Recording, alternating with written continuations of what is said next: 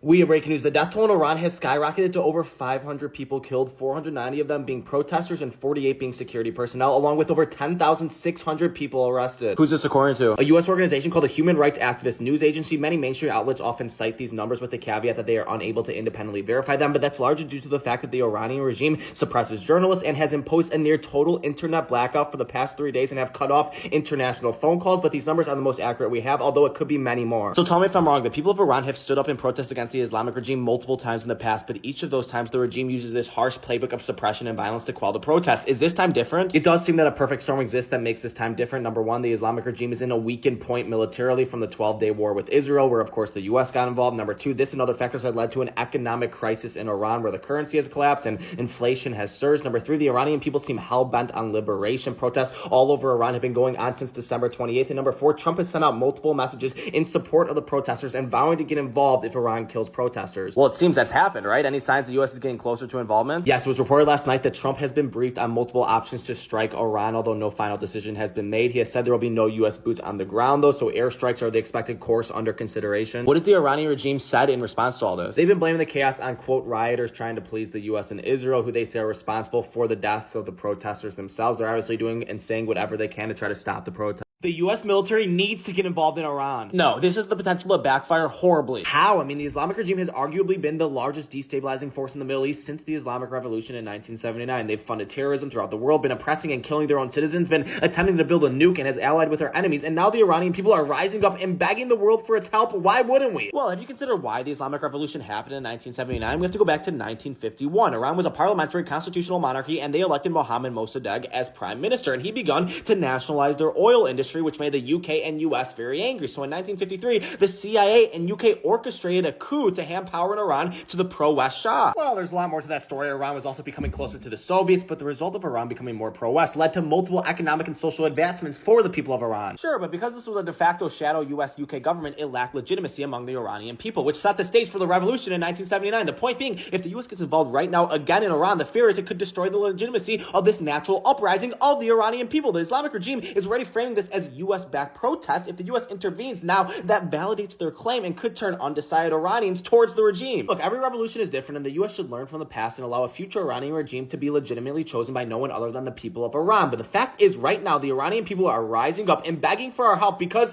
they are unarmed, and the state has the monopoly and firepower and are killing masses of protesters. Trump has promised support, which is why many Iranians feel like change is actually possible now. He has a duty to follow through. But we also have to consider what is in America's interest. I mean, the leadership in Iran has promised to target U.S. bases in the region if the U.S. gets involved, whom we have tens of thousands of soldiers stationed at. They also made those threats during the 12-day war, and we got involved, and the response was a joke. We shot down nearly every missile. No U.S. troops lost. Their regime is weaker than ever before militarily and economically. Well, actually, one missile did get through defense systems and hit a geodesic dome, and we can't just sit around and continue assisting in the overthrows of Chinese and Russian allies and not think they may eventually want a word. Well, I think this is one of the clearest opportunities to bring a key country of freedom-loving people back on the side of the West. The Islamic regime for decades killed protesters, literally views women as less equal under their law, and has oppressed the voices of their people. But now Trump can use military strikes, putting no U.S. forces at risk, to give this movement the oxygen it needs to succeed. Well, whenever the military is used, there's risk, and it is a real risk that our involvement delegitimizes the authenticity of the uprising in Iran right now. But I think what we can both agree on is the bravery of the Iranian people in their fight for freedom. Actions speak louder than words, but they're being massacred right now. I know, but you gotta think this stuff through. No shit.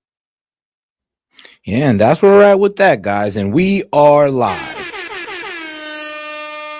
Yo, this is S.E.T with S.E.T Media, guys, and I'm back with another one for you. All right, guys, we're about to get into Trump's gaggle with the press on Air Force One. Then we're also about to get into the death toll of the protesters in Iran have climbed to over 500 and a whole lot more, guys, because the Dems are calling for the impeachment of Kristi Noem. So let's go ahead and get right into it, guys. Let's not forget to double tap that screen and like the video. All right, let's go. Grouping this is really nice. Look at this.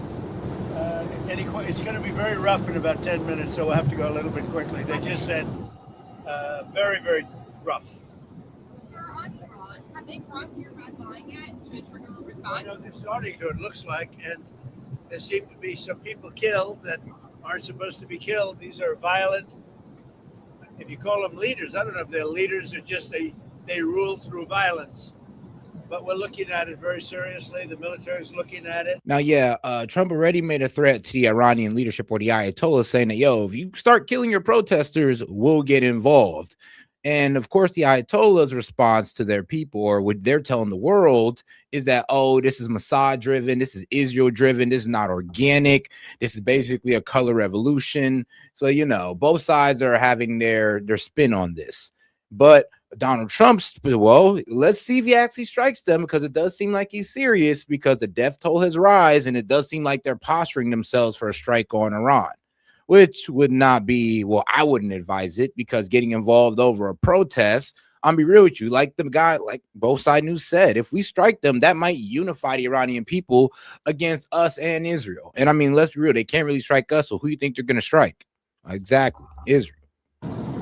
And we're looking at some very strong options. We'll make a determination. And of course, our military bases in the region.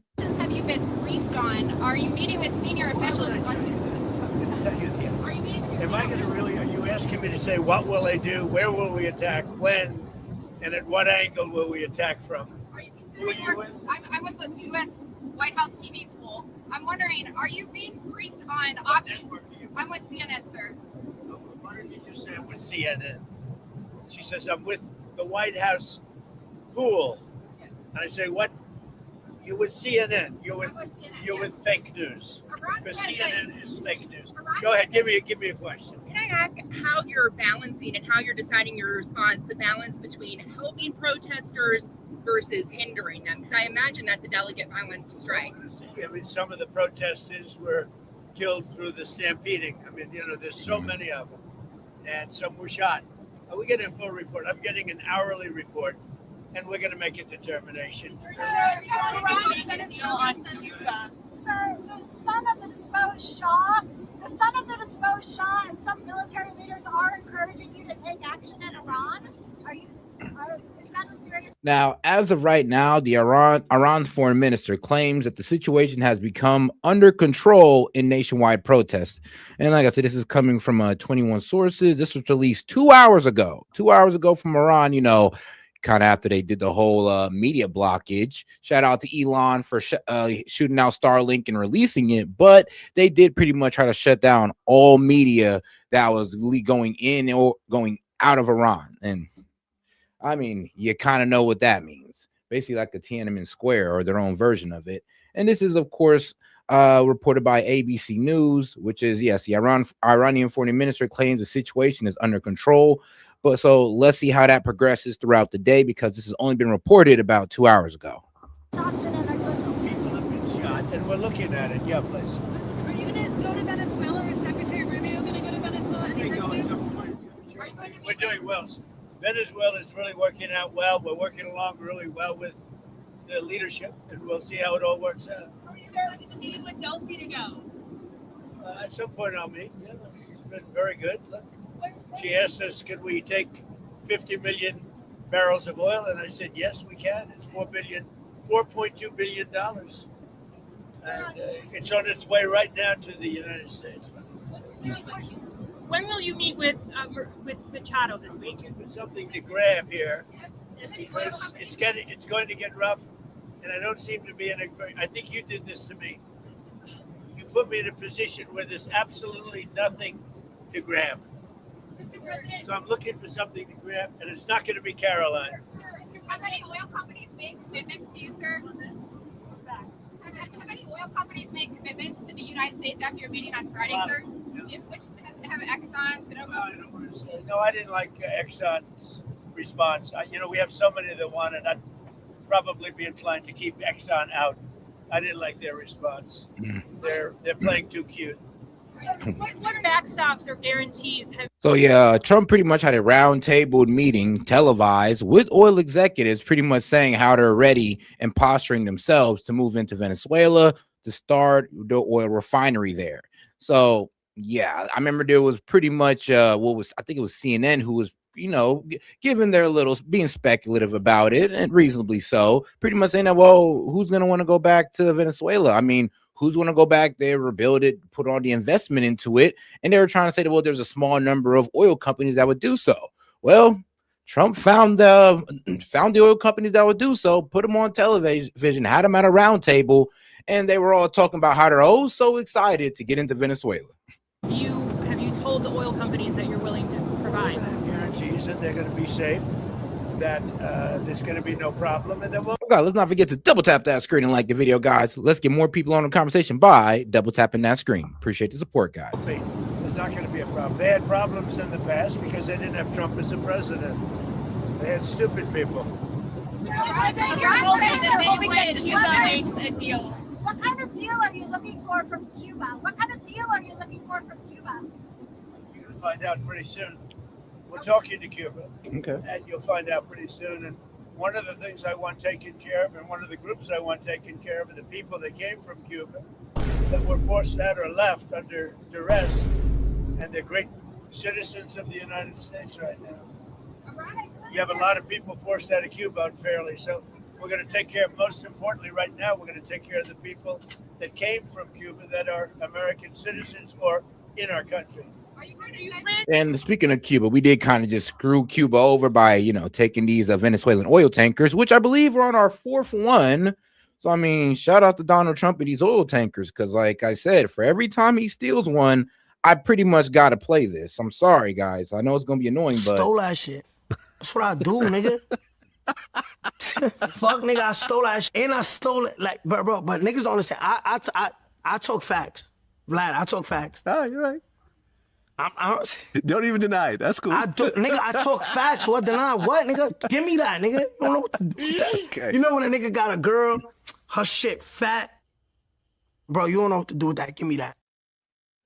Yeah, Venezuela, you don't know what to do with those 35,000 barrels of oil that you're giving to Cuba. Give us that. And that's exactly what we took from Cuba by seizing these Venezuela oil tankers. Is 35,000 barrels of oil that, the Venezuelan people in government absolutely need, because they're already going through a fuel crisis, which has been more exacerbated due to the fact that we're seizing oil tankers. To seize any oil tankers that are headed to Cuba? Well, we have a lot of oil people really interested. You saw that the other day, and that was just a small group, because the room in the White House, we need the ballroom, actually.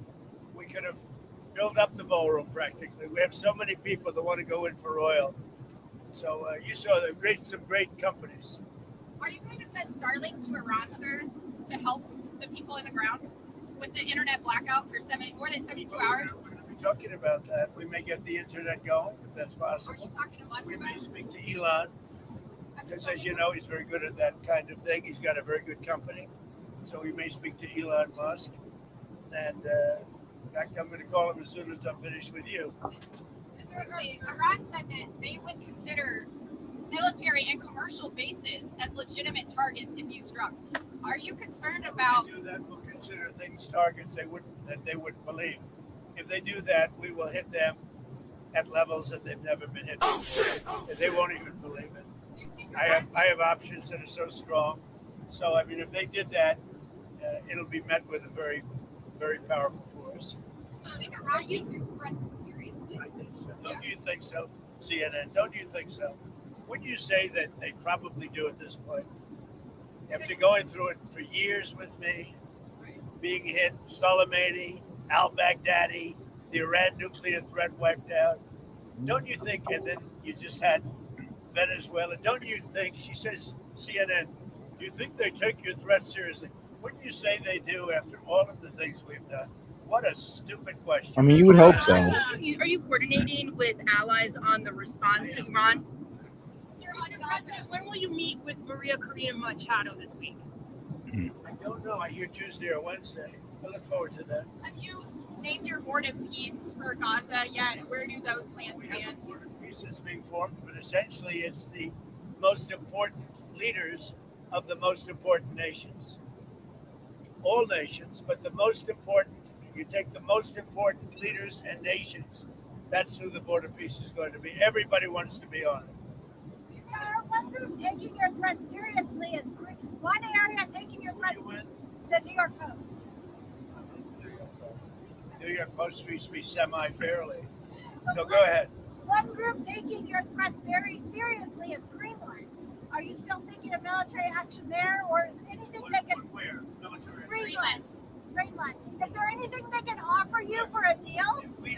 Greenland, Russia or China will. And Okay. I'm not letting that happen. I mean, he's standing on that. And one of the main reasons why we want Greenland is because there's like a precious rare earth mineral there that we use to, well, make this high, I guess high temperature resistant steel that we need for our jets. I mean, yes, we actually need this for our jets, radars, and other technology, well, high tech technology as well. And it's called molybdenum. So yes, you can look this up, molybdenum, and it's in high resource, in high numbers, in abundance in Greenland. This is one of the main reasons we want Greenland. I remember, look, the trade war is not really a trade war. It's a rare earth mineral war. And we're trying to solidify our stock of it. And we do need this molybdenum. And this is what Trump wants to keep China away from and Russia away from. Because they would pretty much, if they dominate molybdenum, well, we're kind of screwed. And we won't be able to make as much high-tech jets as we have or as we could. So like I said, yeah, it is all about hemispherical dominance. And of course, it's all about, well, the trade war that it's really a rare earth mineral war. We don't take Greenland. Russia or China will take Greenland. And I am not going to let that happen. Is there any deal they can offer you? Either like, Yeah, sure. I'd love to make a deal with them. It's easier. But one way or the other, we're going to have Greenland. Are you okay if that compromises NATO? If NATO effectively ceases to exist? I'm doing a great job. I'm the one that saved NATO. I'm the one that got him to pay 5% of GDP. Wait a minute. It was 2%, and they didn't pay. Now they're paying 5%. I'm the one that saved NATO. You wouldn't have NATO if I weren't president. Would you pull the U.S. out of NATO? Would you consider doing that? Well, maybe NATO would be upset if I did it. Maybe NATO would save a lot of money. But I like NATO. I just wonder whether or not if we needed NATO, would they be there for us? I'm not sure they would. We spent a lot of money on NATO, and I'm not sure they would. But what would you say? Now, what's happened is, as you know, Sleepy Joe Biden gave $350 billion to Ukraine and got nothing for it. I got rare earth back. I got, I think, value back far greater than that. And that's what he should have done. Now, if you look at what's going on with respect to NATO, we have a very good relationship. 5% GDP, and they pay us. We send them military equipment, and they pay us back the full cost of the equipment. Yeah, but Putin made a pretty crazy move, though. Like, guys, watch this clip. Russia struck the Ukrainian city of Lviv using a deadly Orshnik hypersonic missile. The target was Ukraine. The message was Europe. Lviv is just 70 kilometers from Poland, a key NATO country. It's the main corridor for weapons, logistics, and gas supplies going into Ukraine. This strike was not accidental. It was Putin's retaliation after reports of threats against him, and after the UK and France openly discussed sending up to 30,000 troops to stop Russian forces. Moscow answered with a missile. Air raid sirens echoed across Ukraine. Even in Poland, radars were activated. A single missile froze the entire European continent. Because this wasn't ordinary, Oreshnik missile can travel 1,500 kilometers in just 7 minutes. It can also carry a nuclear warhead. Patriot systems failed. Nothing stopped it. This time, Putin used conventional explosives. Because this wasn't an attack, it was a demonstration. Now, Oreshnik missiles are being deployed in Belarus, even closer to Europe. Reaction time, almost zero. The warning is clear. Step into Ukraine, and this is what follows. Yeah, so NATO or all of Europe is hopefully not, but it seems like they're about to F around and find out. Because what did they say? Oh, Russia's a paper tiger. Their nukes don't work. Their hypersonic missiles don't work. None of that. And you know what? Due to the use of this hypersonic missile, it seems like what Putin was saying was right. He was slow rolling this on purpose. And he could have honestly just unleashed these hypersonic missiles at high number if he wanted to and completely decimated the capital of Kiev, but he didn't. And I'm be real with you, we can't stop these hypersonic missiles. They can't stop it, to be quite honest with you. Why? Well, because they go right past our Patriot systems. Look, not even the Iron Dome could stop hypersonic missiles. And you've seen what Iran did with those in Israel.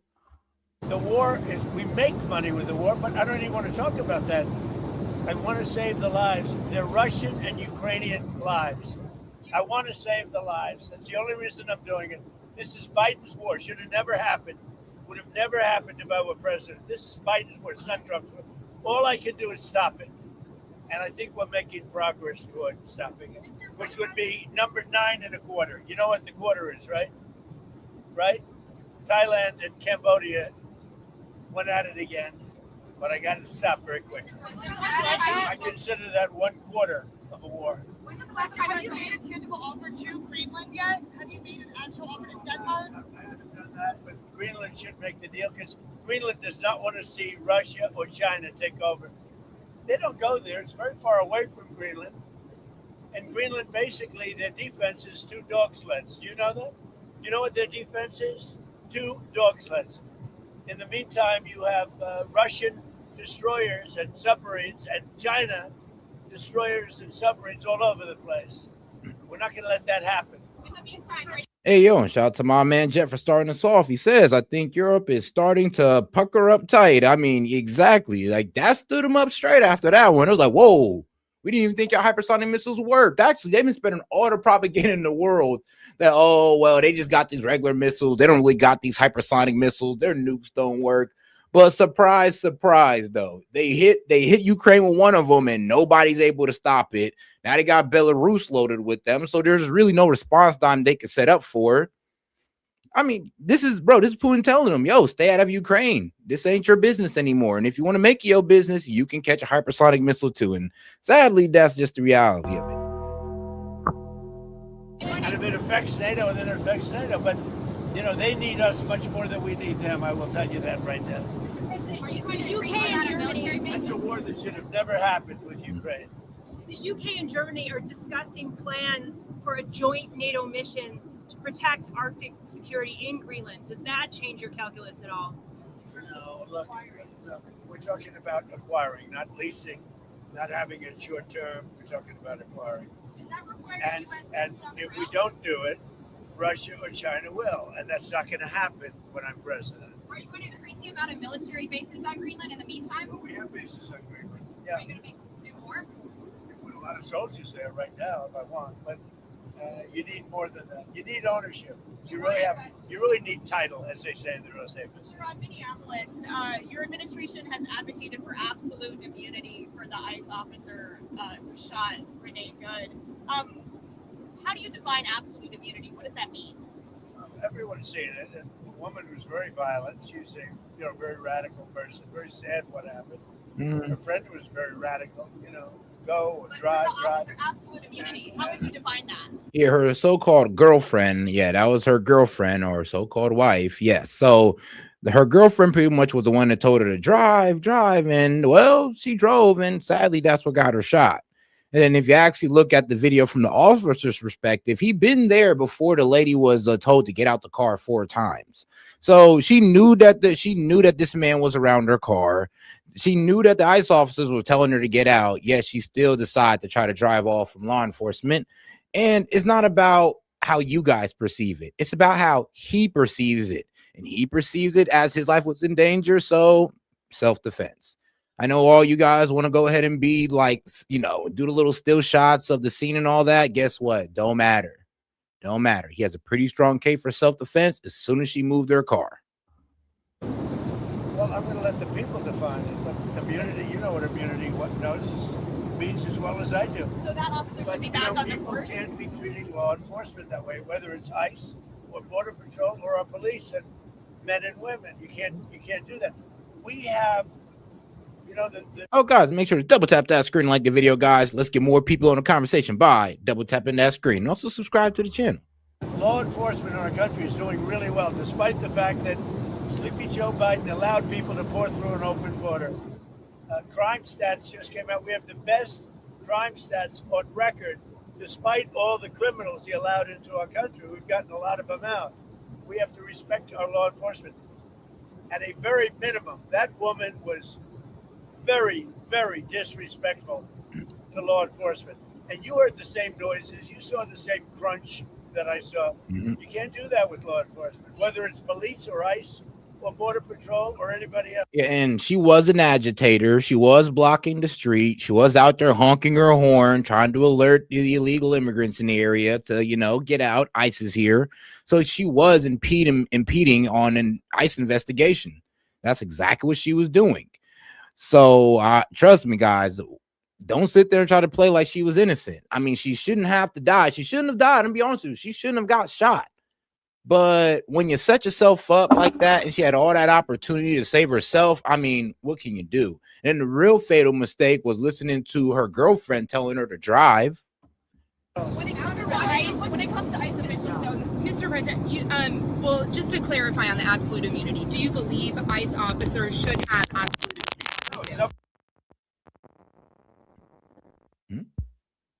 Generally speaking, I mean, these people have been harassed and threatened every day. They had bands out playing so they couldn't sleep at the hotel. I see what they're doing to them. They're threatening them constantly. And all they're doing is doing what I got elected on. We had millions of people that came into a country that are... Oh, guys, you got any questions, comments, jokes, or disagreements? I'll be happy to read it out loud and engage with it, guys. Just $2 and up. Appreciate the support, guys. Horrible people that shouldn't be in our country. They're murderers, they're drug dealers, they're people from mental institutions, they're the criminally insane, they're people from prisons. They were allowed to come into our country because Biden was a stupid person, and the people surrounding him, very smart, very vicious, but they have no common sense, and they're radicalized people. They're radical left people, not radical right. They're radical left people. And all they're doing is what I campaigned on. I won in a landslide. And she was part of a group called ICE Watchers or ICE Stoppers, but pretty much their job is to pretty much go, like, follow ICE around. They're following their cars around, literally stalking ICE anywhere they go to, you know, start knocking on doors and run an investigation or to catch a suspect or anything like that. They start honking their horns, start blocking their way, slowing them down. And this is lit, and they have brochures pretty much instructing them to do this. So, yeah, I mean, like I said, y'all can protest, but obstruction, yeah, you guys got to chill with that. And I would like left-wing media to turn down the temperature because you're getting these leftists to put their lives in danger. We won all 7 swing states. We won the popular vote. We won the districts. We won everything. We won the counties. We won the counties by 79%, I believe.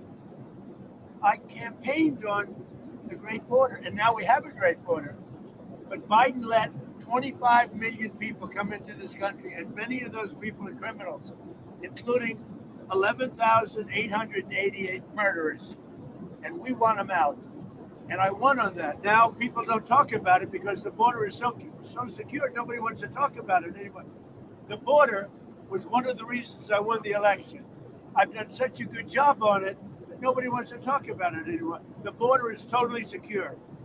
And now the crime stats just came out, and they're the best numbers since they were taken, and that's like 50 years ago. We have the best crime numbers, despite the fact that a lot of criminals were allowed into our country. We have to respect our law enforcement. Sir, do you believe that deadly force was necessary after watching all the footage of the days that passed? What's your assessment there? It was highly disrespectful of law enforcement. The woman and her friend were highly disrespectful of law enforcement. You saw that. They were harassing them, were following for days and for hours. Yep. And I think, frankly, they're professional agitators.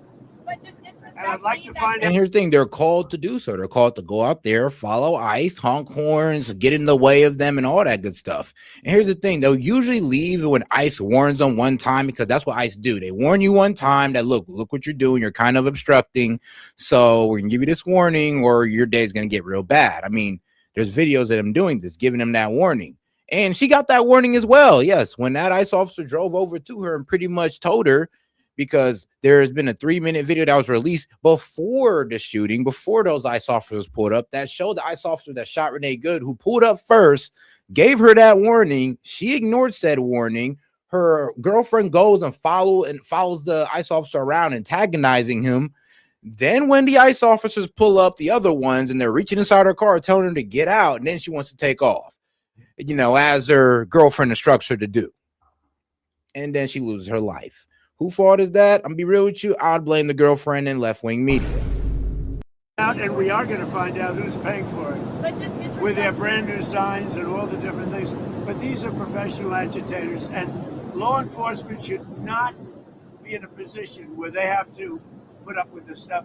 What that woman and what her friend and what their other friends were doing to law enforcement, not just ICE, law enforcement, is outrageous. Mr. President, can you tell us about your trip to Detroit? going to be making a trip to Detroit to talk about our unbelievable amount of factories that are opening up all over the country, many of which are car factories and car plants. We have manufacturing plants opening up at levels that nobody's ever seen before because of tariffs. If we didn't have tariffs, you wouldn't have them opening, although they were very happy with the November 5th election. But we have from Canada, they're coming, from Mexico, they're coming, from Germany, from Japan, from all over Europe, and from Japan, other places, and from China. They're opening up car factories, car manufacturing plants at levels that we've never seen before. So I'm going to Detroit because they're going to be opening up plants in Detroit or redoing plants, but they're really ripping down old plants and building new. We're the hottest country right now anywhere in the world. I mean, think of it. A year and a half ago, we were a dead country, and now we're the hottest country anywhere in the world. Mr. President, the House passed a 3-year extension of the ACA. It's in the Senate. If it passed the Senate, would you veto it or allow it? I might, yeah, I might. So yeah, the ACA subsidies, you know, the ones that the Dems been crying about for the past 3 months, and rightfully so. It passed the House to get a 3-year extension. So the enhanced ACA subsidies that the Democrats have been crying about for, like, honestly, is what they shut the government down about. Yeah, they got a 3-year extension that passed the House. So let's see if it passed the Senate, and it'll go on from there.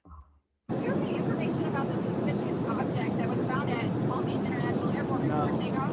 I know nothing about it. Okay, and back on Iran, the Ayatollah said that he thinks that the protesters are trying to, quote, please you. Do you see it that way? What's your message to the Iranian people I right don't now? know that they're trying to please me. They named a boulevard after me, but that's pretty pleasing. But I don't think they're trying to please. I think they just want peace. They want to have freedom. The protesters are after freedom. Iran has not allowed freedom for a long time. And the protesters, I don't think they're trying to appease me. They're trying to get somebody to help them. They're under siege. And now it looks like they're being shot, which is a very bad thing. Is the administration in contact with Iranian opposition leaders as this is unfolding? Yeah. What's the message to them? Yeah.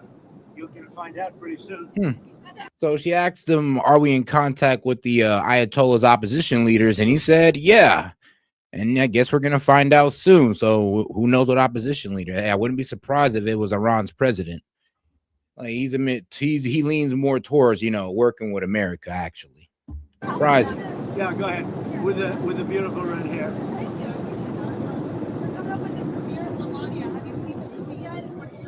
I've seen pieces of it. It's incredible, I tell you. I think it's going to do, you know, she did a book, and the book was a big #1 bestseller, and this is a movie, and it seems to be captivating a lot of people's attention. It's very good. Because here we go again. Yeah, it's going to be doing the premiere at the Trump Kennedy Center. It'll be very exciting. It's a very hard ticket, I can tell you. Everybody, Wayne Gretzky and his wife Janet, beautiful wife, great wife.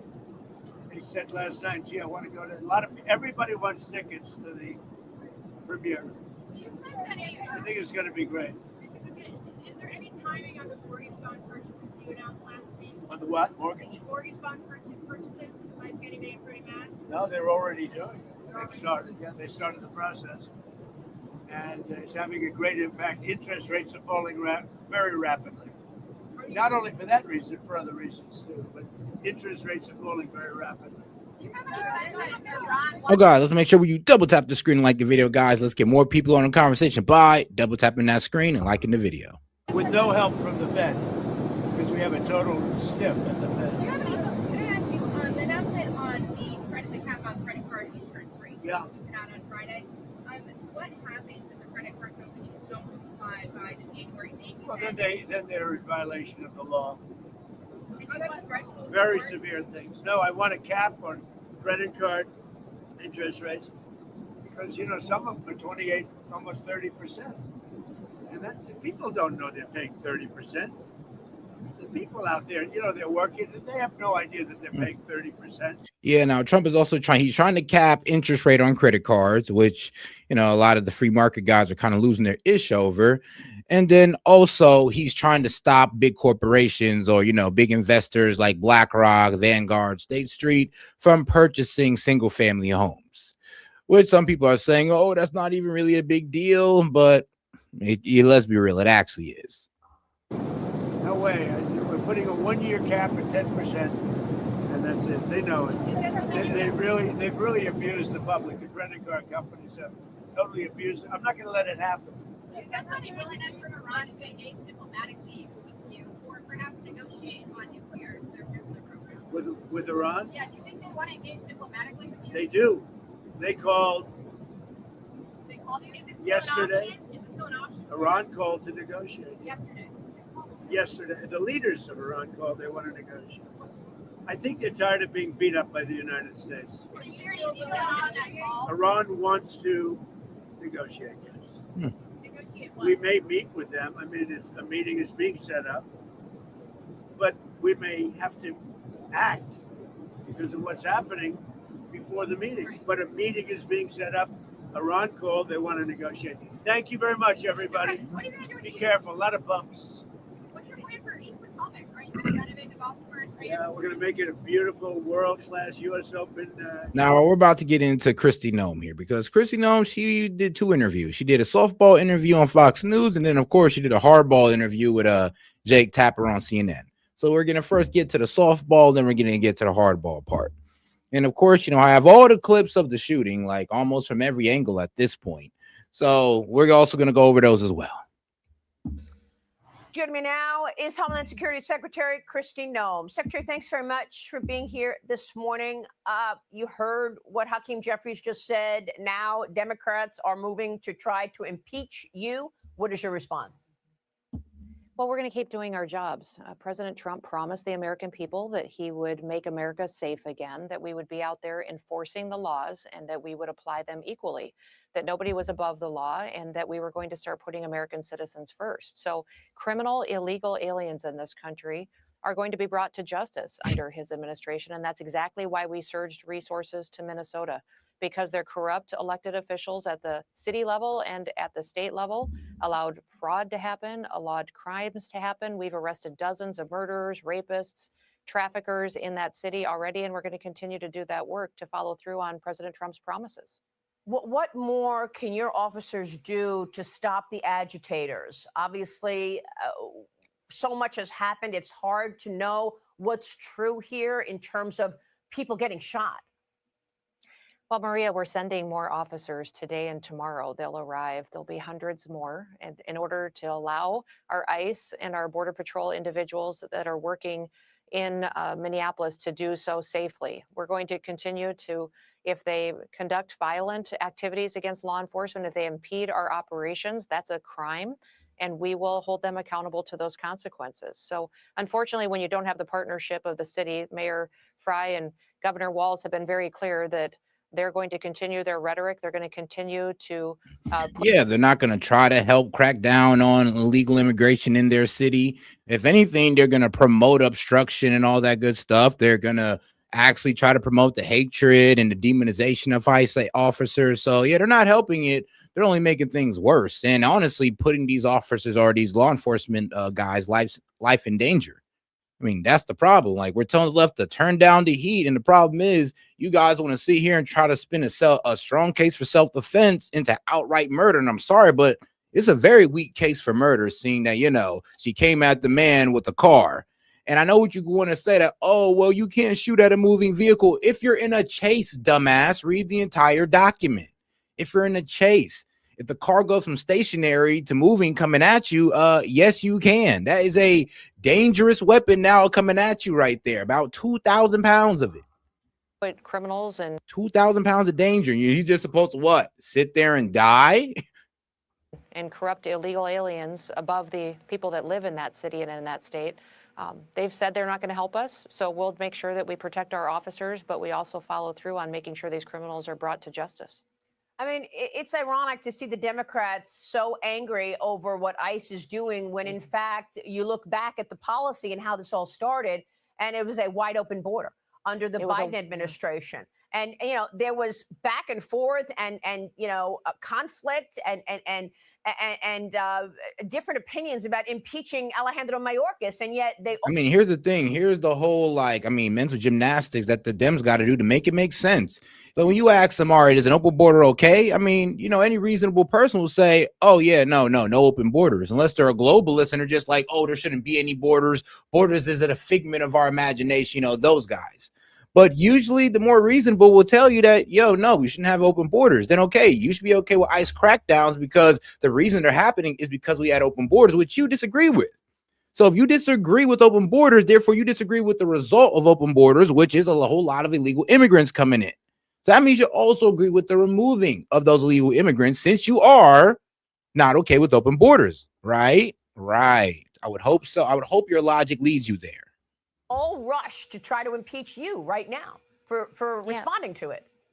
For responding and telling the truth. I'll remind everyone, Maria, that every single thing that I've said has been factual about what's been going on in Minneapolis, what's been going on in Minnesota, and with the incident that we had where we had a tragic loss of life. These law enforcement officers are trained to be in situations that are dangerous, and they rely on that training each and every day to make the right decisions. And that's what I'm so grateful for, is that we have professionals that stepped up and took an oath to serve this country. The American people support them in that. It's really, really horrific that we have elected officials that are using this as an opportunity to divide, using this to promote an agenda that fundamentally would take away our freedoms and our liberties in this country. And Governor Walz's corruption has been exposed. It's been exposed for years. He's being held accountable to it. So he's trying to divert the attention away from him and his failed leadership. We're going to continue to do our work and specifically focus in Minnesota. And Maria, we've surged HSI officers there specific to focus on sex trafficking and child trafficking. It's so prevalent in Minnesota. It's horrific. And we brought dozens and dozens of those individuals to justice already. We're going to keep hundreds of HSI officers there to continue to protect those children. Every day, we get another individual that was sexual assault against a child, sodomy against a child. I can't believe that the and if you don't know, you know that the illegal immigrant that these guys was going after was a child molester, right? So, you know, they was impeding an investigation or a pursuit of a child molester while they was out there honking their horns, not really knowing at all what ICE was doing or who they was going after. They're out there trying to stop these guys from going after, well, I'm gonna be real with you, somebody that I agree that even Renee Good would want off the street. I'm pretty sure if you ask the liberals, they want child molesters gone, right? Right. But they don't even know what they're doing. They don't even know what they're really stopping. All they care about is that, oh, we hate ICE, we hate Donald Trump. It's retarded. And the governor can defend, allowing those people to go out there and victimize more of our children and grandchildren. Well, I don't understand that. I mean, how is it possible that they're not as interested in ending that as you are? And that was my next question. Why Minnesota? What is happening in Minneapolis that you have been as aggressive as you have in terms of sending more officers there? Well, it is ground zero for stealing of taxpayer dollars and protecting criminals. We have had officers there for years. We've surged officers because we recognized and started to uncover the true, corruption and theft that has happened. Billions and billions of dollars have been stolen from American people. And Maria, these are dollars that were supposed to go to programs to help the most vulnerable, to help people that were disabled or had mental health challenges, or children that were autistic, or to help people transition into their own home and to get back up on their feet. They stole the money from those people and used it to enrich their lives. And many of the times we've dug into this, and it's immigration fraud. They came into this country lying on their documents of why they could come and why they were eligible to use our programs. Joe Biden facilitated this all. And as we uncover more of this criminal activity, we're going to continue to surge resources to make sure that this abuse of government funds and government power no longer continues in Minnesota. And the freezing of, all child care funds in Minnesota got a lot of people upset. I mean, here's the thing, though. I know there was people complaining to Kyle Besson like, oh, this is hurting us and all this wild stuff. And I'm just like, okay, well, provide, documentation that you guys are, valid. I mean, that you guys are not fraudulent. That's all they got to do to get their money. That's all they got to do to get their government funding back, is just prove that they're a valid daycare. And I mean, if you're complaining and crying to Scott Besson about, oh, you're holding up my money, I mean, He's not really. He's just saying, yo, prove to me that you're a valid daycare. You can get it. I mean, don't sit here and cry to me where you could be proving your business as a valid business that deserves government funding. And who is funding these agitators? Where are they getting the resources to keep up trying to block ICE from doing their jobs? Well, that's part of the investigation as well. There's been nonprofits that have had money funneled into them to train individuals to go out here and to impede law enforcement operations, train them how to go distract them, assault them, and to do exactly what we've seen with these vehicle rammings. We've had over 100 of them in recent weeks where people are using their vehicles as deadly weapons and attacking our officers and training them on how to block streets. And I'll remind everybody that if you get involved and impede a law enforcement operation, you are breaking the law. That is a crime. And at that point in time, that individual needs to be arrested. Oh, God, let's not forget to double tap that screen and like the video, guys. Let's get more people on the conversation by double tapping that screen. If you have any question, comments, jokes, or disagreements, I'll be happy to read it out loud and engage with it. Just $2 and up. Or if not, you can send a GIF. Or if not even that, just like the video. Or if you're just a hater, look, you can sit there and debate with my mods, man. Go ahead and hash it out with them. And taken in and charged and convicted for what they're doing to stop justice in the United States. So all of these times you see these rioters out there doing that, they've been trained to do that. They know they're training them to break the law, and the previous administrations allowed it to happen. President Trump is standing up for what's right. All right, we'll be watching your moves. Secretary, thanks very much for being here this morning. We so appreciate it. Hey everyone, I'm Emily Campagno. And now, all right, now before we go ahead and get into the grilling of Kristi Noem on CNN, I want to show you this video right here. Now, this was minutes leading up to the shooting of Renee Good. All right, guys, we're going to go ahead and take a quick look at this. Because what a lot of people don't understand is they said, oh, she wasn't doing anything. She was just parked. No, she wasn't. Check this out.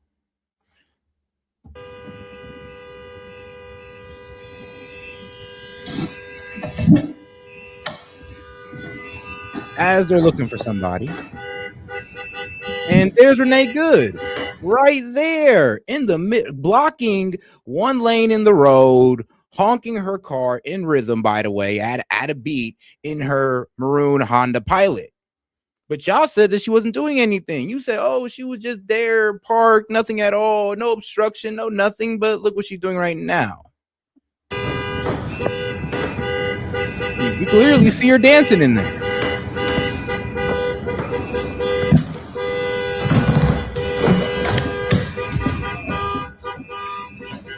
She's continuing. You see ICE officers are heading over to her.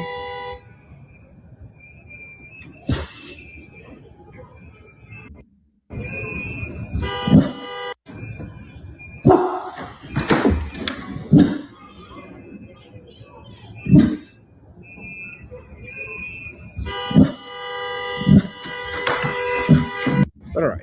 And this is just pretty much the scene that played out. And if you actually watch the video, you'll see the full video. You'll actually see how the ICE officer who shot her came up before. He was there like before the other officers came up and just started trying to say, yo, get out the car, get out the car. AKA, she was warned before they told her, yo, you got to get out the car for obstruction. See, look at him. He's right there. There's the, wife. Well, the girlfriend getting in his face.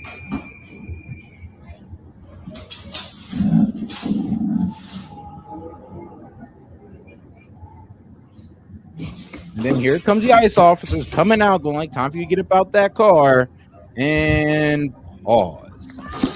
Boom. That's the end of the video. So that's what happened beforehand. And don't worry, I got the whole timeline from like all angles, as you see. I even got, the guy's camera phone footage. So don't worry, we're going to go through all of it. Now let's get over here to CNN and Kristi Noem. And shout out to Tove. Appreciate the support, sis. She says, yes, said, according to the left, and Leo's job is to stand there and be ended. I could argue that Dems have made it more dangerous for Leo's since the 90s. I mean, it is kind of crazy, though. They just said, yeah, he's just supposed to sit here and just, get ran over. It's like, no, bro, it don't work like that. And when you guys read out that DHS stature, they're talking about a vehicle fleeing. An officer in pursuit cannot shoot at a moving vehicle, because you shoot at a moving vehicle and shoot out the tires, you can end up killing the person in there. I mean, yes, you can do that. But if a vehicle goes to stationary to moving in your direction and in your perception is that you're about to get ran over, you can take lethal force. I wish he didn't, but he had every right to. And it's not about what you saw in slow motion. It's about what he saw in his perception of his life being in danger in that moment. So, you know, like, nobody really cares about what you've seen on that camera. It's about what that man seen in his eyes when he perceived danger and ended up taking that young lady's life, which I wish he didn't do. But hey, I also wish he didn't drive off. You've also been criticized for your comments. The shooting, we should note, was Wednesday at 10:37 a.m. Eastern. Just over 2 hours later, the Department of Homeland Security put out a statement definitively asserting what had happened, defending the ICE agent, accusing Renee Good of domestic terrorism. That's a characterization that you reiterated in a press conference half an hour later. Now, Republican Senator Tom Tillis said, quote, "It was very unusual to have a senior law enforcement official to draw a conclusion about an event where the scene was still being processed. Generally speaking, law enforcement would recognize that a life was lost, that families are changed forever, the shooter's life will change forever. We're collecting video. We're trying to assess the situation." Why did you not wait for an investigation before making your comments? Oh, well, everything that I've said has been proven to be factual and the truth. This administration wants to operate in transparency. I have the responsibility as the Secretary of Homeland Security to know this information as soon as possible. Had just been in Minneapolis the day before, had already had conversations with officers on the ground and supervisors, and knew the facts, and decided that the department and the people of this country deserve to know the truth of the situation of what had unfolded in Minneapolis. But with all due respect, Secretary, the first thing you said was, quote, "What happened was our ICE officers were out in an enforcement action. They got stuck in the snow because of the adverse weather that is in Minneapolis.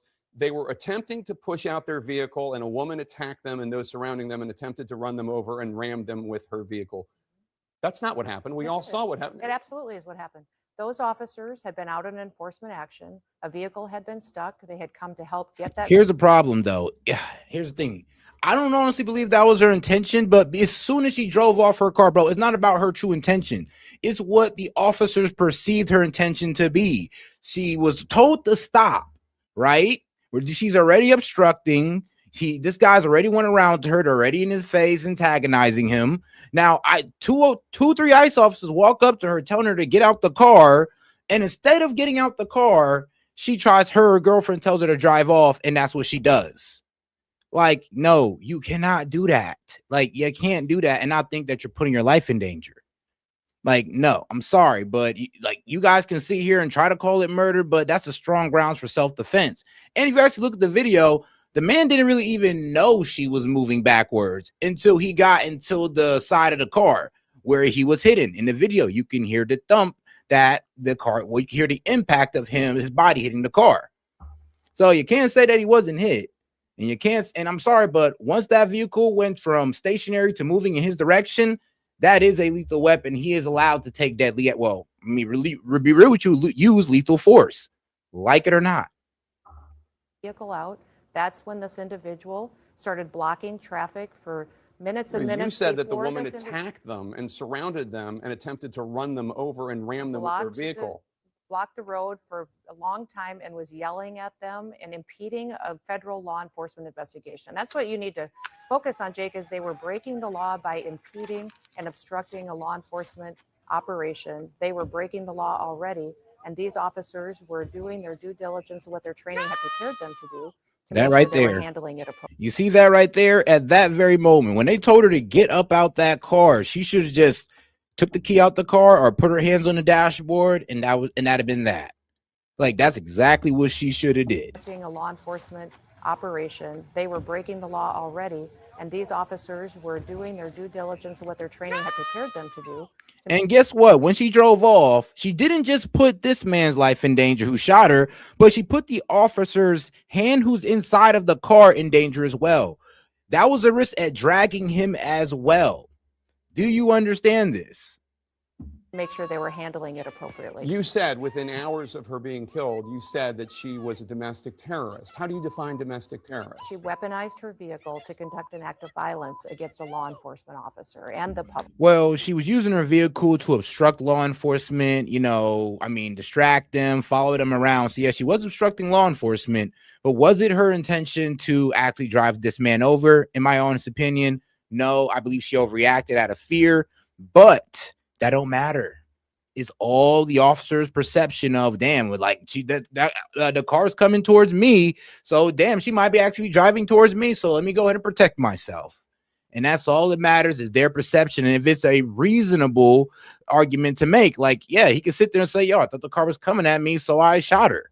I couldn't see the wheels turning like everybody else could see in the video. I'm not looking at the bottom of the car. And everybody went, well, the camera set the camera. He was holding the camera like this, remember? AKA is not stuck on his goddamn forehead or on his effing chest to where you know he's directly looking at this woman. We don't know that. It's off to the side. So please spare me. How So can as you they are doing that, how can you assert with certainty that she was trying to hurt the officer as opposed to she was trying to flee the scene? if you look at what the definition of domestic terrorism is, it completely fits the situation on the ground. This individual, as you saw in the video that we released just 48 hours after this incident, showed that this officer was hit by her vehicle. She weaponized it, and he defended his life and those colleagues around him and the public. The question is, I don't doubt. My position is, I wasn't there. I didn't see it. Some people say that it clearly showed that she was trying to hit him and did. Some people say, no, she was clearly trying to move her car. And I mean, like I said, let's go over it. I mean, let's go over it from his point of view, because I got the video right here, guys. Don't worry, I got all angles of this. So let's go ahead and get right into it. This is the officer's that shot her cell phone footage.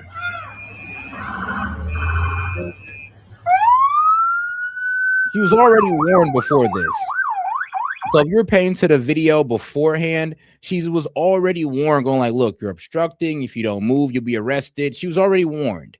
This is this man coming around again, pretty much, you know, giving video evidence. That's fine, dude. I'm not mad at you. And here's the thing, her saying, I'm not mad at you. I'm sorry, but that means nothing. That means nothing at all. I'm sorry. It doesn't play into the fact that she definitely did drive the car towards the man. And he perceived it that way. So that's why her life was lost. If she'd have said that and just leave the car stationary and get out the car and talk to him, I mean, she'd be alive today. Show your face. I'm not mad at That's okay. We don't change our plates every morning, just so you know.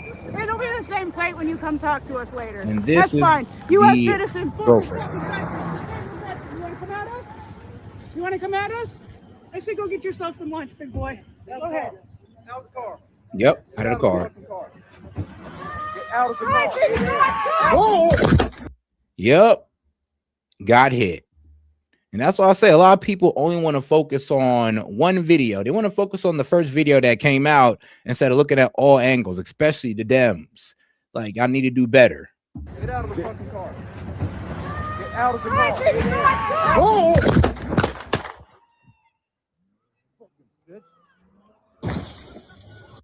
Yeah. So you can't sit there and say he wasn't struck. I mean, you can see it from different angles. Dark-colored SUV driven by Renee. As the vehicle passes, you can see the dark-colored SUV driven by Renee Nicole Good. That's on the right there in the back. The surveillance video taken by a home nearby. Agents can be seen milling about near the vehicle, then converging on it. And then you see right there the SUV begins to move. And let's be real, it was very clear what they told that young lady to do. Get out the car. You're done. Stop. And here's the thing. 2 officers' lives was put in danger when she pulled off. I hope you know this. Remember the officer's hand who's inside the car? She's trying to pull off with him while there's an officer circling her car. And she knows this. If you've seen the video that I just shown you, this man was circling her car before she even moved it. So she knew her surroundings. She knew this officer was still moving around the car, yet she still chose to drive off with an officer's hand inside. Those are 2 officers' lives that was put in danger because she moved their car. And that's when the shots are fired. Sadly. Moves across. And here's the thing. You want to know how you know he just didn't stand in front of there like an idiot? Fired. He moved across the front of it. If he really wanted to stand in front, he'd just hop out and put his hands on there and be like, don't move. But he didn't do that. He moved across it, trying to get that video evidence or trying to help his homie who's trying to get her out the car. And oh Lord, look what he's seeing. All of a sudden she's driving off with his man's hand still in there. He sees that he might get ran over. His man might get dragged. What does he do? He shoots the lady. Do I disagree with him just taking her life outright? Of course I do.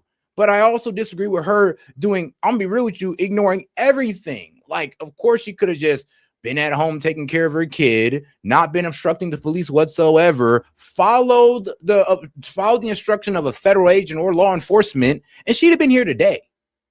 So there's multiple things she could have did to avoid this.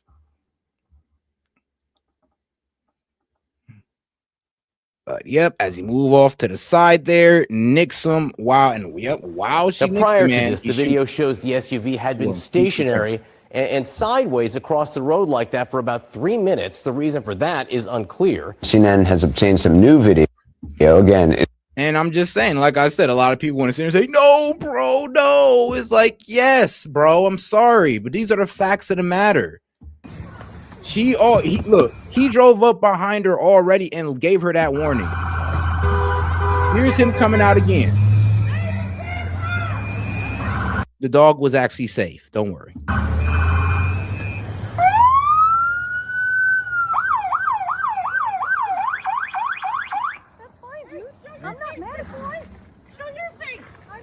That's okay. We don't change our plates every morning, just so you know. It'll be the same plate when you come talk to us later. That's fine. U.S. citizen, former fucking veteran. You want to come at us? You want to come at us? I say go get yourself some lunch, big boy. Go ahead. Get out the car. Get out of the fucking car. Get out of the car. Drive, Sherry, drive. Get out of the fucking car. Get out of the car. Whoa! And was told to drive off while the police hand is inside her car, while she knows an officer surrounding her vehicle. At that point, you are using your car as a deadly weapon.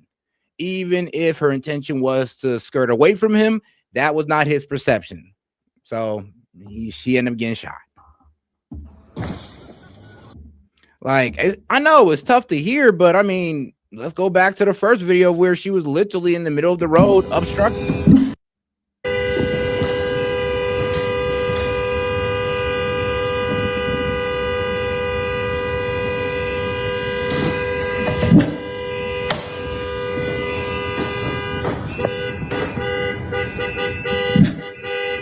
So who's this?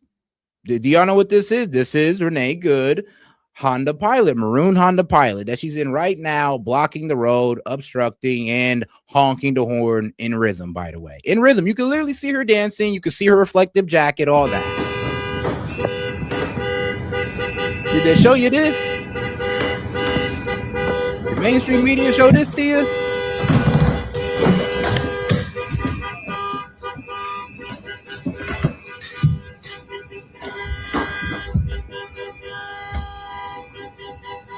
And I ain't see it hit mainstream media yet. Not even yet. I have yet to see this hit mainstream media. This was walking up towards her because she was warned, already warned. See that you're obstructing, you need to get out the way.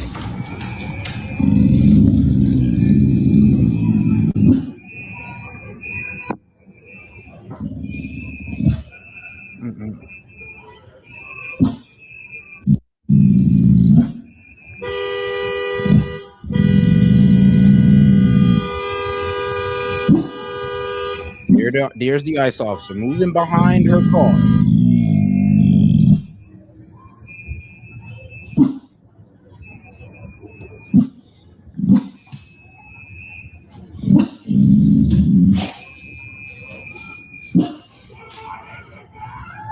AKA, she already knew the ICE officer was there in that surrounding area. Already knew. And I'll be real with you. When cops get next to you, yeah, I would suggest you don't move. Especially when you're obstructing. He's blocking off a whole lane. And she's literally blocking off an entire lane.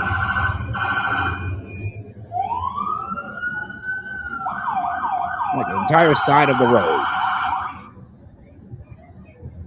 See, moving around. That's the video pretty much I just showed you of his point of view of it from a different point of view.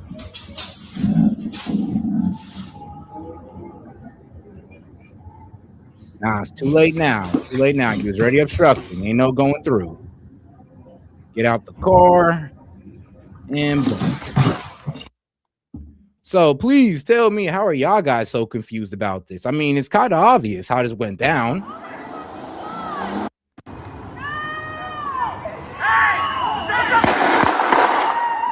Even from the front view. So you've seen it from the back, the front. I mean, shoot, you've seen it from, of course, what the mainstream media showed you. You've seen it from the ICE officer in his position. I mean, let's be real. Just to sit here and try to say it's murder. Yeah, bro, you jump into conclusions, bro, and you don't know what you're talking about. You can see right there, he got hit. So yeah, I don't even know what y'all talking about when he said, "Oh, he wasn't hit." Set, yes, the F he was. Right there, like, you can literally see him push him out the way. Yeah, but that's always not good to see. So yeah, I mean, we can just keep on going through the footage here, and then of course here's the original footage that everybody else sees. That's what everybody else goes off of.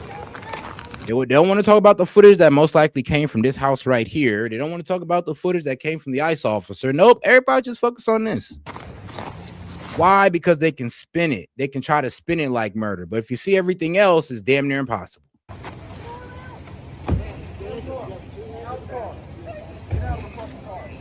No! No! Shame! Shame! Oh my fucking God! What the fuck? What the fuck? And like I said, only if she didn't try to drive off, she'd still be here today. If she didn't listen to her wife, she'd still be here today. If she didn't listen to the rhetoric of left-wing media talking about how ISIS, Gestapo, and Nazis, she'd still be here today. I want y'all to think about that for a little bit before you guys, chimp out in the chat. All right, though. Shout out to Toe. Appreciate you, sis. He says send something in the Discord for you to read off. All right, let me see. Flee and get away. But let's get back to Jake Tapper and Christy Nome.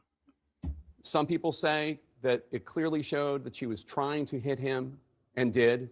Some people say, no, she was clearly trying to move her car and flee and get away. I don't know. What I'm saying is, how do you know? How can you assert for a fact within hours before any investigation, this is what happened? The facts of the situation are that the vehicle was weaponized and it attacked the law enforcement officer. He defended himself and he defended those individuals around him. That is the definition. When there is something that is weaponized to use against the public and law enforcement, that is an act of domestic terrorism. It happened in our shores. It happened here in our country. You don't get to change the facts just because you don't like them. We will continue to look at this individual and what her motivations were. We know that there was, throughout that morning, she had harassed and impeded law enforcement operations. That raises the suspicion level with all of these law enforcement officers as far as paying attention to what her capacity is. And as you see on the videos, and they've proven out, that this law enforcement officer took the action that his training prepared him for, and he worked to make sure that he could save his own life and those around him. How can you assert that there's no ambiguity in this before any investigation has taken place? I had just been in Minneapolis and had been with those officers, had seen what they were facing on the streets every day, and had talked to their supervisors as soon as the incident happened and had gotten the facts and seen videos before I ever went to talk at that press conference. And the Trump administration and President... Oh, yeah. And those of you who don't know, like, yeah, ICE is also HSI, which is Homeland Security Investigation. Those guys can arrest you. Now, ICE, they can't just go out there and, arrest you because, they're mainly there for immigration enforcement. But they roll with HSI just in case they have to detain a citizen. Trump is the most being a part of Homeland Security, of course. Transparent and open government that we've ever had. Give the public the information, give them what they need to know about a situation so they can have the truth as soon as possible. So if this agents were perfectly fine, if everything he did was accurate, does that mean that other ICE agents should He look wasn't at what... perfectly fine. He was injured. He went to the hospital. No, He his was actions were treated. fine. I didn't say... In fact, I think a lot of people and guests and even you yourself called this situation something very different and untruthful about what it was, as far as what this did I say that was individual, untruthful? That this was not a correct definition of what was happening on the ground. That this I said that your description, they were attempting to push out their vehicle and a woman attacked them and those surrounding them and attempted to run them over and ram them with their vehicle, is not what we see on the videotape, and it's not. It is. It absolutely is the facts of what Actually, it is. I'm sorry, but like Jake Tapper, that's what you want to say, but please explain. He has no argument, though. He has no argument to sit there and say, oh, well, it's not.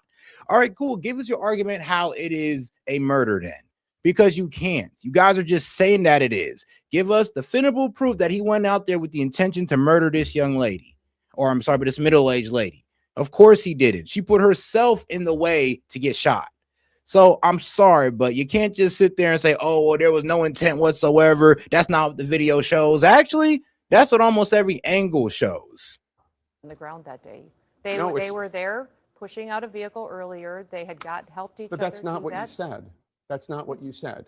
Yes, they were pushing out a absolutely vehicle. what I said. There's not one. We all have seen the video. I don't need to. Oh, guys, you got any question, comment, jokes, or disagreements? I'll be happy to read it out loud and engage you with it. Just $2 and up.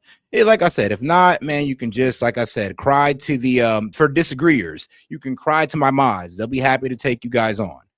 You know, they're collecting liberal tears. Okay, guys. To relitigate it, we've all seen the video. She is blocking the street.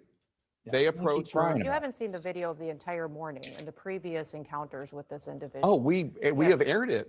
Yes, we have. On Thursday, we were airing and noting the fact that she was there for several minutes, for minutes and minutes and minutes. She was protesting without question. And at previous locations that morning, that absolutely, that these vehicles had been previously down the block on video that you haven't seen. There's more information. The question is was not impeding law enforcement operations. I mean, yeah, because the video that was like 3 minutes before her getting shot, that was just released like yesterday.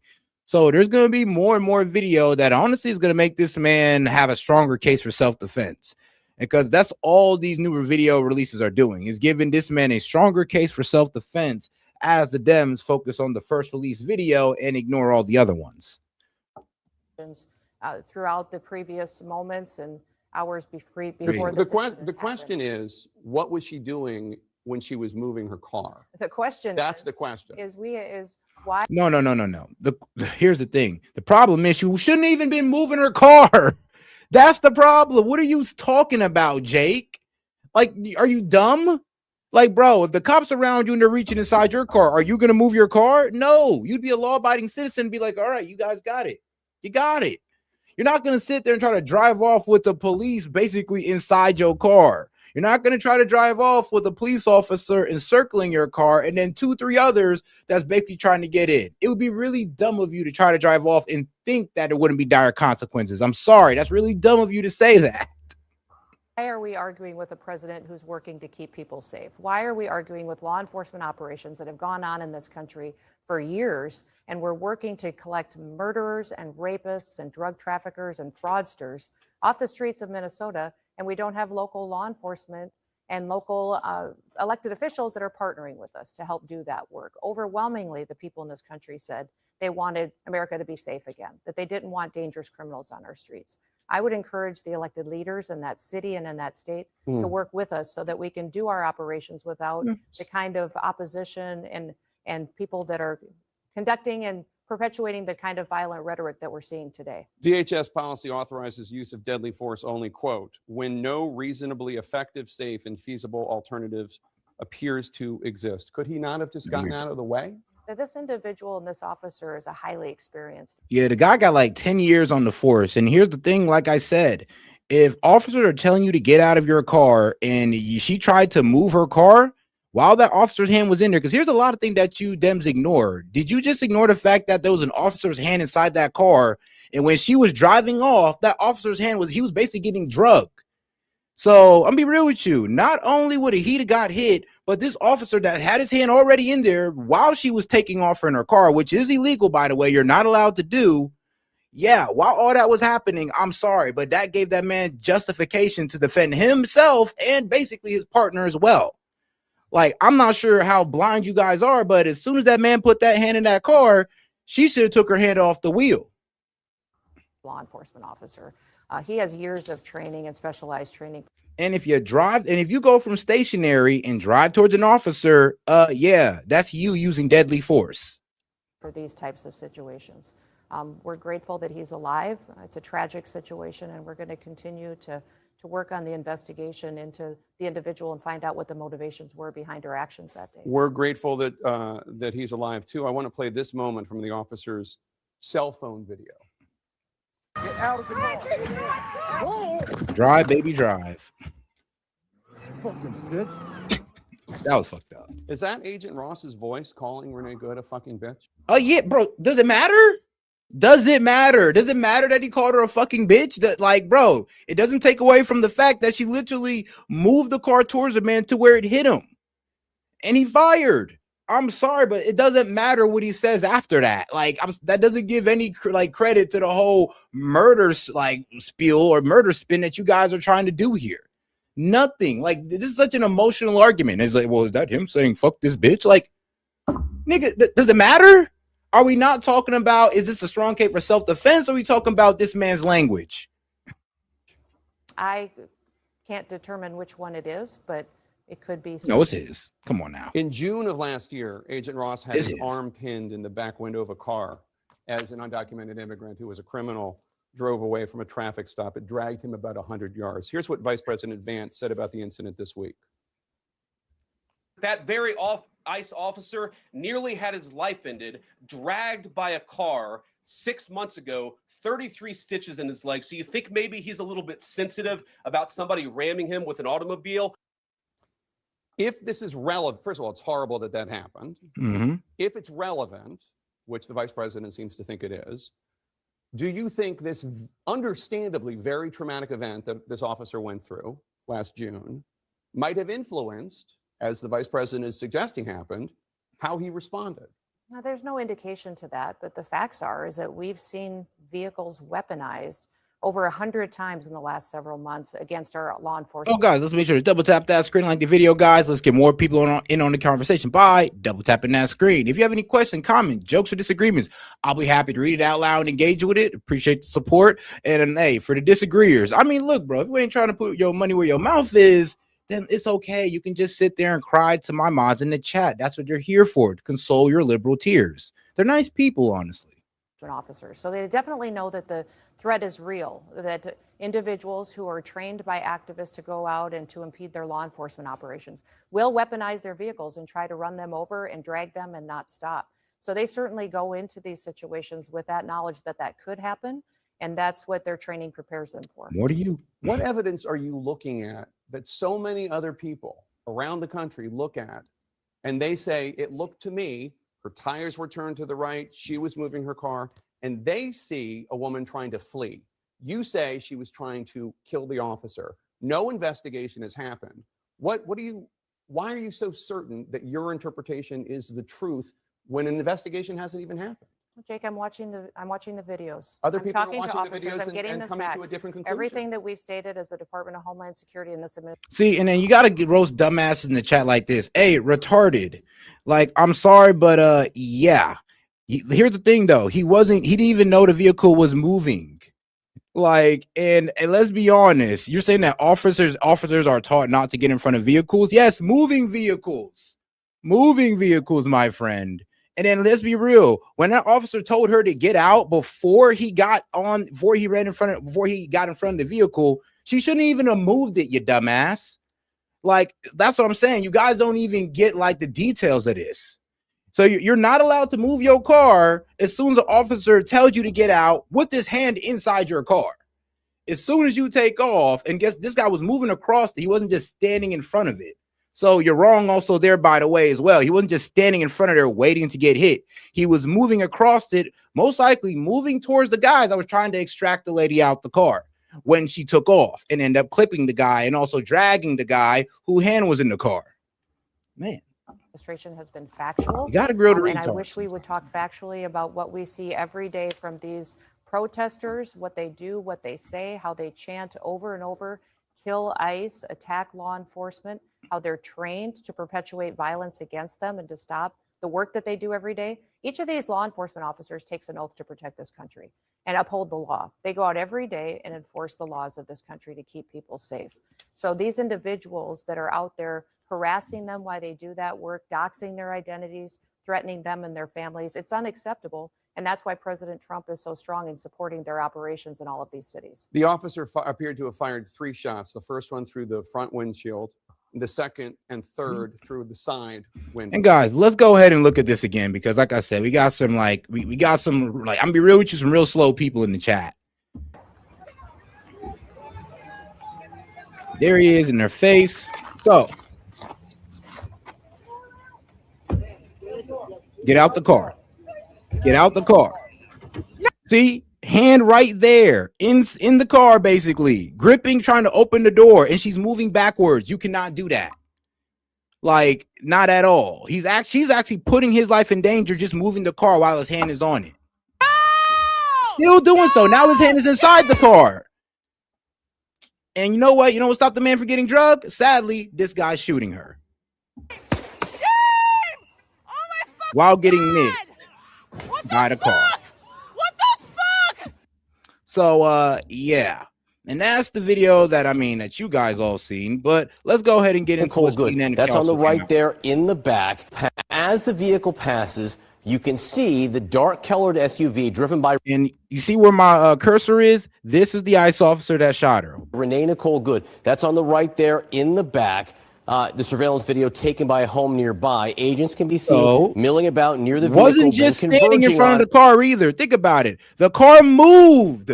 The car literally moved like ICE officer's hands was on the car and moved in front of him. Taken by a home nearby. Agents can be seen milling about. If the car didn't move, boom, the car moved. He's in front of the car now. So no, he didn't just get in there and stand in front of the car. Like, are you serious? It's right there in front of your eye. The dark colored SUV driven by Renee Nicole Good. That's on the right there in the back. And follow the my surveillance cursor. Video taken by a home nearby. Agents can be seen milling about near the vehicle. Boom! The car moved. When she backed up, when she backed up, she put him in front of the car. He didn't move in front of the car. When she backed up, while the ICE officer was trying to gain access, she put him in front of the car. Not he just went out there and stood there. But you guys only looked at one angle, right? I'm pretty sure. Now let's go ahead and watch it again so you guys can't be retards and try to deny your eyes. Go ahead and focus. Keep your hands. Go sit on your hands and look at the video. The surveillance video taken by a home nearby. Agents can be seen milling about near the vehicle. Moved. He wasn't walking over there to get in front of the car.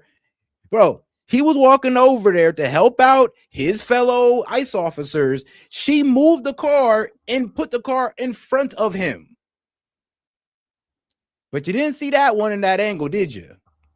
Then converging on it. And then you see right there the SUV begins to move. And that's when the shots are fired. Literally moved the car. When she backed up, she moved the car in front of him. Bro wasn't even in front of the car until she moved the car. Fired.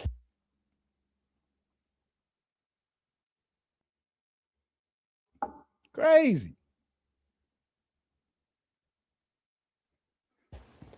Now, prior to this, all of you guys that were saying that, oh, he stood in front of the car. No, he didn't. She literally moved. When she backed up, that's when she put that man in front of the car.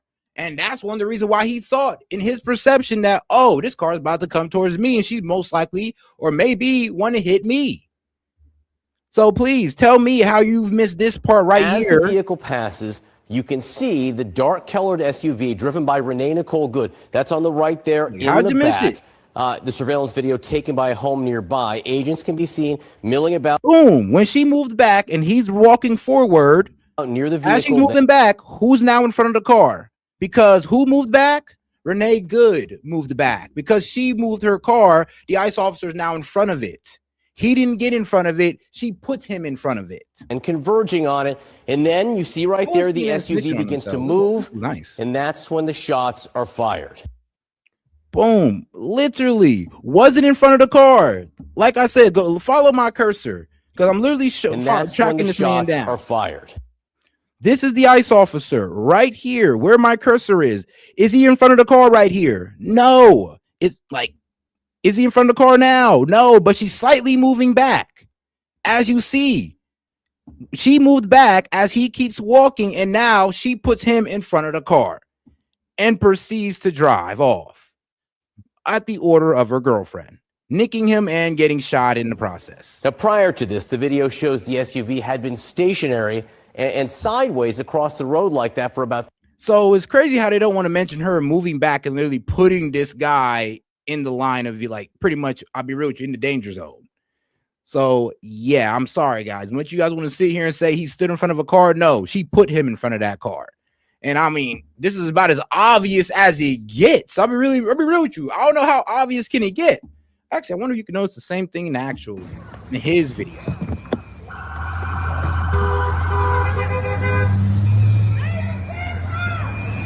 Oh, and shout out to my man Jay. He says CNN using the same playbook they did with Biden videos. Exactly. They don't want to really show you the full picture.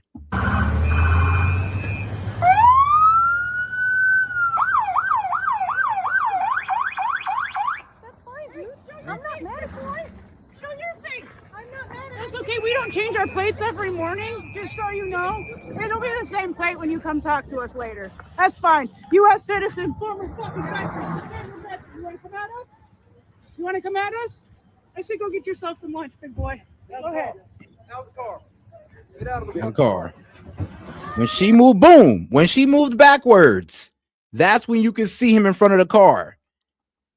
He wasn't in front of that car until she moved backwards and put him in the line. Get out of the fucking car. Get out of the car. That's why it caught him off guard, because the car was stationary. All of a sudden, she moves back. Now, all of a sudden, he's in front of the car, and within like a couple seconds, and then she drives forward. Now you know the truth. Now you know the bullshit. And make sure you like and subscribe to the channel, guys. And make sure you double tap the screen and share the video. Let's get it out to the people, because they BSing and they showing still shots. Why? Because they know if they show the rest of the angles, it's obviously self-defense, or I'm sorry, but a strong case for self-defense. I don't want to say obviously. Never can be 100% on anything, honestly. It's the first one through the front windshield, the second and third through the side window. What is the justification for the second and third, given that the officer was out of harm's way? You're watching the same videos that I am, correct? Yeah. Yeah, you're watching the same ones. So you see how quickly the situation unfolded, how the officer was in front of the vehicle when she sped off. Nah, for real though, I'd have to ask Jay Tapper the same thing. I'm like, bro, you sure you watch the same videos that I watch? Like, you sure? Like, you watch all angles, or you just want to show me this, the one that looks the worst? You don't want to show me like the 4 different angles that's been released all over social media. Like, are you really doing your job, bro? Really? How she ran into him and how he had to take quick action based on his training to defend himself and his colleagues around Once him. he's out of That's harm's very way. clear and factual from the videos that you can see. It's nobody's interpretation. We don't get to change it because we can see it with our eyes and we can build on the evidence that we have on the ground. All right, now let's go ahead and get over to the next video here with Jake Tapper and the mayor of Minneapolis. I guess what I don't know who this guy is next to him, but it might be the police chief most likely. Let's get right into it. Joining us now to respond, Minneapolis Mayor Jacob Fry and Minneapolis Police Chief Brian O'Hara. Oh, all right. Mayor Fry, your response to what you just heard from Secretary Noem, she invoked you by name. That was some wild and crazy stuff. It sounds like she doesn't believe a single word that she is saying right now. And I don't know if Bro, who are you to say that? He's like, it sounds like she doesn't believe a single word. No, she spoke pretty confidently, just like I'm speaking pretty confidently on the matter because I've seen all the angles.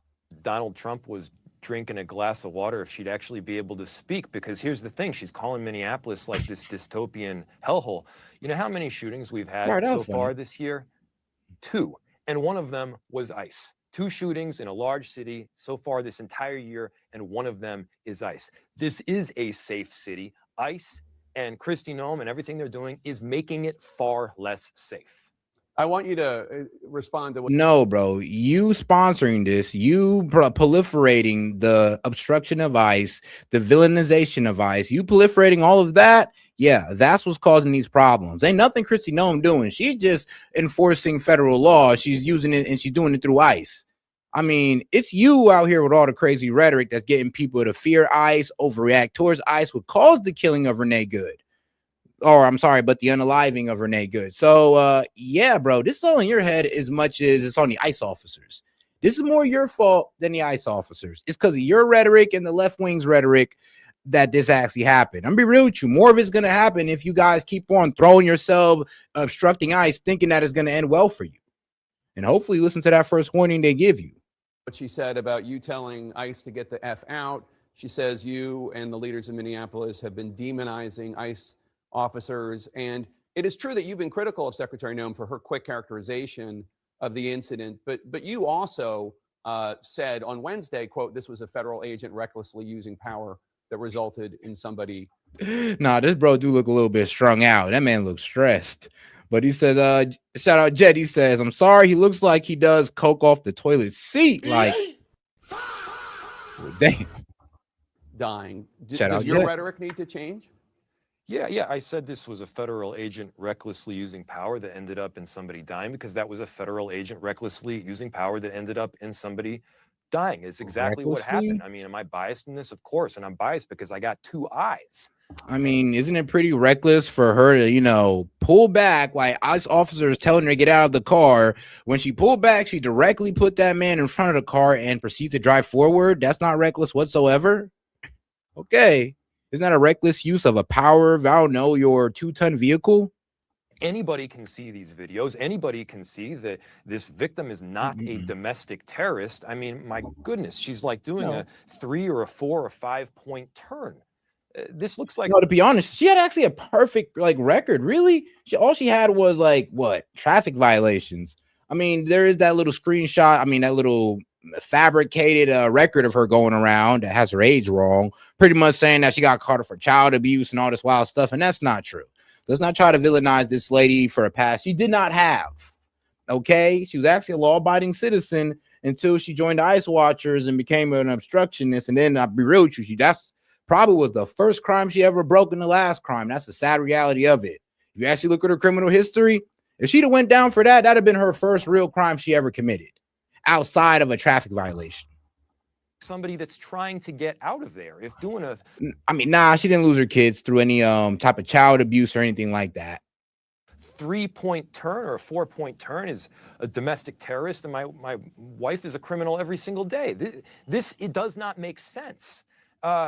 We've got to be operating from a point of course, have this investigation. It should be a neutral, unbiased investigation where you get the facts, and by the way, I shouldn't be the one conducting the investigation, nor should Kristi Noem. But you should have an entity that is able to do it with some common sense and operating in reality. Chief, what's your reaction to the Homeland Security? AKA, you want somebody to investigate it that's going to see it the way you see it. Secretary's claims, and also just the assertion that the officer feared for his life. This guy.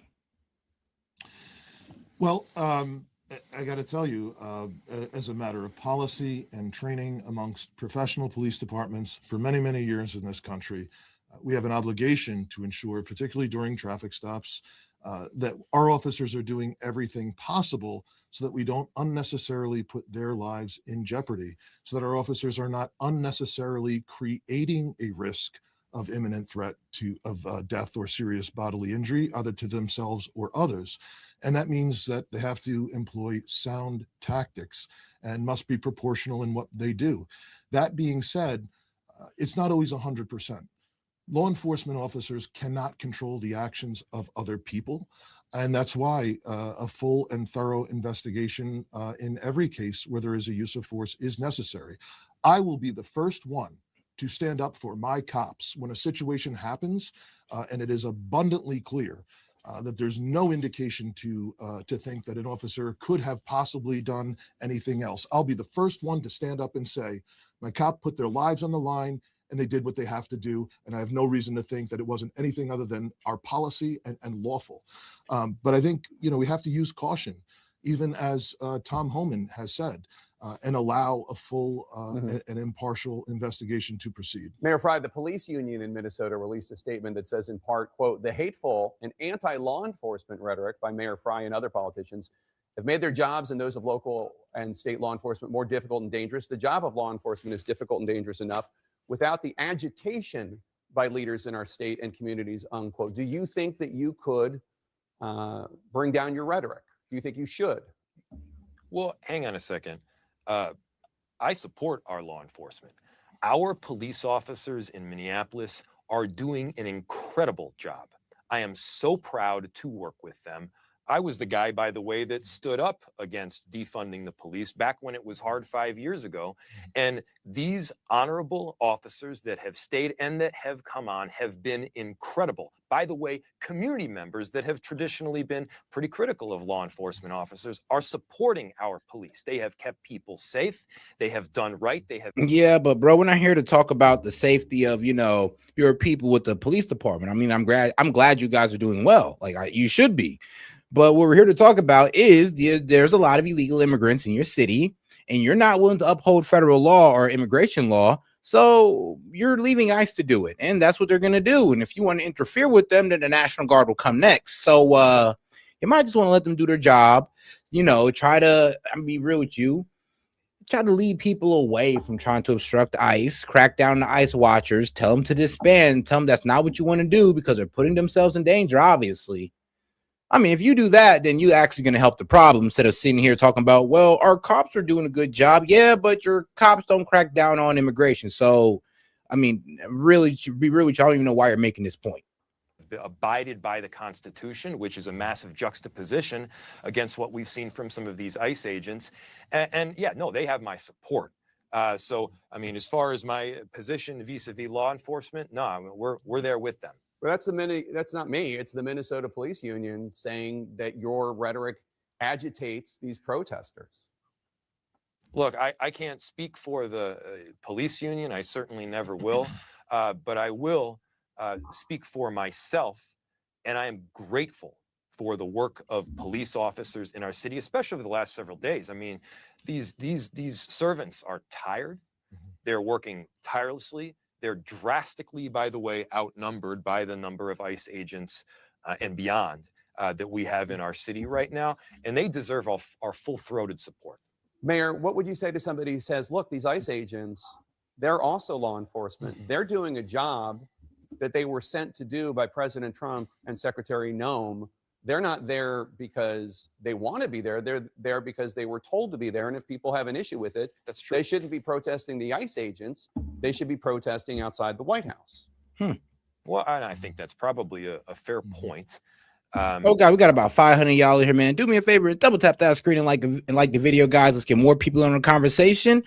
And if you have any questions, comments, jokes, or disagreements, $2 and up, I'll be happy to read it out loud and we'll engage with it. And like I said, I'm really looking for the disagrees. I'm actually hoping that you guys actually tune in because I kind of want to grill you guys, but it is what it is. In that, look, of course you need to enforce laws, of course, but there's also a requirement that you carry out laws and carry out enforcement in a constitutional way.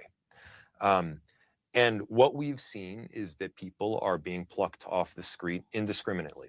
I take that back. There's discrimination only to the extent that they are Latino or they are Somali, and then it feels indiscriminate thereafter. We've got pregnant women. I mean, look, bro, just because a majority of your illegals are Hispanic or Somali descent, don't mean that we're discriminating. It just means that you just happen to have a whole bunch of illegal Mexicans and Somalis in your area. That's all it means. And I'm sorry that there's not a high number of illegal white people that we can point to, but trust me, they get deported as well. Like, trust me, nobody's playing favorites over here. They're just not in high numbers to where we could just point out and be like, look, what you mean? We just deported like 5 white guys, like what, 3 months ago? Like, no, I'm sorry. Majority of the immigrants here are, well, non-white. That's not our problem. That's their problem. And it's kind of what you guys allowed. So, I mean, stop crying about the mess that you created. Getting dragged through the street. We've got, high schoolers just getting, American citizens, by the way, getting taken away. And so, yeah, I think it's a fair point to say, well, these ICE agents are being put in a horrible position because they're asked to do things that are not legal or are unconstitutional. But here's the thing, they're still doing them. And we are still dealing with the repercussions here in the city. Minneapolis has been on this glorious, amazing comeback. And this is just setting us back because we've got to deal with it. And so, there we go. No, look, Minneapolis, we're going to get. All right, now that I got access back to the StreamYard, Here we go. Super chats. Oh, shout out to my man, Mr. Pandemic. What's going on, Monty? He says, link. I'm going to go ahead and send that to you now. Sorry, I would have seen that sooner, but I randomly got kicked out of the StreamYard. This. We had 10,000 or something people protest peacefully yesterday. We have thousands and hundreds of thousands of people that are standing up for their neighbors right now. We have people that are not taking the bait of this Trump administration because they all know, we know, they're looking for any excuse to come in with greater force and occupy our city. We're grinning down. I mean, all right, now that you know that, then don't give it to him, because that's exactly what y'all doing. You're giving it to him. You're low-key giving them the green light to come in. The more you obstruct them, the more violence you promote against ICE. Yes, that's going to give Trump the green light to go ahead and bring the National Guard. I mean, at least you know, but I doubt he's going to stop doing what he's doing. But let's get into our favorite Somalian over here, our favorite Somali, Ilhan Omar. Shout out to Ilhan Omar, man. You know, out here, married 3 times, cheated on the second husband with the third husband, who was basically a millionaire who she was doing kickbacks for her campaign funds to his consulting company. I know, it's crazy. It's crazy. You know, it's not as spicy as her marrying her brother, but that's not true. But the reality is that, I mean, her marriage life is a bit sus. And then it is kind of effed up how she said, oh, I don't care about going back to Somalia. I'm just fine. I'm like, yeah, you're worth $30 million. I bet you are. But if we took that away from you, your ass would be in tears. Let's not forget. But all right, man. Shout out to my man Monty. Go ahead and come on in to join me on the live. Well, how's it going? What's up, man? I good God. Are you excited to talk to somebody that isn't gonna fucking make your head spin? Bruh. Bro. To be quite honest, Joe, I'm happy that you're here, Monty.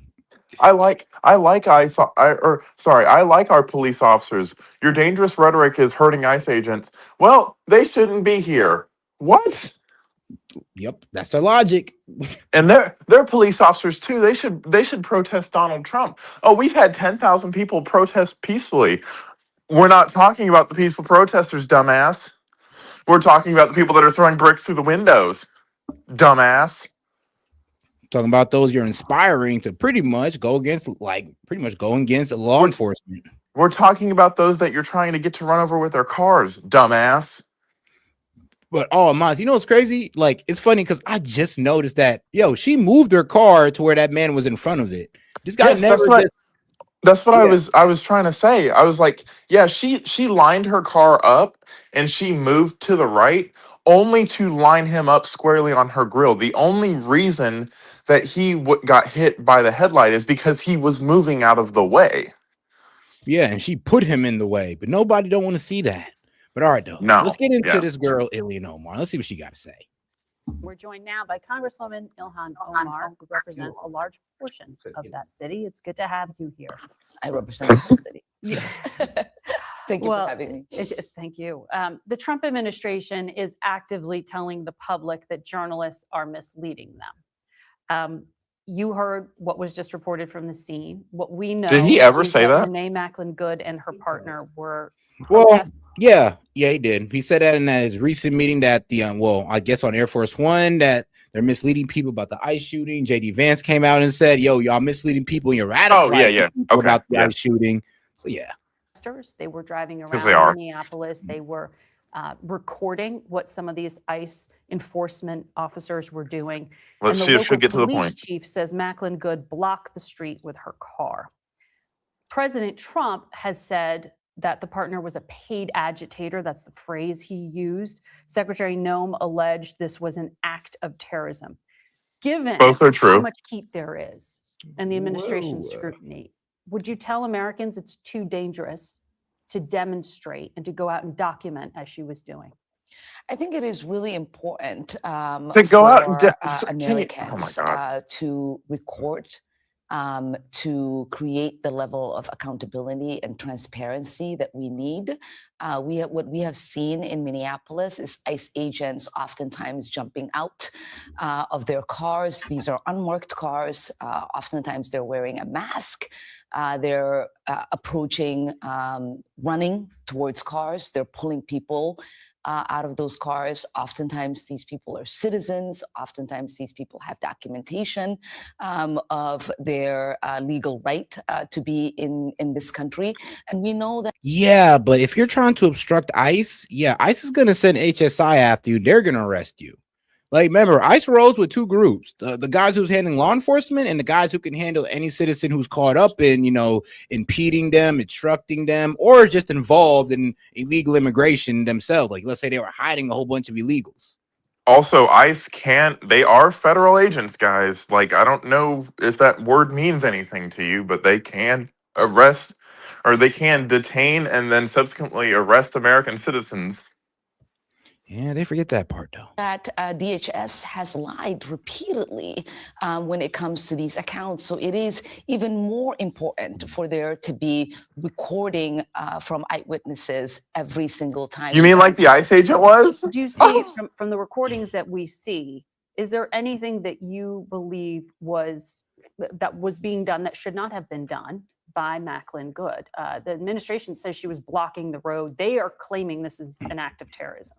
Yeah, Renee Nicole Good, as you hear her say, she's not mad. She's sitting in her car. Bro, that don't matter. That doesn't matter. Like, I hate how they bring that up as if that's like a valid point to bring up. Like, oh, she said she wasn't mad at him. I mean, who cares? All it cares is her actions. Her words don't matter. Her actions matter. I mean, I'm be honest with you. Well, what do you guys care about more? Somebody's words or actions? Exactly. Watch this set. Actions. Set. I'm not mad at you. I'm not gonna say a bad word. Fuck you, bitch. Nah, it's like, I'm not mad at you. I'm just gonna move my car and put you in the lying side of it. That's all. I'm like, oh, okay. I'm not mad. I'm not mad. I'm not mad. Raises gun. I'm not mad. I'm not mad. Raises gun more. Pulls trigger. Like, literally, like, I'm not mad. Line me up in the car side. Like, at that point, I mean, I kind of wish you were mad at me if it meant you were gonna line me up with your car. God damn. The fucking narrative. Like, don't believe your lying fucking eyes. She wasn't mad. This wasn't out of anger. It doesn't matter if it was a fucking accident. It doesn't matter if fucking and none of that matters. All that matters is that there's a threat. The officer perceives the threat. The officer neutralized the threat. The threat can no longer be mad. She's definitely not mad. Facts. Waving She's dead. cars to get by. This agent, as you see, gets out of his car, automatically starts running towards her, trying to open her door. She feels scared. She tries to turn the wheel away. And then you see the other officer, who can clearly see the car is moving, move towards the front of the car, which, if they are saying that he has 10 years on service and is trained, he should know that you shouldn't be trying to get in front of a moving car. And so it is not. What's up? Please, because I had this argument with a commenter on one of my posts that thinks that they're a fucking DHS expert now. Please tell me which way was he supposed to go to get to he was walking across the front of the car. Which way was he supposed to go? Was he supposed to go under the car? I mean, was he supposed to go over the car? That's what they wanted for him to do. Go under the car. Just put your head underneath the tire. Like, was he supposed to walk over top of it? Was he supposed to go? I mean, can't go behind it because they'd say the same fucking thing. Okay, I guess you're supposed to die then. It's like, it is what it is. But and here's the thing, like, bro, I was literally going off showing this because I'm like, yo, a lot of y'all don't understand what y'all talking about. Because when y'all sit there and lie and sit there and say, oh, he's just went in there and stood in front of it. No, she put him in front of it. Yeah. Like, that's the craziest part about it. And if you just follow my cursor, you'll see what I'm talking about. He's in the car. Supposed to. Hey, Seth. Also, she moved the car back. As soon as she moved the car back, that's when he's in front of the car. Now he just jumped in front of it. Yeah. It's for the record, DHS policy says you're not supposed to move in front of moving vehicles because that's what it's talking about, is moving vehicles in a pursuit. And the vehicle was not moving when he initiated walking to the driver's side window to initiate a detainment lawfully. So he was put in that position and could not get out of it. Clearly, he couldn't get out of it because he was hit by the car. Man. And I mean, people are trying to say, well, he wasn't hit. Oh, yes, he was. Did you not see the footage that came from his cell phone where you can hear the thump of him getting hit? And the whoa of him going for a ride. Like, man. But all right, let's get back to Ilhan Omar. On Illegal service alien and Omar. is trained, he should know that you shouldn't be trying to get in front of a moving car. And so it is not acceptable for Kristi Noem and the president and the vice president to make these kind of judgments without there being a full investigation, even though we can see in the videos that have been produced so far. But it's okay for you to do it. Damn it, Monty. Really not what is taking place. And so if they're saying that we shouldn't believe our eyes, then let the investigation take place before you characterize this mother of three or this ICE as agent a domestic terrorist. Prove as to a murderer. us what documentation you have. That one, that she was paid. Two, that she was agitating when we can hear her say she's not mad, she's not upset.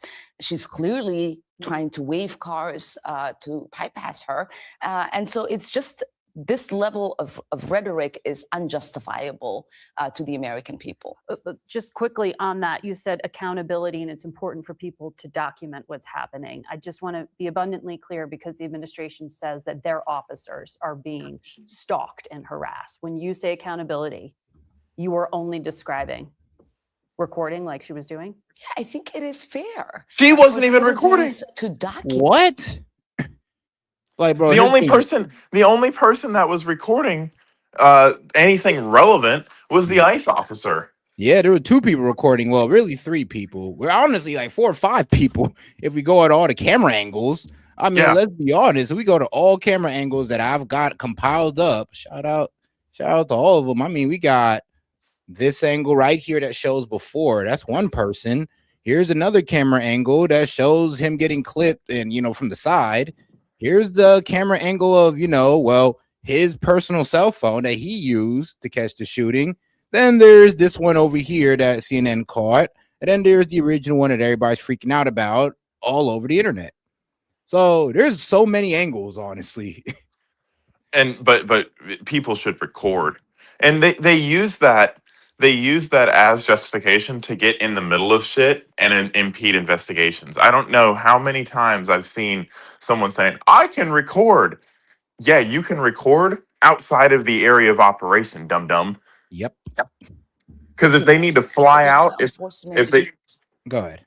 If they need to drive out of there at a high rate of speed to go chase after somebody that's fleeing, and now your dumbass is in the middle of the fucking road thinking you're fucking CNN. Yeah. Now you're putting yourself in harm's way unnecessarily and impeding an investigation, or you're just putting yourself in harm's way of a fleeing vehicle. True, but all right, guys, let's get back to it. Doing in their violence communities. against some of these agents as well. Well, there's also been violence against residents in Minneapolis. There right now is a lot of heat on your state. Treasury Secretary Bessent called Minnesota ground zero for what may be the most egregious welfare scam in our nation's history to date. 85 of the 98 people who were charged by the Justice Department with this welfare scheme are Somali. And you know this, the Treasury Secretary is probing whether any of the money was somehow funneled outside the country. He actually issued new standards. He's going to make it make someone disclose if they receive public assistance when they try to wire money out of the country, and he's lowered the bar for suspicious activity. What is the practical impact of doing that in the community? It's just creating fear. What they are doing is creating confusion, chaos, trying to intimidate people from being able to exercise their regular, normal activities that they would. There is no justification in any of the things that they say. The Fraud is okay. People that you've described as being investigated, many of them adjudicated, all happened under the Biden administration. There is no justification for this search. We know that ICE has the ability to conduct raids. There is no reason to have over 2,000 people coming in to our city and creating the level of terror that they have created. Well, the administration argues that they have to do it because the state failed to, right? The state, the federal government and the state have been working peacefully together. Lie again. Lie some They more. tell y'all law enforcement not to help ICE. Like ICE wouldn't really have to be there in large number or do this crackdown if you guys were actually helping them. Hey, Like, do you have a what's wrong? picture? Do you have a picture of the stand down order that was given in Chicago while ICE officers were getting rammed with vehicles? Nah, but I do remember the call out of them saying that the Chicago police is not supposed to help ICE. I was like, wow. Yes. But then if they bring in the National Guard, you guys are gonna lose y'all shit. It's fucking all it is manipulation of the situation, and now all the libs in the chat are going to have a whole bunch more talking points. They shouldn't have been there. They're overwhelming force. Blah blah blah. They're terrorizing. Blah blah blah. Fraud isn't You know what $19 billion could buy us? A Gerald R. class Ford, Gerald Ford class aircraft carrier called CVN 79, the USS John F. Kennedy, $11 billion, and her $5 to $6 billion worth of aircraft. That's what we could buy, a whole ass aircraft carrier full of aircraft for the price of all this fraud. Yep, and all under Tim Walz. But I can't wait to see what they discover in the Gavin Newsom. Now that's gonna be crazy. But shout out to my man Daniel Castro. He says libs haven't seen the videos because news won't show it. Literally, dude, they will not go out there and show you all angles of it like I will. Because I'm not just gonna sit there and try to frame a story off just this one angle, just one video, just like they are. They're using the same one, bro. They're using the first release video and they're running with that. Like I've yet honestly I've never really seen CNN like show other angles. And they're cutting it up and like playing it at different speeds and whatnot so that they can prove that somehow this guy was like, if you do enough editing of a video, I can make a video look like whatever I want. Yeah, that's true. Shoot, if you put enough AI on it too. But all right, let's get back to Leno more. And have brought justice to these 87 people that you've described. None of this search that they have conducted has produced any sort of criminal activity. They haven't been able to charge anyone as of yet. Well, the administration also announced they're going to cut food stamps to Minnesota because they say some of the food stamp money had been embezzled here. Are you? And those are the things that are being litigated. And here's the thing, though, is like if the people of Minnesota don't get mad at Trump. No, get mad at your leadership for allowing so much fraud to happen to where you guys do need to have y'all benefits frozen to make sure that it's actually being used for you guys, for the American people. So yes, this is why Tim Walz, hold on, man. This is why Tim Walz low-key resigned because, yo, at the end of this day, this comes down on him because you let this happen, all this fraud go down. Our benefits are frozen, child care benefits, food benefits, because you allowed this to happen. Not Donald Trump, but you. Also, why are we feeling bad for Somalis that have had daycare funds frozen? Since when the average American pays like $2,300 a month to get daycare for a newborn and it goes up from that? Why are we crying about that? Why are we even giving people daycare assistance? Please tell me. I'm be real with you. I promise I did not think that was a thing. I'm be real with you, but I don't got kids. So I didn't even know about daycare assistance. Even when I was a kid, I was like, bro, like shit. Daycare assistance not my a mom thing. used to bitch about the daycare rate, the fees. Yeah. So and then on top of that, have you ever had your card number stolen or had your debit card stolen? What's the first thing you do when you find out your debt? Huh? You mean you freeze the account? Yep. Everything. Huh. That card is useless at that point. And you hopefully, if you're smart, you do it within like in that first hour of you realizing you cannot find it anywhere. Not the first 10 years. Hey man, some people would try it though. But all right though, let's go ahead and get over to Ilian back. It is again unconstitutional for them to do so. Are you confident that the fraud that has been discovered is no longer being conducted now? Is there any justification for saying this food stamp money is somehow being misused? Yeah, there are ways to investigate fraud, which we have been doing in Minnesota, which the federal government has been doing under the Biden administration. There is no reason for them to use this level of rhetoric. There is no reason for them to fully stop funding these programs. The only reason they are doing that is for PR purposes, and it is harmful. Hold on. But we can say the same to you. You know, you don't gotta vilify ICE. You don't gotta call them Gestapo or fascists. You can humanize them. Just tell them that, yo, they're just following the law. That's all they're doing. You may not like it, but this is what we got to do.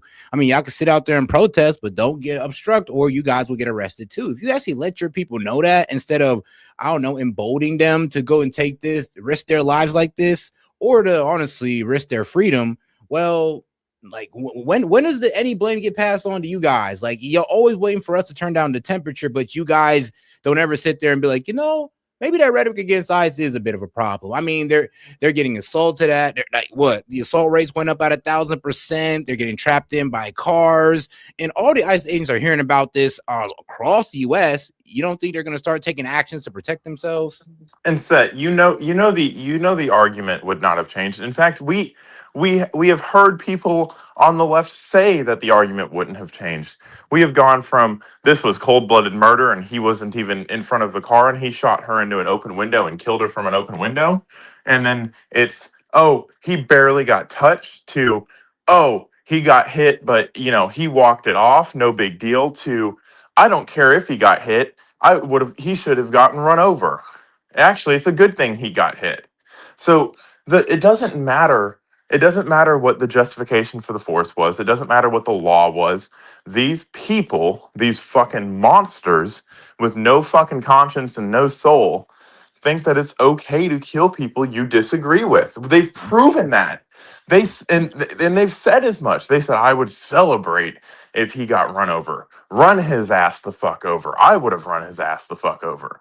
Like, it doesn't, we're not arguing with people that have a conscience. We're not arguing with people that are willing to take an honest approach to anything.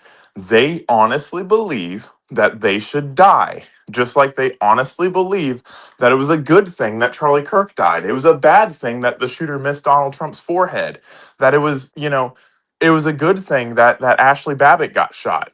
So it's rules for thee, not for me. And it yeah, because they can't hold their own accountable, bro. They can't even hold their own politicians accountable, much less they're a radical leftist. But hold on now, but let's keep it moving. And guys, we are $81 until we open up the call-in line for the naysayers, the guys who disagree. We love to hear you guys, and for our supporters as well, like our members, because we love to hear from you guys as well. So we're 81 away. So let's go ahead and get that support up so we can get some of these guys in here, not just me and Monty, which we don't mind. I mean, sure, we'll go ahead and cook the whole time. We don't have no problem with that. But all right, let's get back to it. Our state, it is harming my constituents, and it is creating the kind of chaos and confusion that no one needs in this moment. Because the administration and many conservative allies of the administration argue that this is still ongoing. There was that conservative influencer who went out and posted this video that went viral, alleging that daycare facilities were pocketing public funds. Yeah, and as you know, he went hours where these businesses were not operating. Yep, CBS went out and did its own again creates investigation. the level of confusion and chaos that is not necessary in a moment when we. Bro, CBS went out there and didn't debunk a damn thing. They went over there to the ABC Learning Center, right? This is the one that was in question. Now, when Nick Shirley went there, these guys were supposed to have about 40 to 60 students, children there. Bro, CBS went in there and only seen like a dozen of them and said, oh, everything's all good here. I'm like, hold on, bro. Do you not see where they're getting about $1 million a year of like child care grants for 40 kids? And you did no real investigation. You just went in there, seen some kids because you wanted to prove a MAGA, a right-wing MAGA guy wrong. Bro, they were so desperate to prove this man wrong. They did no fucking investigation. Y'all literally went in there, was supposed to be searched for 40, seen 12, and walked the fuck out and said, oh, everything's all right here. And you wonder why nobody trusts mainstream media no more, because you guys are disingenuous. Instead of actually looking for the truth, you're out there just trying to disprove whatever MAGA say or whatever Trump say. And then when they're right. And you guys just end up looking stupid and lazy. And they don't retract anything they say. They don't correct anything they say. They don't tone the rhetoric down. They increase the rhetoric. It's that's why I say it's not worth arguing with these people. Fucking do what we want to do. At this point, the fucking president should declare martial law if it gets any worse than this. I'll live under martial law. Fuck it. I'm hold on now. But shut up. But here's the thing though, and this is what killed me about it. They said that they proved Nick Shirley wrong, but they haven't. The ABC Center was closed down. I mean, what does that tell you? The ABC Learning Center was never verified as legitimate. Like I said, they literally walked in there and seen 12 kids, but they were marked down for 40. Didn't even ask them about the other 12. The ABC Learning Center, the Quality Learning Center was bringing in kids, but the city had them as closed down. They had, grand opening, but the city had them as closed down a week ago. But it's all good to you guys. That's all good as long as CNN walks in there and calls them and verifies over the phone that they're legit. That's enough for you, right? Hey, S.E.T, are you committing acts of terrorism? No, Monty, not at all. Okay, see, he's wrong. It's like what? Like that's literally what CNN did. Hey, this is CNN correspondent. I'm calling in to see if you guys are doing fraud or not. Like, what? Really? Are you actually a criminal? You telling me, white lady, you couldn't have found your ass a little ass kid, some little ass white boy, go to the Leering Center, do some real investigation and go like, hey, y'all want to get my kid into here? Can you give me some information? And they act funny about it. Okay, now you know something's up. If they give you the information, then you're going like, all right, maybe they're just being hostile towards Nick Shirley. That's all you had to do. It's not like we weren't willing to hear the other side out. Y'all just did lazy ass work, expecting people to buy it. And I'm be real. And they did. They don't need people on y'all base will buy the lazy work. Yep. But the more intelligent won't. It's fucking crazy. It's crazy. We act like we're not seeing what we're seeing. They say, oh, but you can't prove it. That's a big fucking thing I've heard is you can't prove anything. It's like, no, I didn't realize I was a federal prosecutor and I had to fucking do my job. Man. All right, let's go ahead and get right back to it. They're trying to deal with a serious problem that needs serious people to be able to address it. But do you think there was no recorded evidence of fraud according to the CBS investigation that was conducted? But now I'm a dangerous white supremacist. Just not run for re-election. He dropped out of the race because of all of this. Because he wants to focus on defending our state and not defending a seat. Do you think there has been a sufficient level of accountability and ownership of the failure to have oversight here? Do you think this ends? That is what we want. We want to collaboratively work with the administration to try to make sure that there. You know how you collaboratively work with the administration?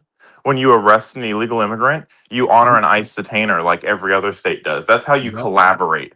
You don't make it so that we have to go into the streets and fucking pick these people up so we can have fucking activists trying to hit us with our cars.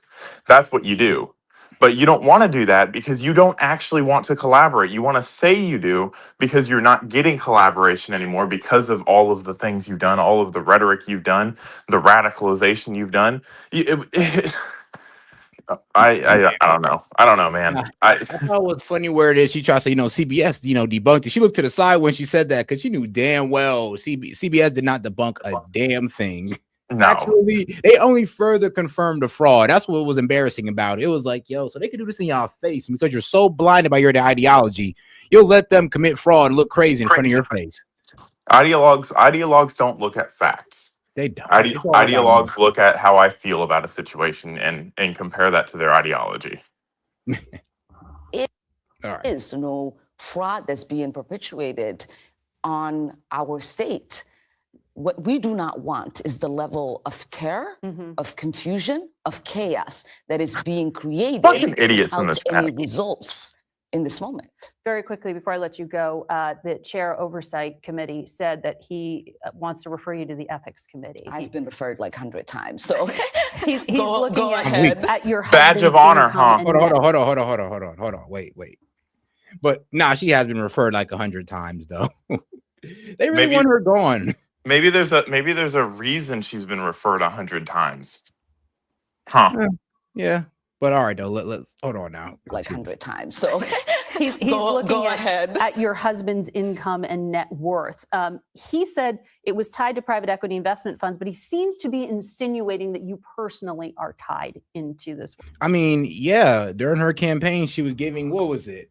Giving kickback funds, like literally funding her now husband's consulting company with her campaign funds, basically giving kickback to that guy while cheating on her second husband. So, yeah, that was her. Like, guys, you know what? Focus on that, because this whole, she married her brother thing, I tracked that down as hard as I could, bro.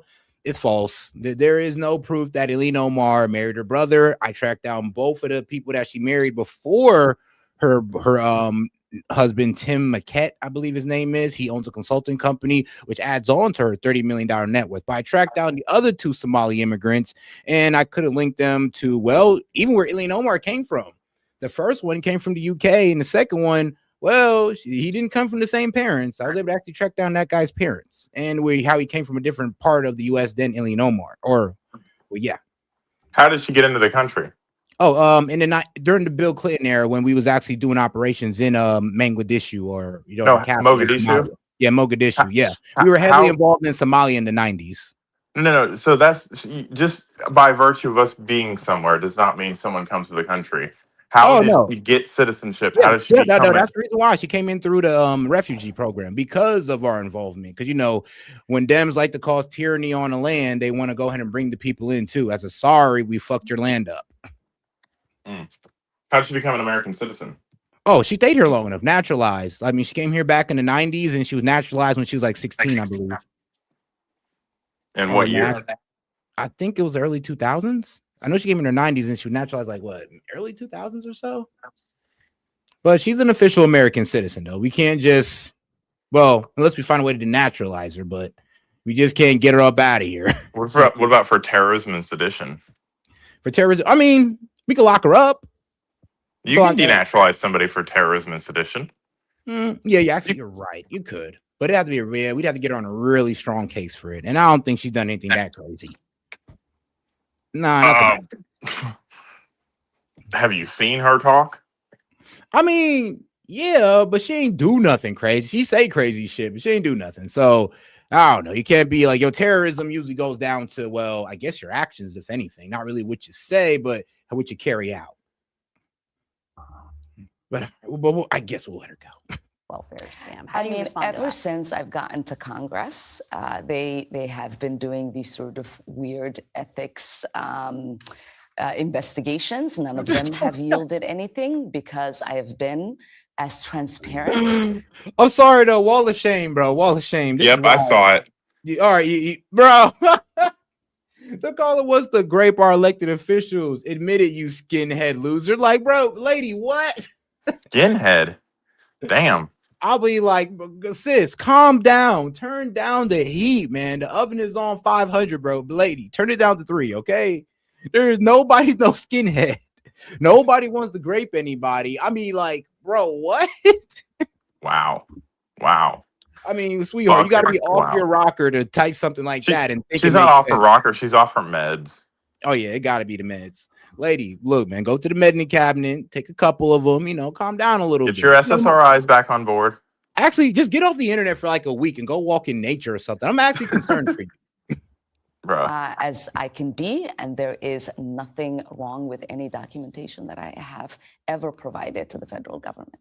I mean, there was a bit mixed up with her age, but that's a common mistake among immigrants, having a bit of a 1 to 2 year age difference from your actual birthday in your home country to the birthday that you get on your, what was it? Well, records, or your, what was it? Immigration records? I'm not really sure how they count it, because it ain't your birth certificate. Lord knows that. But all right, now let's go ahead and get into our guy Tom Homan, because Lord knows he had to face the heat as well on Meet the Press. Well, there we go. This Sunday, fire and ice. A federal immigration officer shoots and kills a 37-year-old mother in Minneapolis, triggering outrage. protests, and new questions about the Trump administration's immigration enforcement policies. It was an act of domestic terrorism. I can believe that her death is a tragedy while also recognizing that it's a tragedy of her own making. To ICE, get out of Minneapolis. I'll talk to White House border czar Tom Homan and Minneapolis Mayor Jacob Fry. Plus, crude power. President Trump plans to take full control of Venezuela's oil sales for years to come. We're taking. Oh, and shout out Tove commenting on Ilhan Omar, pretty much saying her voice is like nails on a chalkboard. Billions and billions of dollars worth of oil. This is an insane plan. They are talking about stealing the Venezuelan oil at gunpoint. I'll talk to Democratic Senator Under sanctions. Connecticut. And midterm warning. President Trump predicts he will be impeached if Republicans do not win the midterms. Duh. You got to win the midterms. Because if we don't win the midterms, you're cooked. It's just going to be, I mean, they'll find a reason. I mean, bro, you think they're only going to come after you, Trump? I'm sorry, but they're getting everybody. Bro, they're going to come after Kristi Noem. They're going to come after Pete Hegseth. They're going to come after Tom Homan. I mean, bro, they're coming after everybody.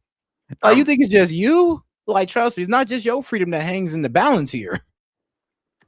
Hey, I'm calling it now. There's going to be a massive pandemic right before midterms, and we're all going to have mail-in ballots. Oh, Lord. Stolen again. Joining me for insight and analysis are NBC News White House correspondent Monica Alba, Jonathan Martin of Politico, Jamel Bowie, opinion columnist for the New York Times, and Stephen Hayes, editor of The Dispatch. Welcome to Sunday. Hey, Seth, you want to be a houseboy, apparently.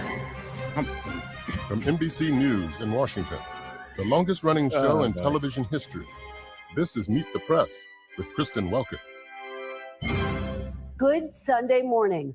Protests are growing across the country over President Donald Trump's hardline deportation policies. In Minneapolis this week, 37-year-old Renee Nicole Good, an American citizen and mother of three, was shot and killed in her vehicle by an ICE officer. Caught on video from multiple angles, including from the officer who pulled the trigger. We do want to warn you, this video is disturbing. Oh, guys, let's not forget to double tap that screen and like the video, guys. Let's get more people in the conversation by double tapping that screen. If you have any questions, comments, jokes, or disagreements, I'll be happy to read it out loud and engage with it. Help support the show and get us closer to the goal. Appreciate the support, guys. Let's get right into it. From the officer who pulled the trigger, we do want to warn you, this video is disturbing.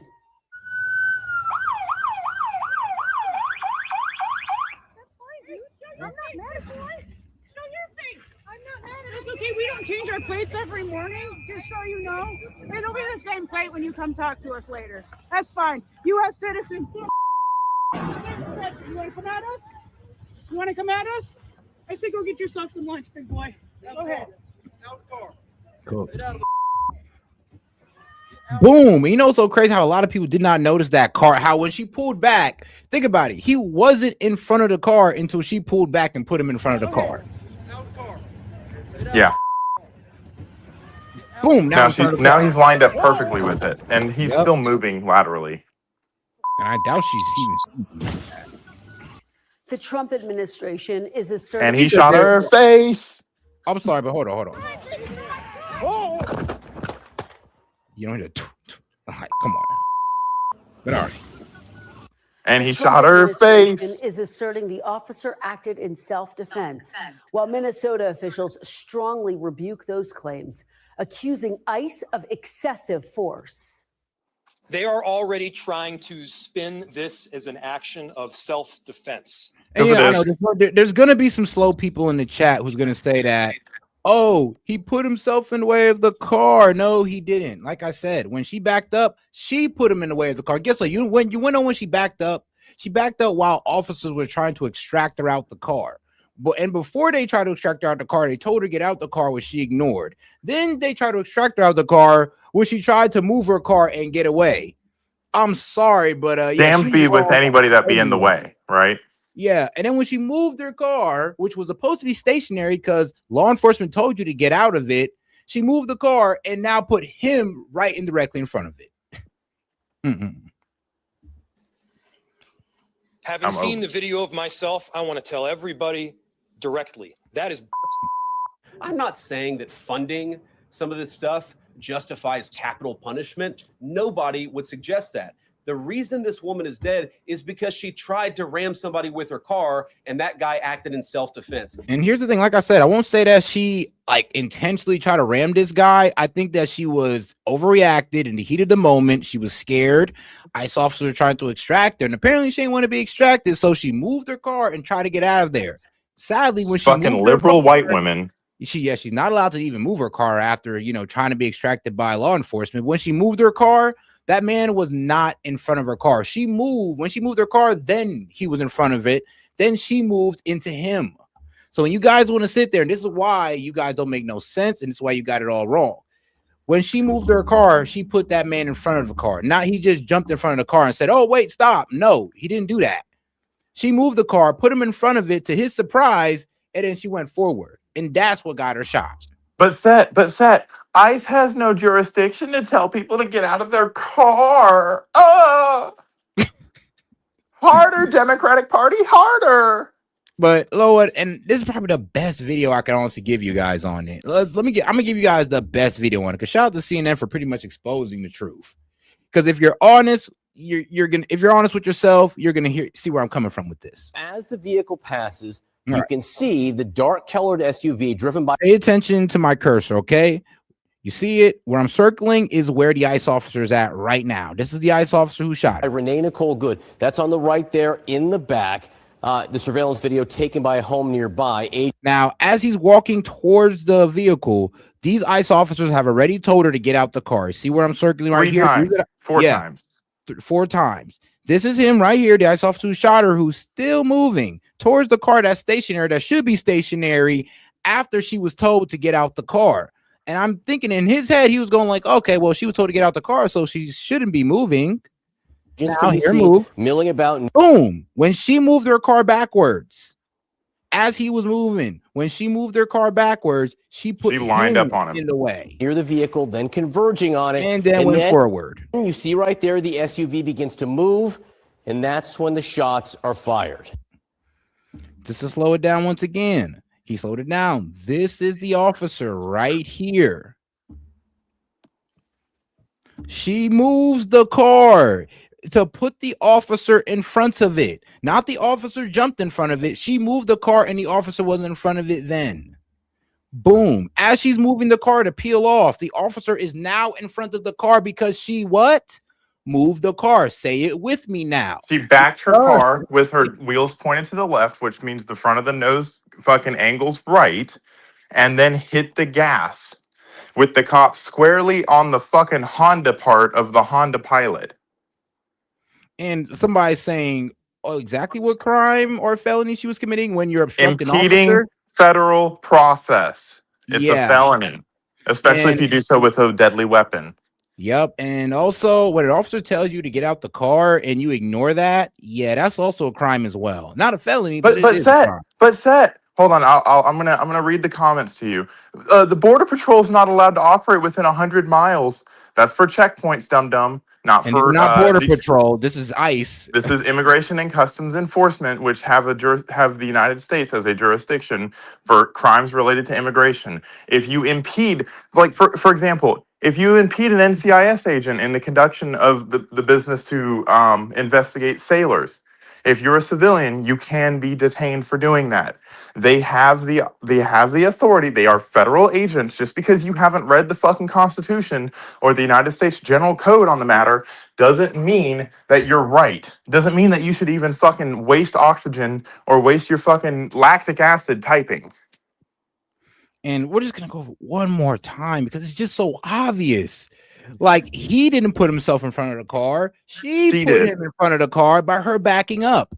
It's right there for you to see. It's like backing up and angling the vehicle to the right as he is standing to the right of the vehicle. And it all happens within seconds. Like, my man is thinking that the vehicle is going to be still. Now she's just about to try to pull off while officers are trying to open the door. While they're trying to open the door, and she's trying to yank out. He should in the front. He should have just levitated over top of it, and this wouldn't even be a problem. or crawled underneath it. You can't go in front of or behind it because that's what the DOJ policy on use of force in fleeing vehicles says. Oh, It's just like, I'm sorry, but at this point, this video right here should kill all of that. Oh, it's murder. It's like, oh my God. It's like, bro, shut your dumb ass up. Look at the videos, look at all angles, and you'll see exactly what we're talking about. Because here we go. One of your main arguments, he put himself there, has already been debunked. Like, think it about doesn't it. matter. How do you put The yourself goalposts are there gonna when a fucking car move had at to light speed, move? Set, Think about it. How do you put yourself there when a car had to move? The car to get you literally there. moved while being told, while having an officer's hand on it or a law enforcement's hand on it, she still moved and put that guy in the line of her car. So no, that's now debunked. He did not just hop in front of that car. No, she moved the car and put him in front of it. That's why Christy Nome said she tried to run him over, because it looks, if she didn't want to run him over, Set, you know what she would have done? She would have fucking peeled out and went straight and around on over the right. She wouldn't have fucking peeled off and angled her car to the right. And let's be real. I mean, he took her life, but this is self-defense, not murder. And he shot her face. Now I'm a believer. Okay, goddamn. But yeah. I mean, in order gruesome comment from Monty, but let's look at the facts here, guys. The fact is, when she moved that car, she put him in the way. When she moved that car has now become a deadly weapon. And one, you are not allowed to evade law enforcement, especially when they're this close. I mean, I would hope you know this. It's important to me that you actually know this part. Hey, lefties, did Ashley Babbitt deserve to get shot? She was unarmed and she didn't have a car. I ain't say nothing about that. Huh. I mean, did Donald Trump deserve to get shot? I mean, of course not, but y'all say that he did. Y'all wish that he did. Did Charlie Kirk deserve to get shot? Of course not, but y'all was out there celebrating. So y'all might want to sit down when it comes to talking about, Renee Good. Karma's a bitch. I'll tell you that right now. Karma is a bitch. And you have burned out my sympathy for you. You have burned out all of that shit. Like, I originally saw this and I was like, wow, that really fucking sucks. That sucks that she's dead. That was my first response to seeing that. And my second response was, I'm glad he's alive. And like I said, for the people who want to use ICE is not law enforcement. Yes, but ICE is part of Homeland Security. You know who they roll with? HSI, Homeland Investigation. No. ICE is federal law enforcement. That is their actual title. Yeah, immigration law enforcement, though. They have LEOSA credentials.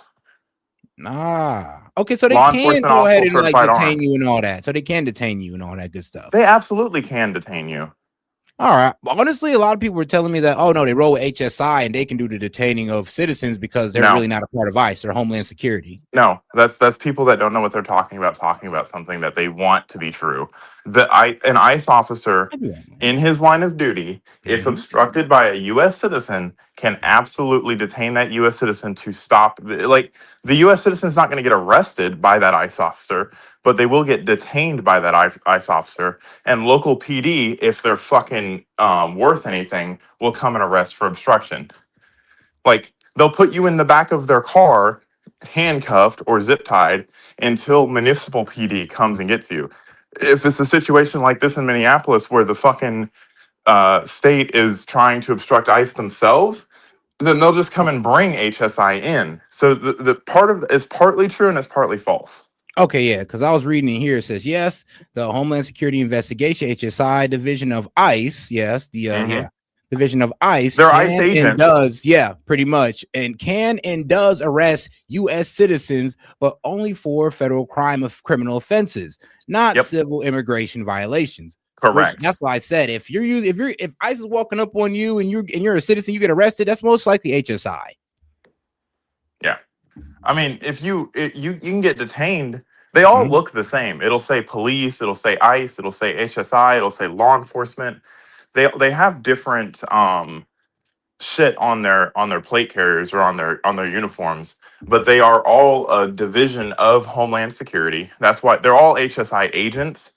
And then specifically, they're immigration and customs enforcement agents. It's like a gang unit. A gang unit is a gang unit, but they're also police officers. But all right, though, let's go ahead and because I know my man Galactic. Shout out to my man Galactic. He said, you know what, man, play the cell phone footage because my man Galactic feels like there's a strong case for murder in this cell phone footage, and I think that Of course he actually does. He's a liberal. I know, but we got to Like, hear him out. the hive one of the mind only thinks the liberals I same. actually respect. So shout out to Galactic. I'm gonna go ahead and play it for you.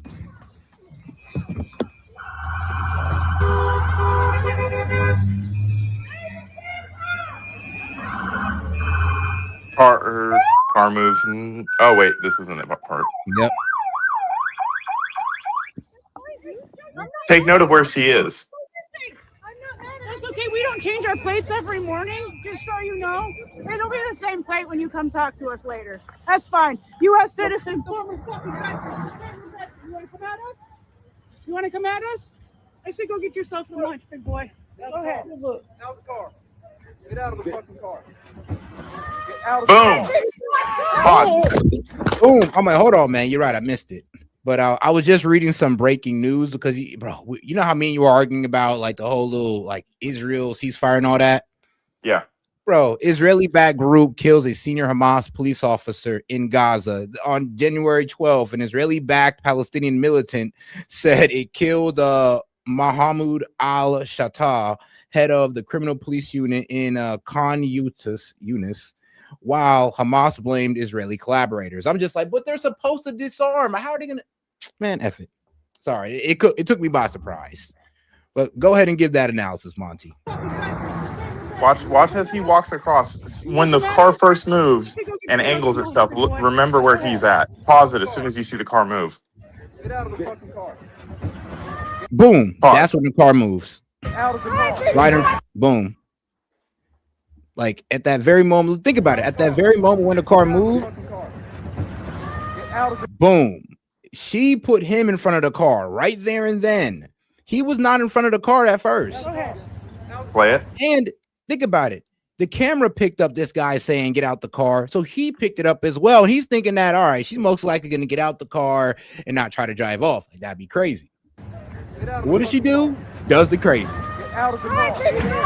And moves the car, put it in front of her, put him in front of him while the girlfriend says, drive, baby, drive. And Now pause that. Now imagine now you have seen that happen and you've gone from I'm going to record this to I'm going to engage with this threat. The camera is going to automatically move out to the side, kind of how it is right now. Watch, it's going to move to the left, like pan to the left as he draws his service weapon.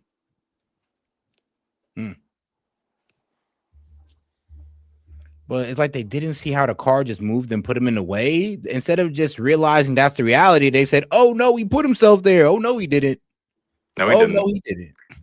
That whole, she was trying to move out of the way. No, she wasn't. She was trying to run him over. I gave her the benefit of the doubt, saying, oh, maybe she was just trying to flee. It doesn't change anything, but maybe she was trying to flee.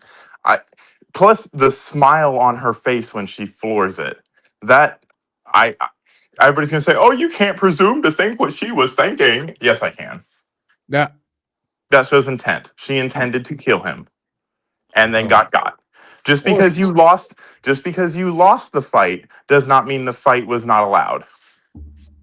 You engaged. He didn't pull his gun. He pulled his camera out. He was armed with a camera until you decided that you were going to use a car as a weapon. It's kind of crazy. Like I said, when I keep playing this, it's so obvious that when she moved back, that's what put him in front of the car. Not he just jumped out in front of it. So when you guys say that, I'm sorry, but this video makes you look real dumb. They are dumb. It doesn't make them look dumb. It confirms that they are dumb. Like, come on now. Let's use more critical thinking than that, guys. They don't know what that is, Seth. I'm done. That's not fair. They don't know what critical thinking is. Damn, give us some credit, Monty. You gotta wait for the investigation. No. You gotta wait for the Minneapolis Police Department to do the investigation. That's what you gotta wait for. So when they come out and say, "Oh, this was murder," you can riot in the streets. All they can do is they call. It's funny that they call us bootlickers, but they want their sources to be vindicated. And oh, shout out Toes. I think we need a chill out song set. I think you'll like this one. All right, I'll go ahead and I'll play it after Tom Homan's interview. That is why she lost her life. And that is the tragedy. And joining me now is White House border czar Tom Homan, who was the actor. Oh, yeah, and she listened to her husband rather than Leo. Now, I mean, well, her wife. Her wife. Yeah, that was her wife. The lady that was in his face. Remember, she left her husband to go be gay or a lesbian. I know, right? I mean, wild, but you know, and her kids. And her kids. Basically left two of her kids with the what was it, with the father, which I'm be real with you, respect. Honestly, I respect her for that. Leave them with the father. I respect that, to be quite honest. She would have aborted them if she had the opportunity. Shoot, dang. All right then. Acting ICE director in President Trump's first term. Mr. Homan, welcome to Meet the Press. Thanks for having me. Thank you so much for being here. So the world has now seen that video, the perspective from the officer. I wonder, Mr. Homan, what do you see in that video? Look, it's tragic. And I've said from March, if the hateful rhetoric doesn't decline, there's going to be bloodshed. I've seen this movie before. And unfortunately, I was right. There's been a lot of bloodshed. But look, you got to put yourself in the mind of the officer, right? You're in a city where there's protests, interference, impediment, like these two ladies were doing before this incident occurred. You're in a city. Tom Homan's changed up his tune. Sporadic at best. You got threats up over 1,300%. Actual assault on ICE officers. You got a woman behind the wheel of a 4,000-pound vehicle, revving her engine, going towards you. I truly believe this officer, in his mind, thought his life was in danger, which allows him to use lethal force. Now, I'll say this, let the investigation play out, right? There's a lot of video we probably haven't seen that the FBI has that we don't. Where's the forensics in the ballistics? That is. Hey, shout out to Tove. Hers been. Okay, it's her husband. It's a joke. My ex-girlfriend called herself that. I'm okay. Well, husband. Yeah. Well, all right. Well, shoot. First time for me hearing it, but still. Gay. How about the officer's statements, his own statements? So we need to let this play out, but while we're doing that, we got to stop the hateful rhetoric.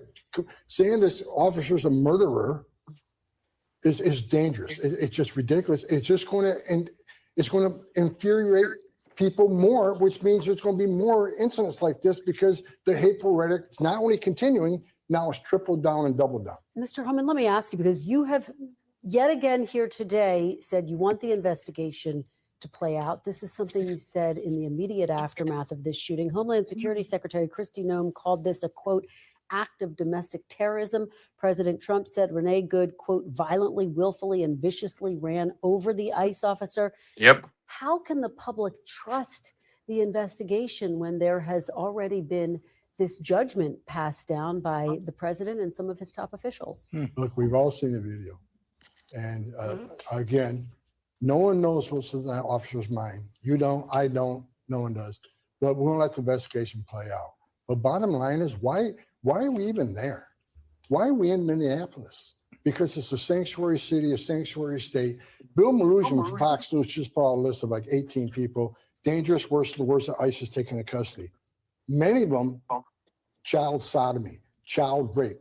ICE is out looking for dangerous people. It's not okay to impede and interfere with an officer.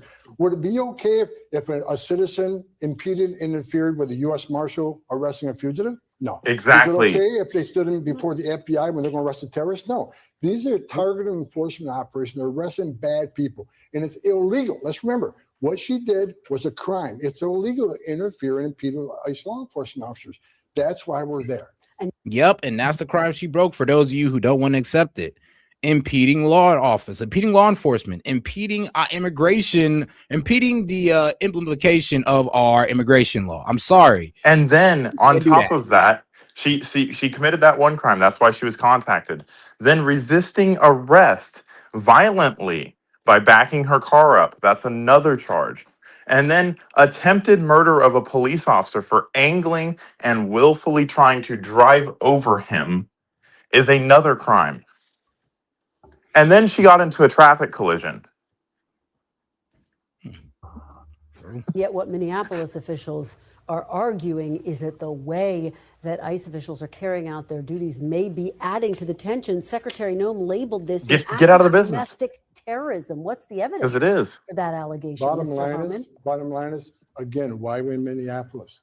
If they're saying, if they didn't have the sanctuary policies they had. But do you have evidence that she's a domestic let me finish terrorist? this, because this is important. We have a video showing it. Look, a domestic terrorist. I'm gonna be real with you. I'm not sure about that one, but I'm gonna say this. She was part of an ICE watcher group that's main goal is sit there and stalk ICE around the city, and peed on them, honk the horns, block them in traffic. So I mean, if you want to call that domestic terrorism, I mean, sure. No. Don't miss the whole fucking point of why it's called a domestic terrorist. What is the definition? What is the definition of a terrorist? Someone who uses violence for political means. We've established that she's there for political means. That's more than fleshed out. Of course. Now she has used violence in an obstruction and in protest to a political movement, or a movement that has been politicized. She has used violence because on the crux of a political movement. That is domestic terrorism. Yeah, but we don't. All right, hold on now. Does what you're saying that her, block, tracking down, not ICE, blocking? No, not blocking. Nothing that she did up until that point was domestic terrorism. Okay. As soon as she started using violence, and because that is the idea of domestic terrorism, or terrorism in general, is using violence to achieve a political goal.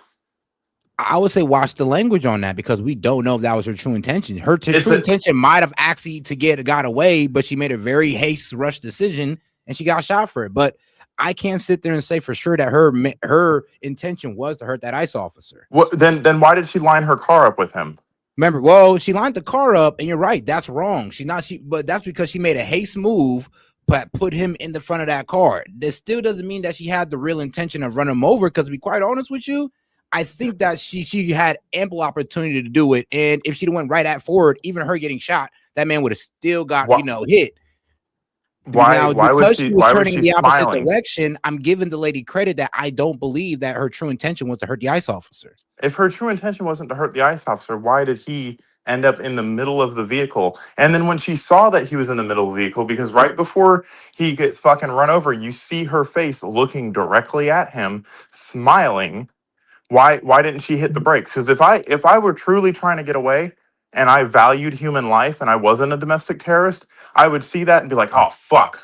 Now, Monty, see, you're over here trying to villainize her, but I'm gonna be honest with you. Because she's a villain. I'm going to villainize villains. I mean, I'm gonna be honest with you, dog. Well, I'll be real with you. I don't think she had that intention to go out there and harm that ICE officer. She didn't go out there with that intention. You're right. Look, like I said, when she pulled that car out and had him in the front view, like, I'm be real with you, that's what gave him the right to have perceived that his life was in danger. I'm not arguing that. Yeah. But I will argue to the death that, I don't think it was her intention to try to hurt this guy. Because if it was, but honestly, she could have done it. Even if she'd have shot him, all she had to do was just put her foot on the gas, go straight forward right into him, and then that'd have been that. No turning the wheel or anything. But she did turn the wheel, and once she got shot, the car flung into the car went into free flow on the direction where she was trying to go, which was the other way. So I don't believe that she was trying to hit him, but I do believe once she pulled out in front of him, that gave that man every right to feel like his life was in danger. I mean, we can agree to disagree, but it really doesn't matter what your intent is. It matters what happens. So she's there for political reasons and she commits violence. That is on its face domestic terrorism. Well, I think it has to have the intention. She didn't have the intention to commit violence. We don't know what her intention was. You're right. But that's I don't think we should be jumping off the cliff calling her a domestic terrorist without knowing that for sure, because we don't. Did the 9/11 hijackers, did they intend to fly the planes into the buildings? Maybe that was an accident. I mean, come on now, Mom. That's completely different. That's what you're saying sounds like to me. It doesn't matter what their intention was, where their frame of mind was. That attention was obvious. This attention was all in the heat of the moment, to be quite honest with you. So I mean, that's a little hyperbolic of me to say, but you get. I hope you get my point. It doesn't matter. Yeah. All right. Let's get Maybe at the last second, the terrorists were like, maybe I don't want to do this, and then just didn't have enough torque in the plane to turn it away. All right. Less officers in the community if we were in the jail. Bottom line, we are forced into the community because the governor of that state and the mayor support sanctuary cities, where child rapists are released back in the community to create a huge public safety threat. So if you want less officers in the street, then let us in the jail. And I'm going to talk to Mayor Fry about the sanctuary city policies there, but I want to stay on this question, which is about the way in which the woman who was shot and killed is being labeled as a domestic terrorist. Just to be clear, is anyone who protests ICE a domestic terrorist? Oh my God. Administration. I can't say that. It's a case-by-case basis, but if you look up the definition of terrorism, is there violence? Is there threat of violence based on an ideology that wants to change the way the government does what we do? Look up the definition of terrorism. But was Secretary Noem correct to label her a domestic terrorist, Mr. Homan? Look, we don't know what I don't know if Secretary Noem knows and what I know. I can tell you is what they did is illegal. And if you look up this definition of terrorism, it could fall within that definition. If you look at definition, but you don't have evidence. Pardon? You don't have evidence. What the fuck? Domestic terror. I mean, no, I'm be honest with you, we don't have evidence that she's a domestic terrorist. You have a political ideology. On its face, it's domestic terrorism. Yeah, but we you don't have a know political ideology and violence committed in the name of that. That is terrorism. We don't know if it's in the name of that. That could have been completely done on accident. Like I said, it could have been done to an overreaction and not, the need to, I want to hurt ICE. You could have did it to, oh my God, all this is going on. She drove out, made a hasty decision, and it cost her life. That doesn't mean she's a domestic terrorist. That means she made a very dumb mistake. It doesn't. I think you're putting a little bit too much weight on the possibility that she might not have intended to do it. I think we have to, because we just can't sit there without knowing for sure. We just can't throw her under the bus saying that, domestic terrorist. I'm be real with you. She has no history of domestic terrorism, no history of a violent history. She has no violent history. So, I mean, not really. She seemed like a very peaceful protester until this day right here. Or until the day peaceful's not running people over, though, man. I mean, but like I said, we don't know if that was her intention to try to take this man's life. No, hold on. Wanted to. I'm be honest with you. She didn't even have to. She could have came out and just went straight to him. Even if she got shot, she'd achieved the mission of running this guy over. Because she wants her. I mean, she's not going to get her political message across if she just shoots him. I mean, you would run him over? No, she'd have got the message across. It'd have been ICE get out or get run over. I mean, that's what she was going for. Like I said, if but now you get the ambiguity of the innocent victim, the poor innocent victim, and that's what they thrive on. She's so again, innocent. I mean, I'm be real with you. I'm just not calling her domestic terrorist. But that's what the left is characterizing her as, this poor innocent woman. Literally, we had people saying, "Oh, she was just picking her kid up from daycare, one of the Somali ones," and that's how she got framed. And it wasn't true, but she gets that badge, or the political messaging gets out in spite of what she did.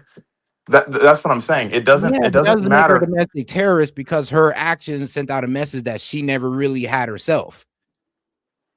ICE get out? I'm pretty sure she didn't want ICE there. So I think we can agree on that. But still, though, we could agree that she didn't want ICE there, but we can't sit here and still just call her a domestic terrorist. I think we're calling it too early.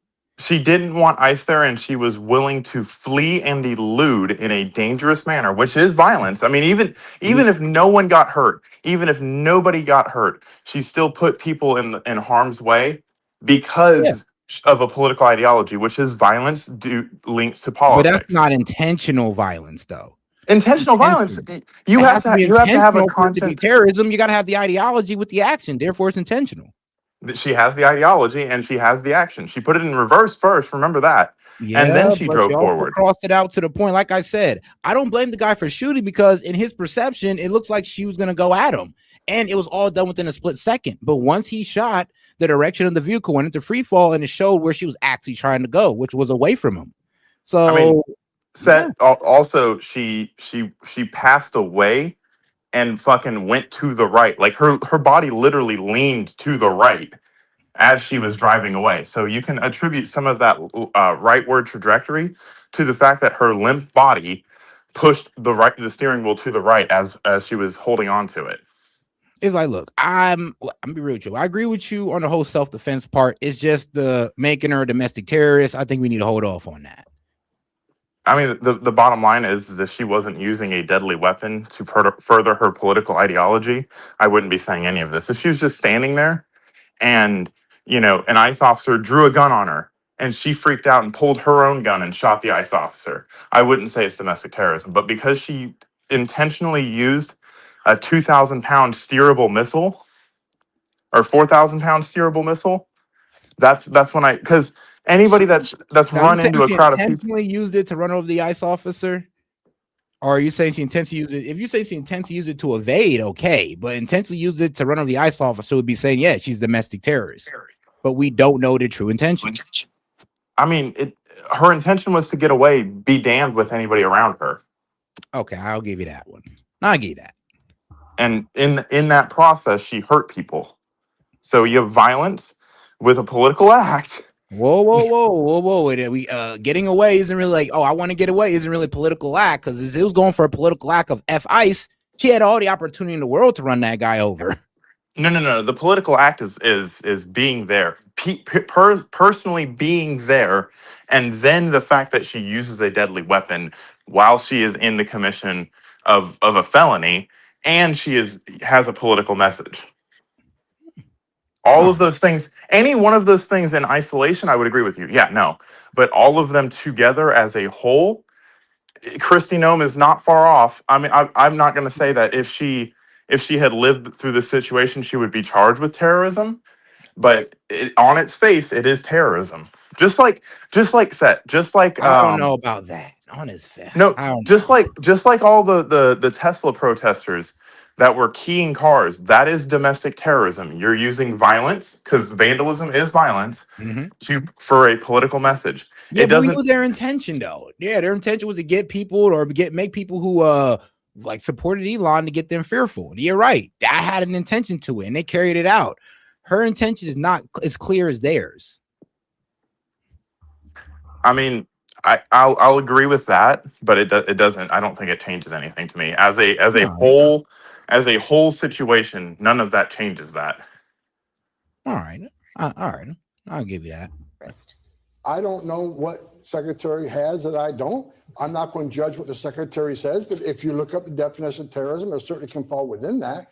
But I think we all got to agree there was no reason for this lady to do what she did. There's no reason to be there. If you want to protest, but don't actively impede and interfere, and certainly don't drive a 4,000-pound vehicle toward an officer. Let me ask you about the broader investigation, because that's part of what the investigation is trying to unpack. What exactly happened in the moments leading up to the incident and afterwards? State and local we have that video. Are currently being excluded from the federal investigation. The Hennepin County attorney said this on Friday. I want to get your reaction on the other side.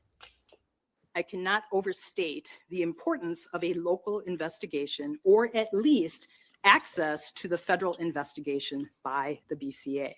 Without it, we will not have the ability to be transparent with our community about the results of the expectation, or, as I said, any decision that might come of the review. Mr. Homan, I've been talking to law enforcement experts who say they have never heard of state and local officials being cut out of a federal investigation. How can the public trust the results of? Wait, hold on. You never heard of the FBI taking over of a state or a public investigation? Hold on, you never heard of that? I mean, sure, it ain't the most common thing, but we've all heard of it before. Well, now, so S.E.T, I think the argument that she's making is, at a very least, they are allowed to know what's going on with the investigation. I think in this situation, since the mayor of the city and the police chief have shown a bias towards a conclusion, that is why they're not being, because they are too close to the matter. They cannot objectively carry out any investigation. All right. And in situations like that, that is what the feds do. It's not some grand conspiracy to cover it up from the public's eye.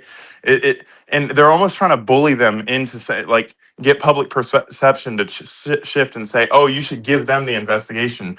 Why? So they can manipulate the facts on national television before the investigation is complete again? Man. this investigation if it doesn't include state and local officials, the people who are there on the ground? Well, first of all, this is a federal crime. It happened in Minneapolis. Doesn't matter. Federal crime and the jurisdiction clearly falls within the FBI. I've been doing this since 1984. When a federal officer is involved with the shooting. All right, let's go back on that. Tom Homan said, "Look, you're not gonna catch me up on this." He's like, I've been doing this forever. Like, please, I'll do you just like I did AOC. Okay. Tom Homan's been doing this longer than I've been alive. I think I'm going to defer to Tom Homan. Man, yeah, me too. When it comes to immigration law and border patrol and all that, yeah, I'm giving it to this guy. Include state and local officials, the people who are there on the ground. Well, first of all, this is a federal crime. But it happened in Minneapolis. It's a federal crime and the jurisdiction clearly falls within the FBI. I've been doing. Now, excuse me, now in federal crime, just so I'm correct here, like just to make sure, doesn't that mean it's a crime across the entire United States, no matter like where you're at? So for example, every bank robbery is a federal crime. Local law enforcement will be the first on scene, and this is why they're getting confused. You're gonna have, I promise you're gonna have this. You're gonna have people in the chat that say, well, bank robberies, the police investigate those until the feds literally physically get there. And then the feds take over the investigation. The local law enforcement is then required to turn over all evidence collected and any means of contaminating the evidence that they may have done so that federal forensics experts can get in there. So this is, and 90% of the time when a bank robbery happens, the state literally just seals the scene so that they don't contaminate it. So in this situation specifically, you have a federal crime that was committed, an officer-involved shooting resulting from that federal crime. Whether it's right, wrong, up, down, doesn't matter. There are federal agents on scene. That's the agency having jurisdiction over a federal offense and a federal officer-involved shooting. Their job is to first try to render aid to the deceased, because that is life above all else. When you notice that you have injuries incompatible with life, I can send you the Hennepin County EMS protocols on injuries non-compatible with life. It says you do not attempt any resuscitation attempts or life-saving measures. First of all, there is a picture of her wife in the car laying on top of her. So first you have to secure the scene, since you're not gonna save the woman. You have to secure the scene and not let anybody in. They failed on doing that because her wife got in the car. So now you have contamination of evidence. So all of these things are supposed to play out in a very specific manner. They didn't in this situation because you had protesters breaking the fucking line. So if there is any malfeasance, maybe some of that evidence is going to get fucking thrown out because of your dumbasses. For one, I just want to point that out. And state officials never touched that crime scene. They never got there. All they did is exactly what they're supposed to do: secure the area for more people from coming in. That is their job in this situation. Because it's a federal, and he's right, it's a federal crime under federal jurisdiction. It doesn't matter what soil it happened. Minnesota's not a sovereign fucking nation. They're a state within the United States, and it's a crime against the United States. And they act like they want to be their own sovereign nation. They act like they want to be their own sovereign nation, the way they want to pick and choose what federal laws they want to abide by. And none of that matters, my man. None of that matters. All right, let's get back to this. Since 1984, when a federal officer is involved with the shooting, it's up to the investigation goes to the FBI. It's been that way forever. And where were all these people? No, it shocks me. They have these opinions now when they stood aside and let child rapists be released from jail back in the community. But it's one thing to have the FBI be. They're complicit why we're in the position we are today.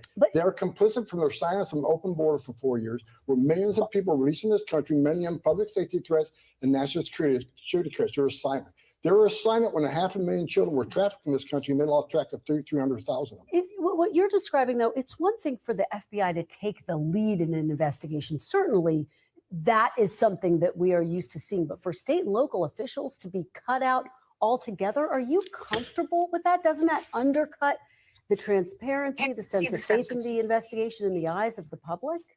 First of all, that's a question for the FBI. I've never worked for DOJ, but listen, I trust that the FBI would do a thorough investigation. They're professionals.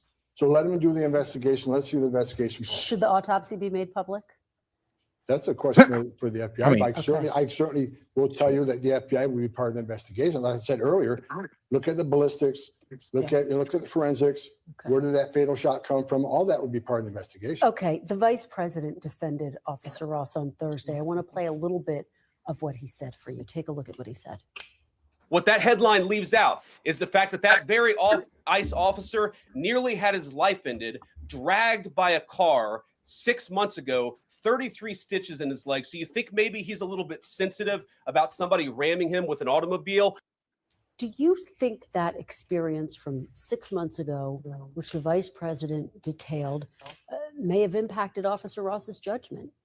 It may have.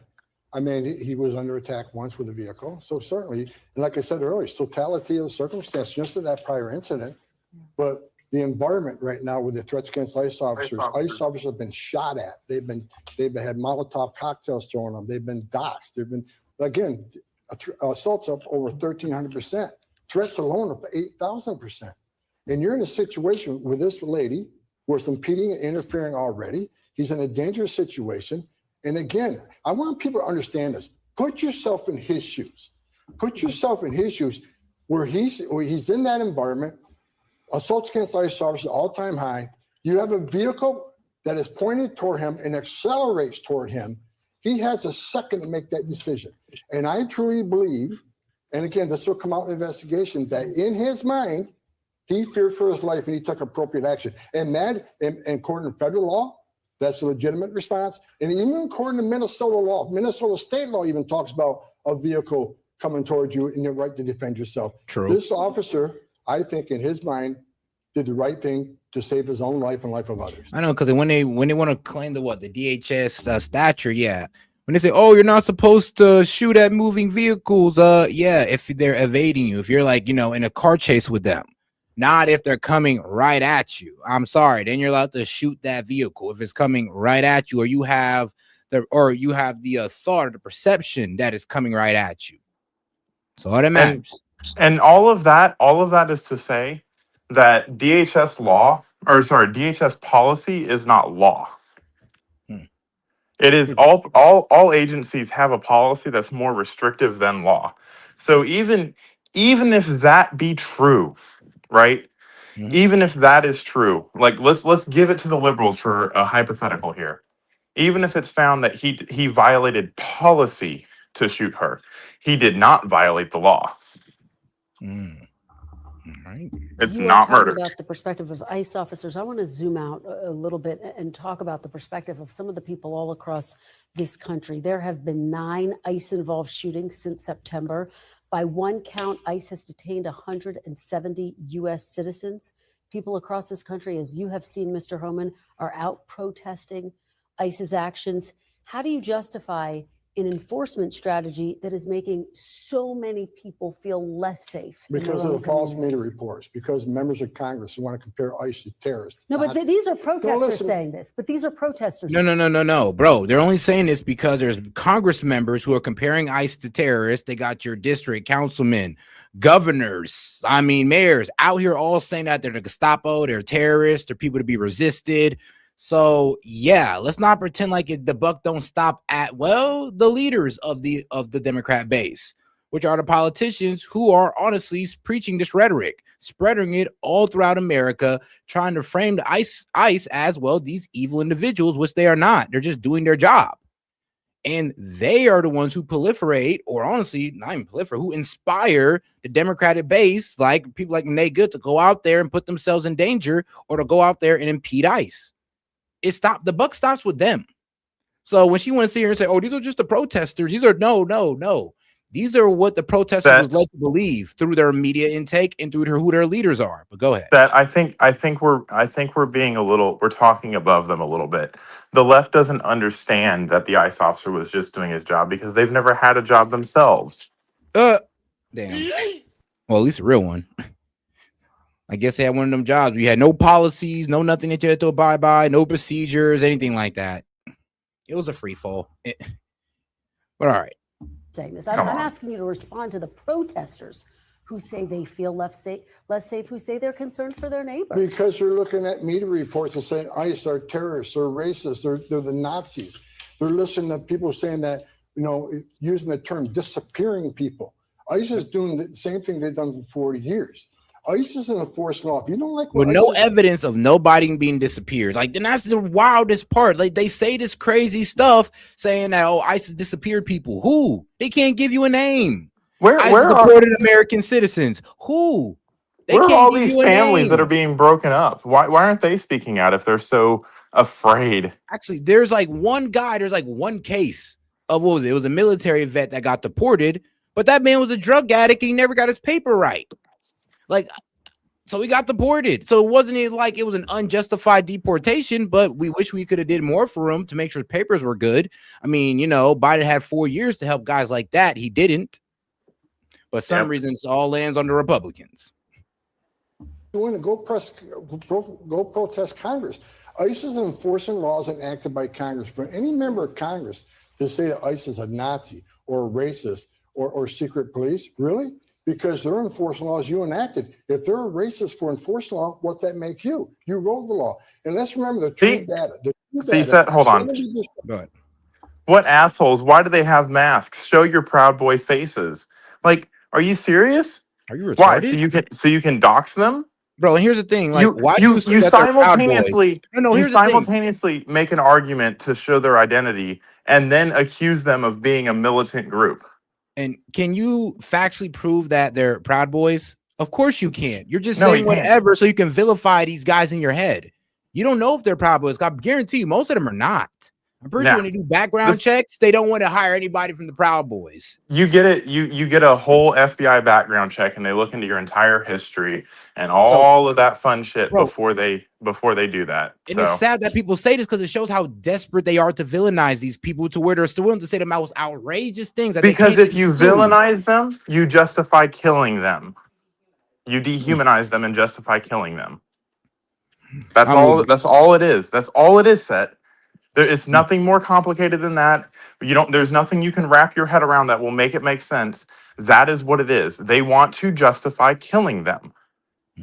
And shout out to Tove. She says, however, we can name all 70 U.S. citizens that Obama illegally deported. Yeah, I mean, look. And one that he illegally killed in another country. Yeah, but hey, man, when one of their own do it, like I said, it's like y'all don't hold y'all base accountable. Y'all don't. Y'all want to cry out when y'all think the Republicans are in the wrong. And here's the thing. I mean, ICE, they're not in the wrong in this. You guys are. You guys radicalize your base to go out there and risk their lives like this, and that's your fault. That's nobody else's fault but y'all immaturity and y'all. I mean, real with you, I don't want to call you guys unintelligent, but you kind of act unintelligent. I mean, if you really think it's okay to ignore law enforcement, man, actually, boot-sized IQs. Literally boot size IQs, room temperature IQs. I actually know what. Yeah, room temperature. Like this is y'all idiot. Stand in front of a moving car. Oh my God, that's assault. Oh my goodness. He could have broken arm, guys. Yeah, but you don't see the part where he literally stood in front of an ICE car. So what was they supposed to do? Ran him over, you guys have lost y'all shit. Push him out the way, you guys lose y'all shit. Arrest him for impeding, you guys lose y'all shit. They can't do fucking anything without you guys bitching. You fucking crybabies. Say, calm down. I'm supposed to be the unhinged one. Oh no, I'm sorry, yeah, because it's so irritating the double standard that they play. It is, and I've been living it. My entire fucking life. So that's why I'm at the point I'm at, and it. Like you said, you arrest him. What did he do wrong? You push him down. You could have hurt him. You run him over. I mean, I personally think that's what they should do. They should just run him over because that's what the leftists are allowed to do. They're allowed to run over police officers. So rules for thee, right? Yeah, so it's kind of just like, bro, y'all gotta be reasonable at some point. You can't be this delusional to where everything they effing do is wrong. That's how delusional you guys are. Where like nothing these people do, these protesters do, could be wrong. Like, don't you think that's a little crazy? Don't you think you're a little bit mind controlled at that point? Nothing they're doing. It's an unjust cause, so they have all of the justification to act like fucking complete idiots. Approximately. Yeah, that's Must be you know what 60 or they 70. would you know what would What? make them happy? You know what would make them happy? If all the ICE officers just shot each other. But even then, they still test. Damn, That's what would make them happy. man, just go out and just start Hunger Gaming each other. But it is what it is. Like I said, bro, ICE can't do anything without these guys crying about it. So that's why nobody even want to listen to you guys, because we know already what your take is, and it's an unreasonable, an unreasonable take. When you have no real logic when you come up with this, like what I'm saying, that's outright murder. Like y'all have no logic when you guys come up with this. You don't even have all the facts.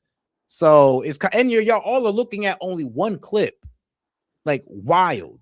But then you have the arrogance to think you know everything. People that are arresting are criminals. Bottom line. But some of the media says, no, it's not true, because they think DUI isn't a crime. DUI kills 13,000 people a year. I think it's a huge public safety issue. It's because of the rhetoric, the hateful rhetoric. So that small population out there that's already half nuts, they hear this rhetoric that ICE is racist and they're Nazis and they're disappearing people. That empowers them to do stupid. With no proof of ICE being Nazis, no proof of ICE hiring Proud Boys, no proof that ICE is disappearing people, no proof. They're just saying it in the basis of eating it up. Like, I'm being real, like a bunch of idiots. I'm sorry, but if you actually ate that up, you're an idiot. Without even fact checking it, you believe they're doing something that radical, and you're only believing that because it's Trump. I'm sorry, bro, you've been brainwashed. But hey, did you get that? Did you get that video of Tim Walz driving the National Guard down fucking a very similar street, shooting people with fucking less than lethal because they dared come out of their house? Yeah, I remember that one during those BLM riots. But there's no controversy over that. We had all the fucking right in the world to go protest, according to you guys. If it's unconstitutional, which ICE is not, but let's play in your little fucking delusional world, because that's all you can do to fucking try to rationalize this, and even then you fall short. Let's play that. You are doing something unconstitutional. Is it now, since the right okay to go and run over all of those police officers that are shooting people unconstitutionally? Should we go do that? Should we have done that? Or did you see riots in the street about that? Oh my God! It's almost like we observe law and order. It's almost as if every time something violent happens, it's fucking a leftist. It's Man, almost like. All right, and guys, let's make sure to double tap that screen, like the video, guys. Let's get those likes up. Let's get more people in on the conversation. And we are $67 away from opening up the call-in line to let in the supporters and the naysayers who disagree. And if we do get this call-in line open, I hope you guys come up, because, bro, I really want to hear y'all substantiate this. I'm not going to interrupt or nothing. I'll literally give you 5 minutes to just cook yourself. No. Because I take the side of the victim in this situation. I want to hear something that says that these ICE officers did anything wrong, because the taking of a life is bad, and we should always do everything we can to flush out any possible malfeasance, because that person deserves justice. My opinion is she got the justice she deserved. But if she deserves more justice than that, I want to hear your argument. We've done all the due diligence. We've looked over all of the laws.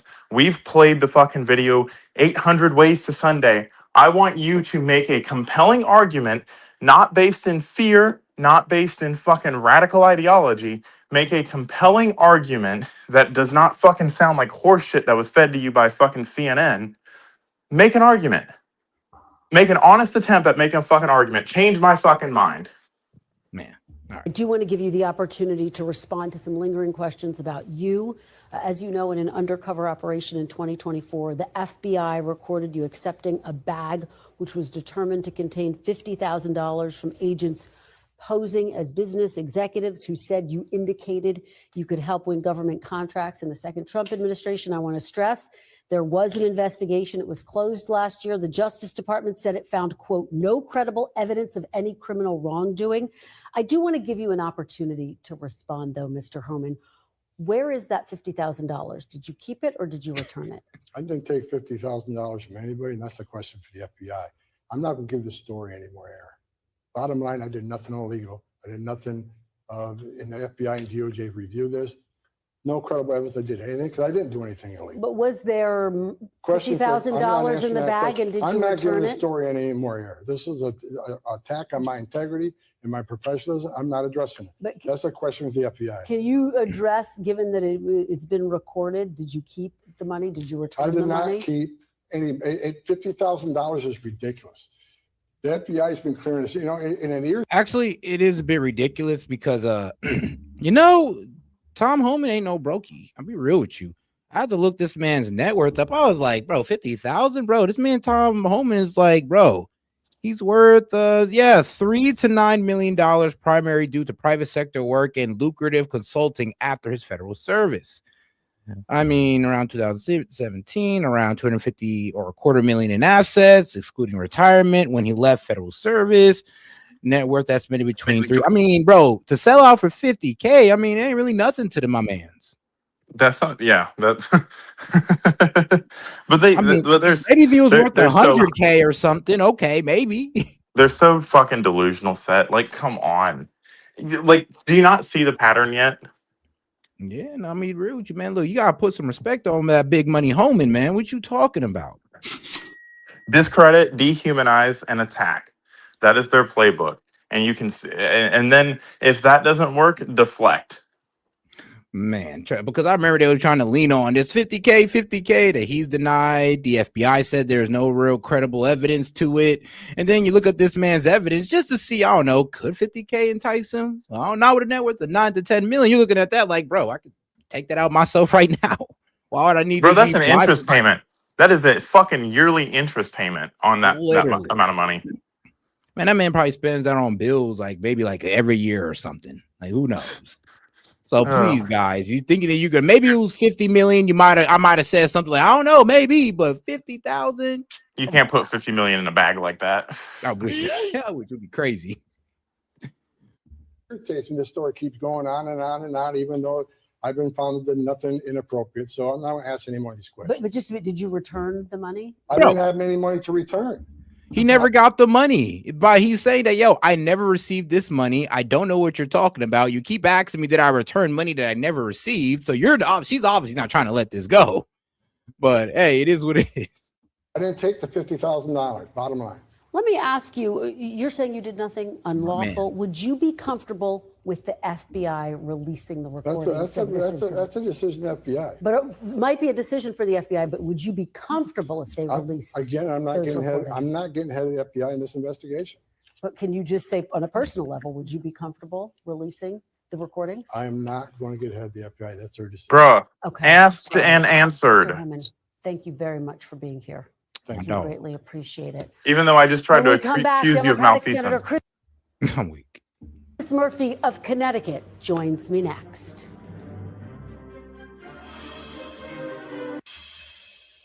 Welcome back, and joining me now is Democratic Senator Chris Murphy. Welcome back to Meet the Press. Thanks for having me. Thank you so much for being here. And Oh crap! I did say I was gonna play Toad's video after this one. Let's see here. Do I have it right now? Yes, I do. Yes, I do. All right, quick little musical interlude. And shout out to Tove. Hey, if you have any music suggestions, if you're a member, $5. If you're not a member, $10 and up. And that's for any like music video or just video you want me to react to.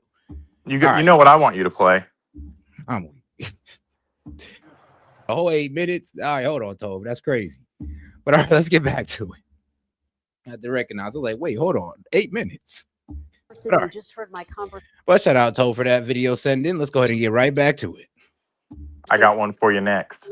Tom Homan, he leaned into the idea that he believes this was an act of self-defense, though he did say it's important for the investigation to play out. Having seen the officer's cell phone video, how do you see this? Do you think he was acting in self-defense? Well, first of all, let's make it clear there's not going to be an investigation.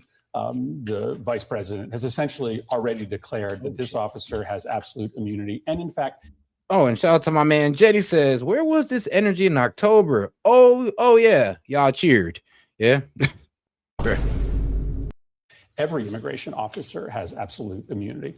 Now, this is the most high profile and most heinous act of violence that has been undertaken, but there have already been over a dozen shootings all across our country by ICE officers. The bottom line is that the way in which DHS is conducting itself today is making our communities less safe. It's not adding to public safety. I heard him say that they are undertaking targeted enforcement actions against criminals. Just not true. The vast majority of people they are rounding up are peaceful immigrants. You've seen the video. I mean, so basically they're here illegally. They just ain't commit no crime. Yeah, bro, this is the problem with you Dems. We don't care. If they're here illegally, get them out of here. I mean, if they're here illegally, they committing crimes. I mean, shoot, get them out of here faster, but we don't care. We don't care about the color. We don't care about the ethnicity, race, the demographic. We don't give a fuck. We want them gone if they are an illegal, okay? So stop sitting here trying to get people, oh, well, they're not actually going against the criminal. They're actually going after the criminals. We are. We're catching them and the ones that aren't. Well, I'm gonna be real with you. They are criminals to us because, you know, illegal immigrant, undocumented. And if you're Indian, United States, undocumented, you are an illegal immigrant. So you are committing a crime just being here, by the way. So I'm sorry, but we are going after criminals at the end of the day as well. Even if they came in here illegally, undocumented, and hadn't done anything since. Sorry, still eligible for deportation. Walking through, asking people whether they are American citizens or not. They are putting citizens of Minneapolis, citizens of the communities they are in harm's way. Period. Stop. That's why the mayor of Minneapolis says, if you want to make Minneapolis safe, get out of Minneapolis. And the same thing applies to communities all across the country. Let me ask you, because you're proposing sweeping reforms to DHS, from requiring warrants for arrests to banning masks during enforcement to limiting ICE's use of firearms in civil operations. Do any Republicans support your plan? Is it realistic that this could actually pass, Senator? Well, Republicans need Democratic votes in order to pass a budget for the Department of Homeland Security. And what we're talking about, I wouldn't necessarily categorize as sweeping, right? We're simply talking about, you know, essentially going back to the way that ICE was operating when they cared about legality, right? Identification of officers, that's something that has been standard practice in every law enforcement agency all across the country.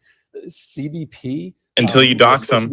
Yeah, until you guys dox them. You have a history of doxing them, a history of harassing their family members as you dox them. So yeah, bro, I'm gonna be real with you. No ICE officer in history has gotten this much scrutiny like these guys, have been demonized like these guys have, to the point where you guys are chasing down their family members to harass them online. What do you think comes next? They're just trying to protect their family members, you dumbass. No, they're masking up to protect the public from COVID. I'm done. I mean, you know, you could throw that in there as well. Shoot, if it makes you feel better about them being masked up, don't matter. The border, protecting us at the border, operating in the interior with no training on how to deal with complex urban environments, that's brand new.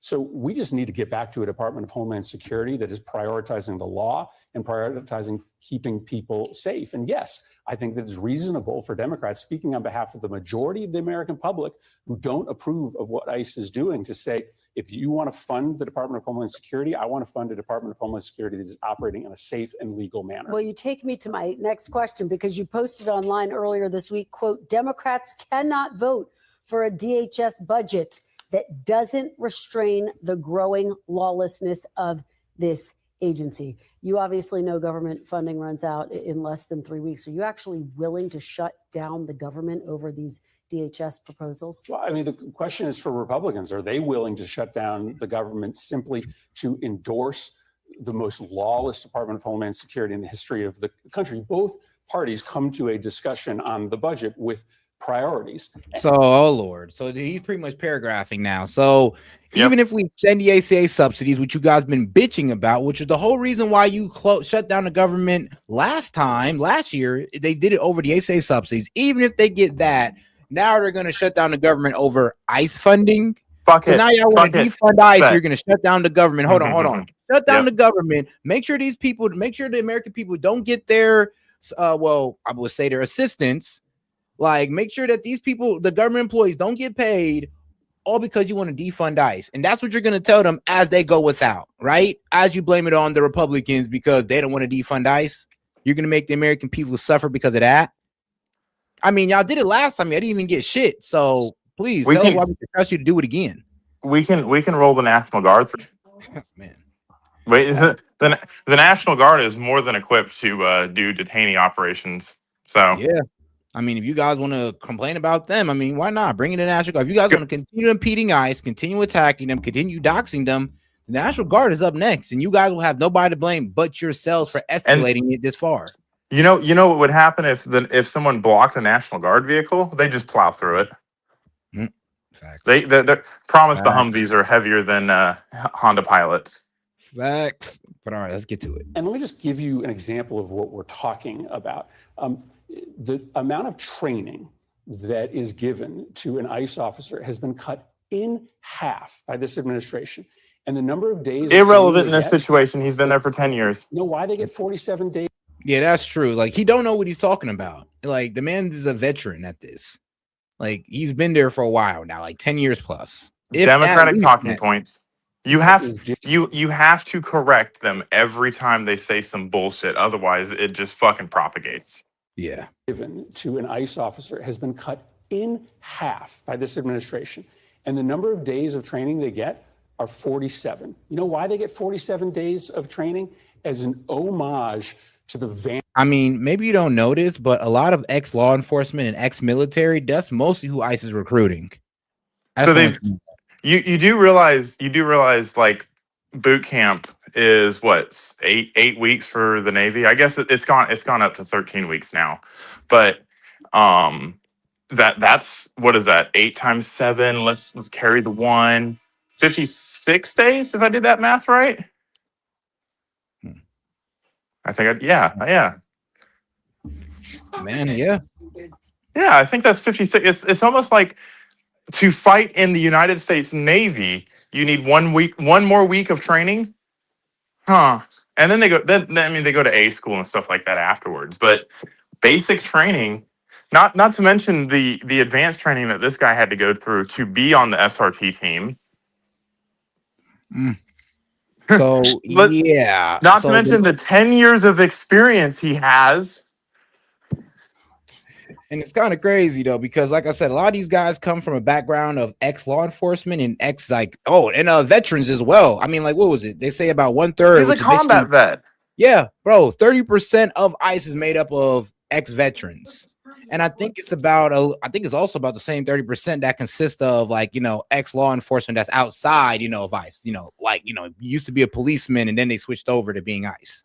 Yeah, so let's add all of their police training that they already fucking have. The academy it depends on what academy you go to. So this 47 days, I mean, if that's even true, I'm taking him at his word because I don't know how long ICE's training specifically is. But 47 days is on top of all of the other prerequisites that they have to be in these roles. Yeah, and here's it right here. So here you go. So ICE, U.S. Immigration and Customs Enforcement recruits heavily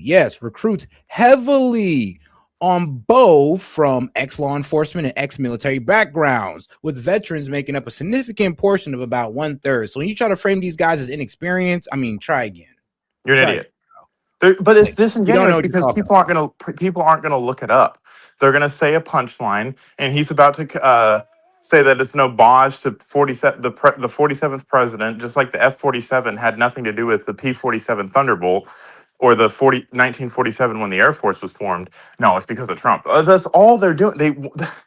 Bro, the fucking spin is making me dizzy. I need some fucking Zofran.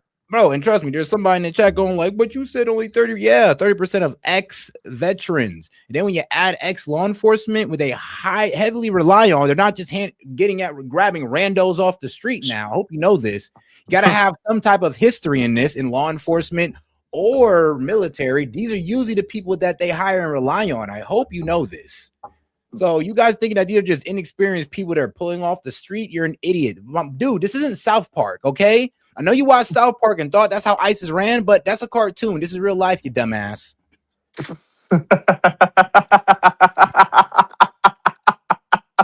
sorry, but they really think it's ran like South Park in here, where they're getting their teacher that used to be a teacher and making him an ICE officer. I'm sorry, that's not how it works. Set. Set. Stop. I'm sorry, but like sometimes you do gotta call out the idiocracy. It's like, bro, how dumb can y'all get?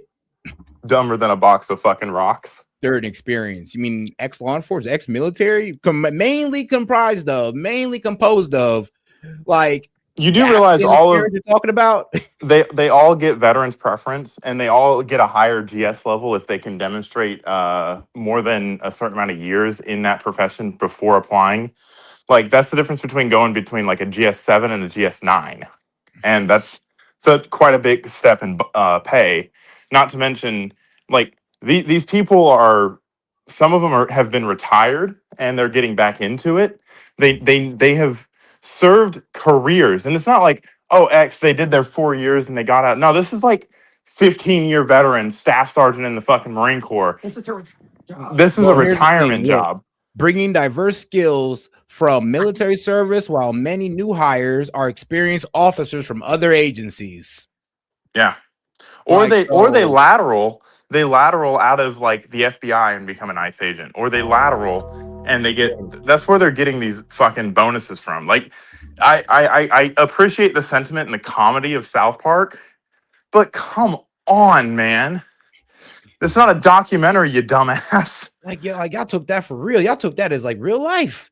But shout out to Tove. She says they admitted they would have celebrated the agent's death. Also, Bush created ICE after 9/11, and Obama wrote their current training and policy. Really? Well, maybe. I'm not sure about that. President of the United States, 47 days of training for the 47th president. So we have officers on the streets today who are receiving half as much training, and so no wonder the number of violent incidents are going through the roof. For anybody keeping track. Prioritizing people's safety. But you're not ruling out a potential government shutdown over this battle for DHS. We're talking about people who are already trained law enforcement, already was in military, or coming from other departments of law enforcement who are coming to ICE.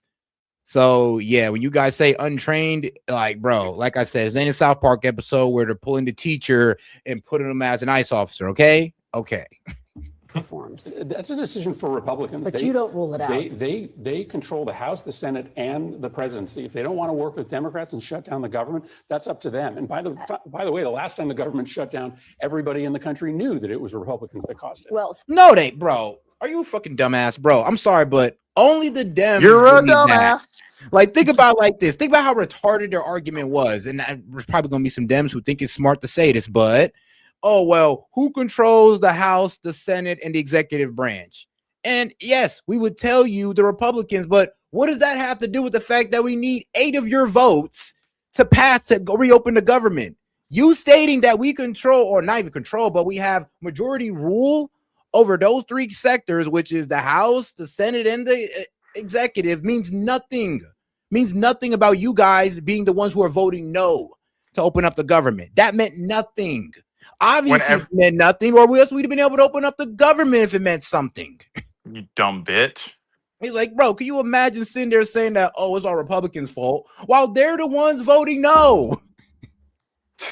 They're the ones voting no to open up the government, and it's the Republicans' fault as they're the ones voting yes? Like, no, really, how dumb you gotta be to sit there and say, okay, yeah, I'll go with that. It's the Republicans' fault. You freaking idiot. But maybe You're a I'm going off too dumbass. much on you guys. I'm gonna chill out a little bit. I'm gonna have to let Monty cook up a little bit.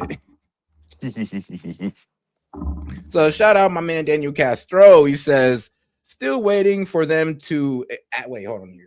He is still waiting for them to add natural to ICE. Wait, hold on. I'm not sure what you meant by that, but he says still waiting for them to augment the National Guard with ICE. Oh yeah, okay, yeah. Essentially what he's saying.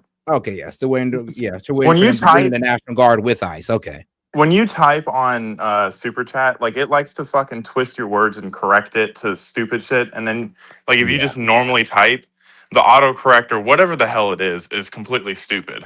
And then if you try to use voice to text, it'll double it up so that you have to use double the characters. I mean, they'll correct it right as you send it. You're like, wait, what?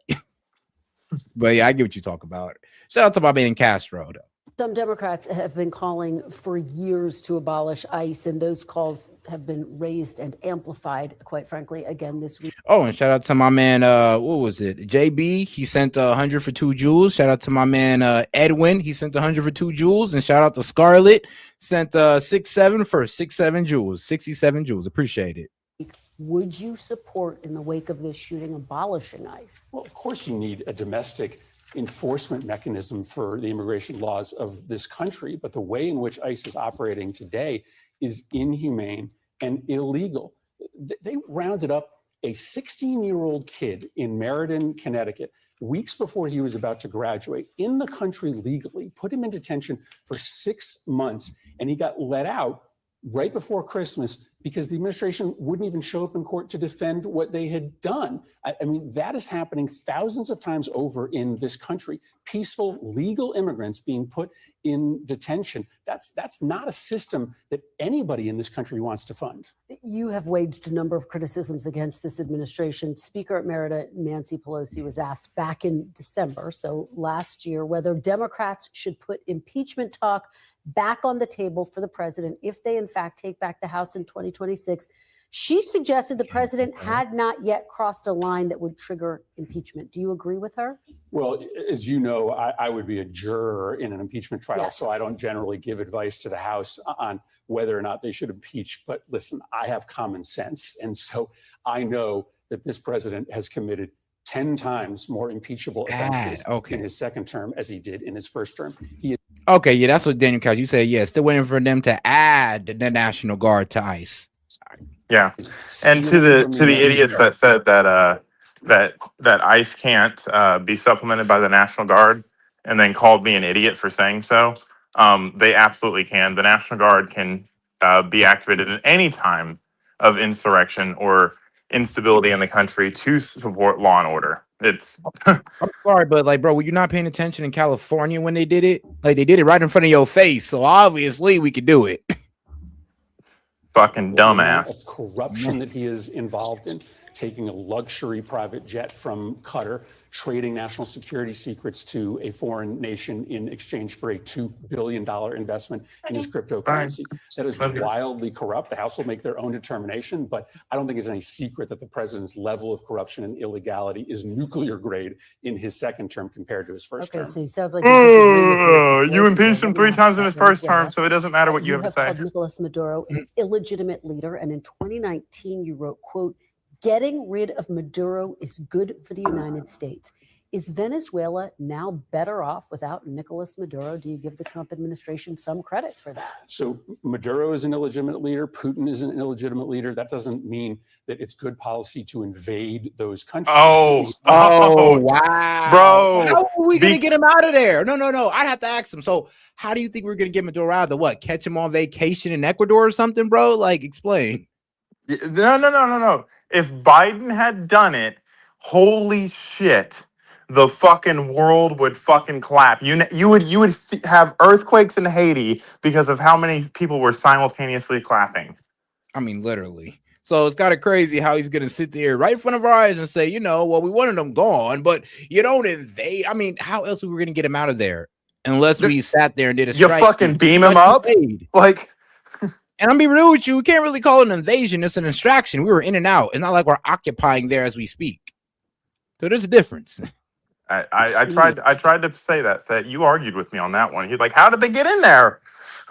I know, but wait, whoa. I think we was going against what was it? Invasion. Yeah, I think I was saying that actually. You were saying they had to to invade to get in there, and I was like, yeah, but invasion is also like staying there. And you're like, nope, just going in is an invasion. I'm like, if it's an extraction. Yeah, you're right. What I mixed up was an active war. Yeah. Over and over is you're right about American that. military hubris, thinking that we can impose a political reality on a foreign country. We can, because we're the bestest. Making us less safe. So yes, I thought that it was important for America to pursue a diplomatic strategy with our Latin American allies to try to force elections in Venezuela. So see, I'm sorry, but you see how weak these guys are? Talk about, we went to get elections going that he had stole and you guys would continue bitching about like he did the first time. He stole the first election you guys asked him to hold, right? So that's what you're gonna do. You could continuously do the same shit that don't work while bitching about them. Because they cannot just outright come and say we love Maduro. They can't do that. They'd lose their voters. You have to funnel the radical ideology down. You have to concentrate it. So you start out at imagine a funnel. A funnel's really, really wide and encompassing, and you say a whole bunch of things that sound good. And then as you get closer and closer and closer to the center, it gets more and more and more pinpoint. That's what they're doing. They're saying a catch-all so that they can come back later and say, oh, we want free and fair elections. We want this. We want Colombia, who's working with Venezuela, to hold elections. Like that's all that they're doing. It's a mind game. And they know what they're doing. They're psychologically manipulating people, and people are just buying it. So now that we're at this point, they can all say, oh yeah, I wanted Maduro out, but I didn't want Trump to do it. They didn't want Maduro out. That's what it is. They want Maduro.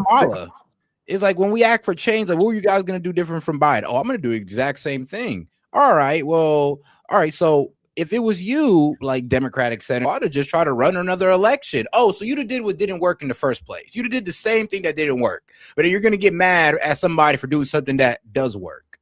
They are envious. They are envious of the power that Maduro was able to get. It's not that they're rallying against it.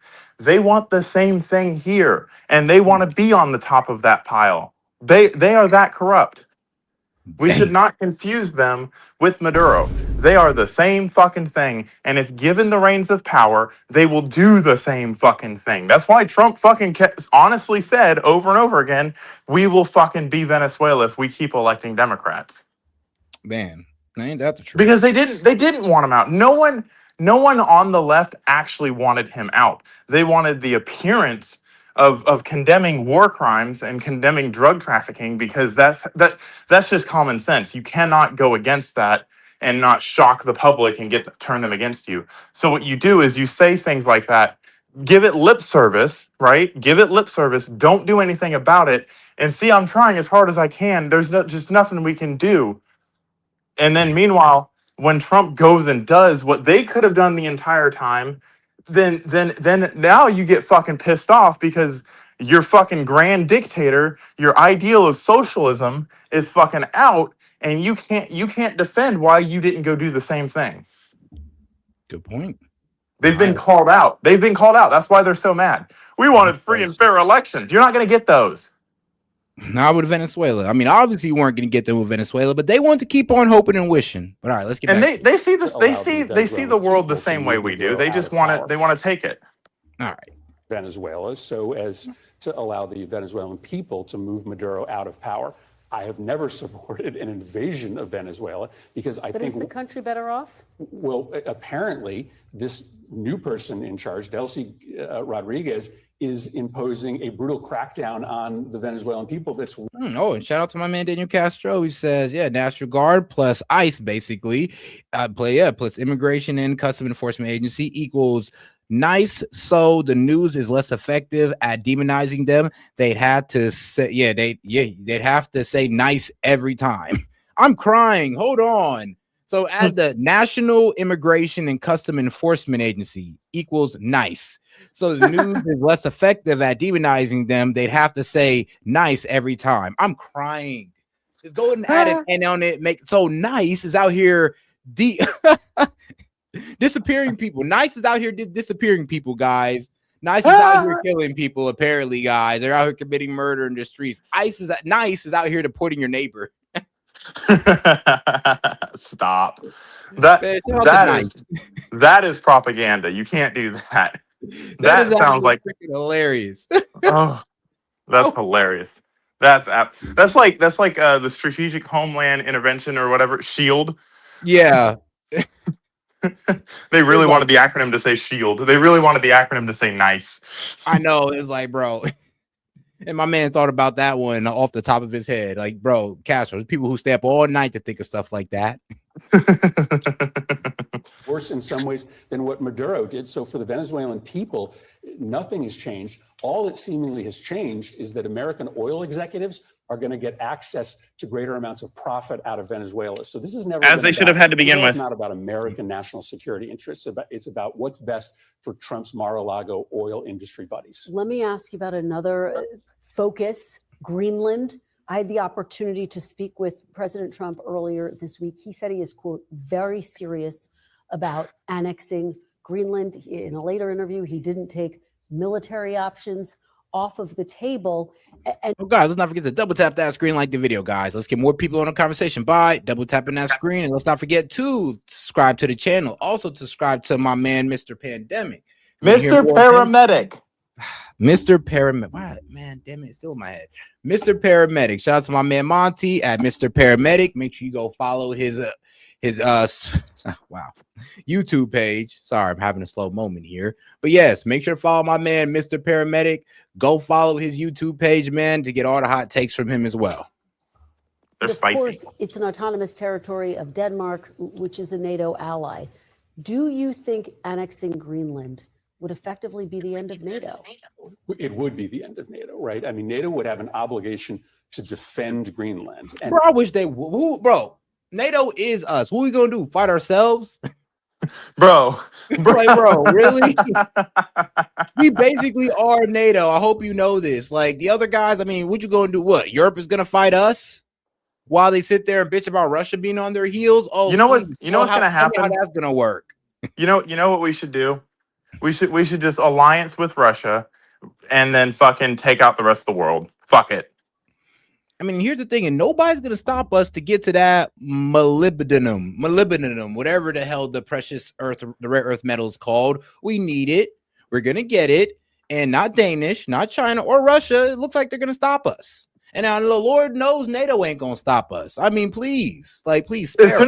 As soon as we break away from NATO, Ukraine gets taken by Ukraine. Sorry, Russia. As soon as we break away from NATO, Europe gets invaded. So like it or I'm not, sorry. we are NATO.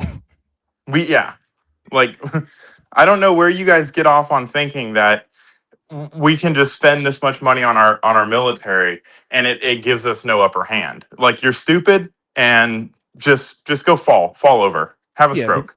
But please enjoy this clip on Greenland. Trump has openly said that the next target is Greenland. Greenland belongs to Denmark, an EU country, and Donald Trump has been eyeing it since 2019. Back then, people laughed. After Venezuela, no one is laughing anymore.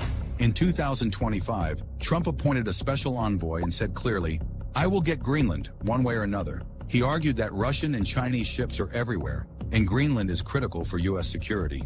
Even force is an option. So why does Trump want Greenland? First, rare earth minerals, worth over $1.1 trillion, key to breaking China's monopoly. Second, Arctic trade routes, opening as ice melts, shortening Europe-Asia shipping, and boosting naval movement. Third, Thule Air Base, that as well. a vital U.S. base tracking Russian missiles and Chinese submarines. After Venezuela, Europe fears one thing. Global double standards are now exposed. When Russia attacks, sanctions. When the U.S. acts, silence. Europe depends on America for security. So this isn't just Denmark's problem. Europe is trapped. Which is crazy because he's right. They're right. I mean, Russia attacks, sanctions. U.S. attacks. Nobody did a damn thing. No sanctions, no courts, no, oh, you're being brought up on war crimes. Not a damn thing. Just silence. Man. And so query whether we would be at war with Europe, with England, with France. But let's also talk about what's at stake here. The president is spending every single day thinking about invading Greenland, managing the Venezuelan economy, building a ballroom.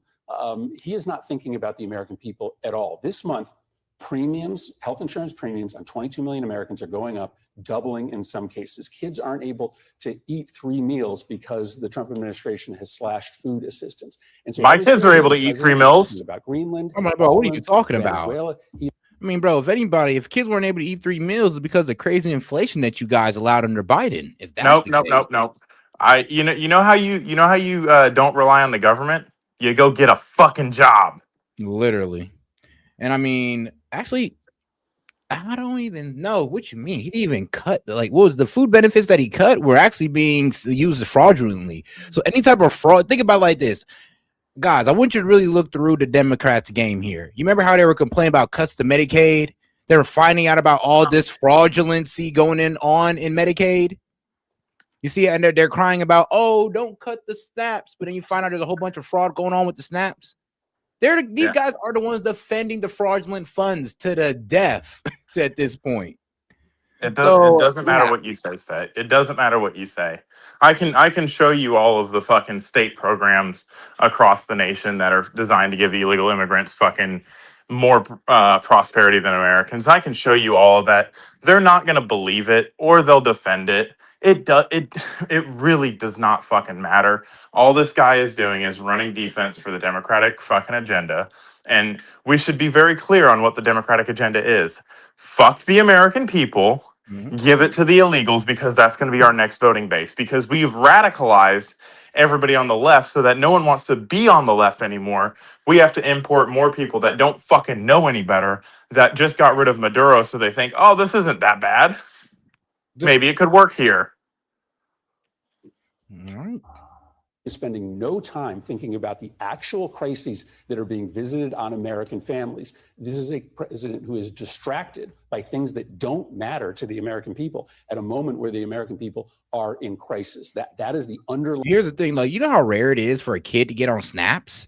They have to get it through most of them get it through their parents unless they've been like emancipated and a minor living alone. Like, bro, you're most likely not going to get snapped if you're just some orphan. I mean, be real with you. You're most likely not going to get snapped unless you're just some independent minor. And I mean, how That's many not of those true. do we have? Seth, that's Really? not true anymore.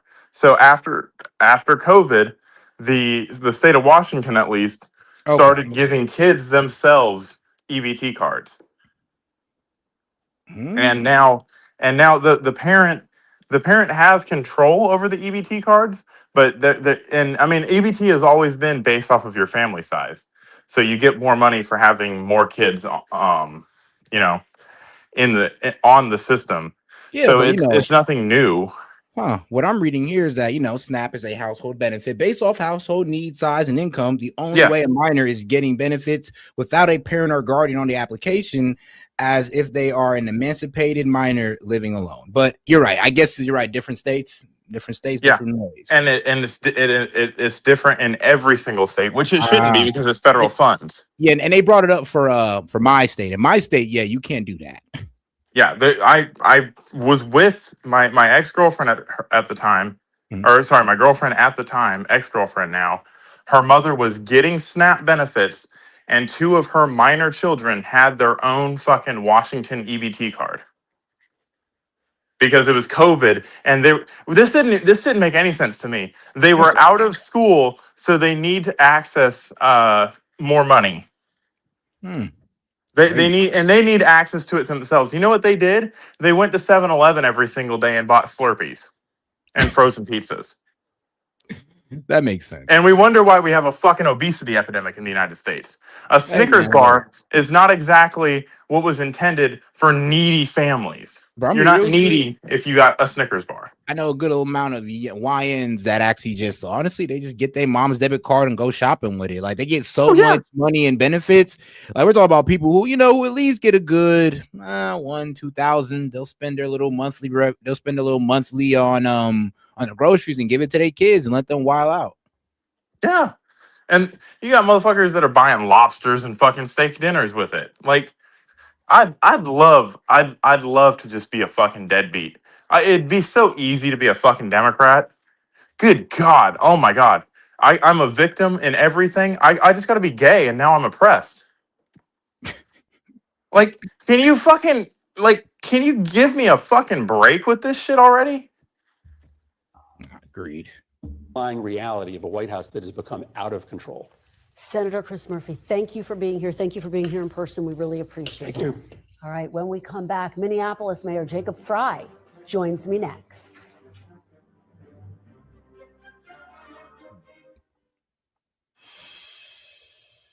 Welcome back. And joining me now is Democratic Mayor Jacob Frey of Minneapolis. Mayor Frey, welcome to Meet the Press. Thanks so much for having me. Thank you so much for being here in the wake of such a monumental week for your city. I want to start with the Trump administration arguing ICE officer Jonathan Ross was acting in self-defense. You have now seen the officer's cell phone video. What is your response? Do you believe the officer was acting in self-defense? In the immediacy following the shooting, you heard people from the Trump administration saying that the victim was a domestic terrorist. You heard that the ICE agent was acting entirely in self-defense. Here's the thing. You don't need to take my word for it. You don't need to take their word for it. Watch the video. The ICE agent was not run over, as Trump stated. You had a Actually, yes, he was. From Hold on. from his No. personal camera He's phone, not. all that. He's not lying. The ICE officer did not get run. The vehicle did not go over top of Oh, the ICE okay. officer. Oh, run over. If you Okay. dilute yourself that down and don't understand the colloquialism, I could see how you would make that point. That's why I say they're stupid. Like the IQ has to be fucking 5 to fucking get to that conclusion. He was hit by the car. Let's call it what it is. He was hit by the car. Oh, he's just playing semantics at this point. He's just pretty much that's all saying, he's well, doing. it's not like he was ran over. He was just, tapped by it. I'm like, okay, bro. Okay. Notice how he said he wasn't hit, and then the next day he was like, "Oh, I've seen people get worse injuries hip." Who the fuck closes the refrigerator with their hip? Nah, he said, what you mean? He walked away with a hop in his step. I was like, damn, you said That's he got called hit a by a limp. car and walked out 20 years younger? Like, bro, what are you trying to say? Bro, the car was fucking some new age fucking fountain of youth fucking, like, what the fuck are you, like, he's spiraling. It's fucking hilarious. Oh, They glaze criminals. They glaze criminals and demonize law enforcement. Facts. But all right. Watch the video. The ICE agent was not run over, as Trump stated. You had a person that was definitively trying to just get out of there. They were trying to leave the scene. That is not a person that's trying illegally to run an ICE agent. Yeah, I'm sorry, but it's crazy how he didn't say that. She tried to leave the scene after being instructed by law enforcement or federal agents to get out of her car. I mean, you can't. And that's what we mean. That's what we mean when we say they're manipulating the story. Manipulation does not have to be telling lies. I mean, he's doing enough of that on his own, but manipulation can be lying by omission or stretching the truth. Like saying, "Oh, he wasn't hit. He wasn't run over." You can play semantics. And you know what? I could make the argument that the ICE officer I could make any argument by inserting certain facts and leaving out other facts. It doesn't matter the way he's what he's saying. What matters is what he's not saying. Gotcha. And over, you have a person that is trying to protect our city, to look out for our neighbors. And by the way, there are 435,000 people throughout Minneapolis that are. You would think he was talking about the ICE agent, because they understand the magnitude of this moment, and they understand that the endurance of our republic depends on us looking out for each other, and we're standing strong here in Minneapolis. I hear you accusing Trump administration officials of a rush to judgment. Is it imperative for leaders like yourself to wait for this investigation to play out before making any type of determination about what exactly happened here, Mayor? I think that's a fair point to make. And so let's have the investigation in the hands of someone that isn't biased. Let's like not you have it exclusively run through the FBI at the federal government or the Department of Justice. Hold on, Monty, chill. Let's have it with the Bureau of Criminal Apprehension at the state level. This is an entity that has expertise. They have a long history of investigating cases just like this, and they have had investigations come, by the way, to both conclusions with I'm sorry, but to trust. So hold on. Is he saying, oh, it's not fair that it's being left up to the FBI because, FBI led by Trump. So he wants it to be left up to the state so you guys can sit here and demonize this man just like you did Derek Chauvin and falsely imprison him just like you did him? Yeah, no. So again, it's not about what he's saying. It's about what he's not saying. What he's saying is that it should be left up to an independent agency. What he's not saying is that independent agency has direct influence. If the FBI has direct influence by Trump, then the fucking Criminal Bureau of Apprehension has direct influence from Tim Walz. So the same guy that said it was complete bullshit and that we should get the National Guard against ICE, and has direct influence from fucking dumbass French fry. The same guy that said that's bullshit, it was murder. So I don't want to fucking hear how you want to be impartial after you said that shit. Literally. Charge and without a charge. We need to be doing this right now. We need to be doing this transparently. And what I was pushing back on from the very beginning was a narrative that had jumped to that conclusion right from the get-go.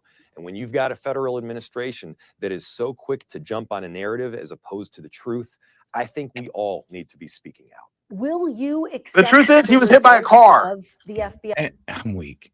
All right, now I guess we got to go over, because there's guys saying, "Oh, I'm a Trump supporter," but how did he get hit and shoot at the same time? I mean, obviously, like I said, a lot of y'all ain't even watch all angles, so I guess we got to go over all angles. No. Let me if they're actually a Trump supporter, it doesn't matter if they're a Trump supporter or not. Clear as day with your fucking eyeballs, you can see the bullet hole in the fucking front windshield.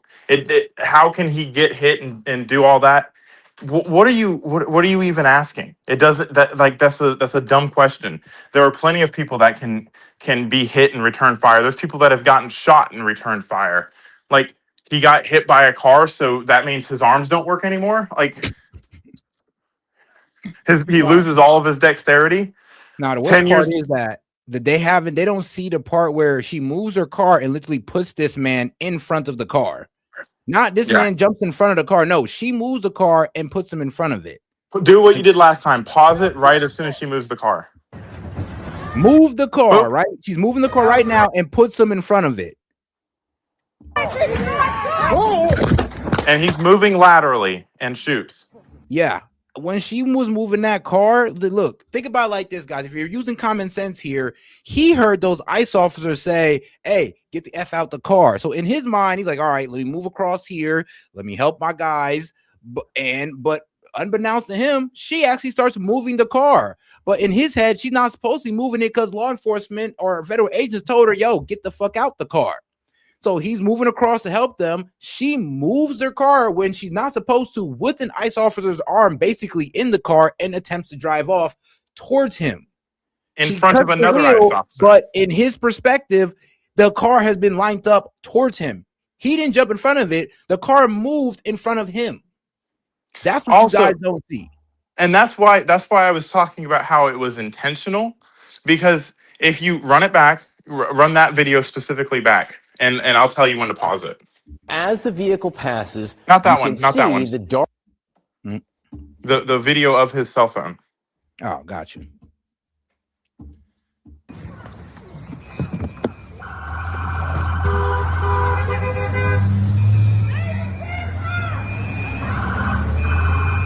Pause. Oh, sorry. No, let it get all the way around. It's okay. We don't change our plates every morning, just so you know. It'll be the same plate when you come talk to us later. That's fine. U.S. citizen, former fucking veteran. You want to come at us? You want to come at us? I say go get yourself some lunch, big boy. Go ahead. Out of the car. Get out of the fucking car. You see her tires moving?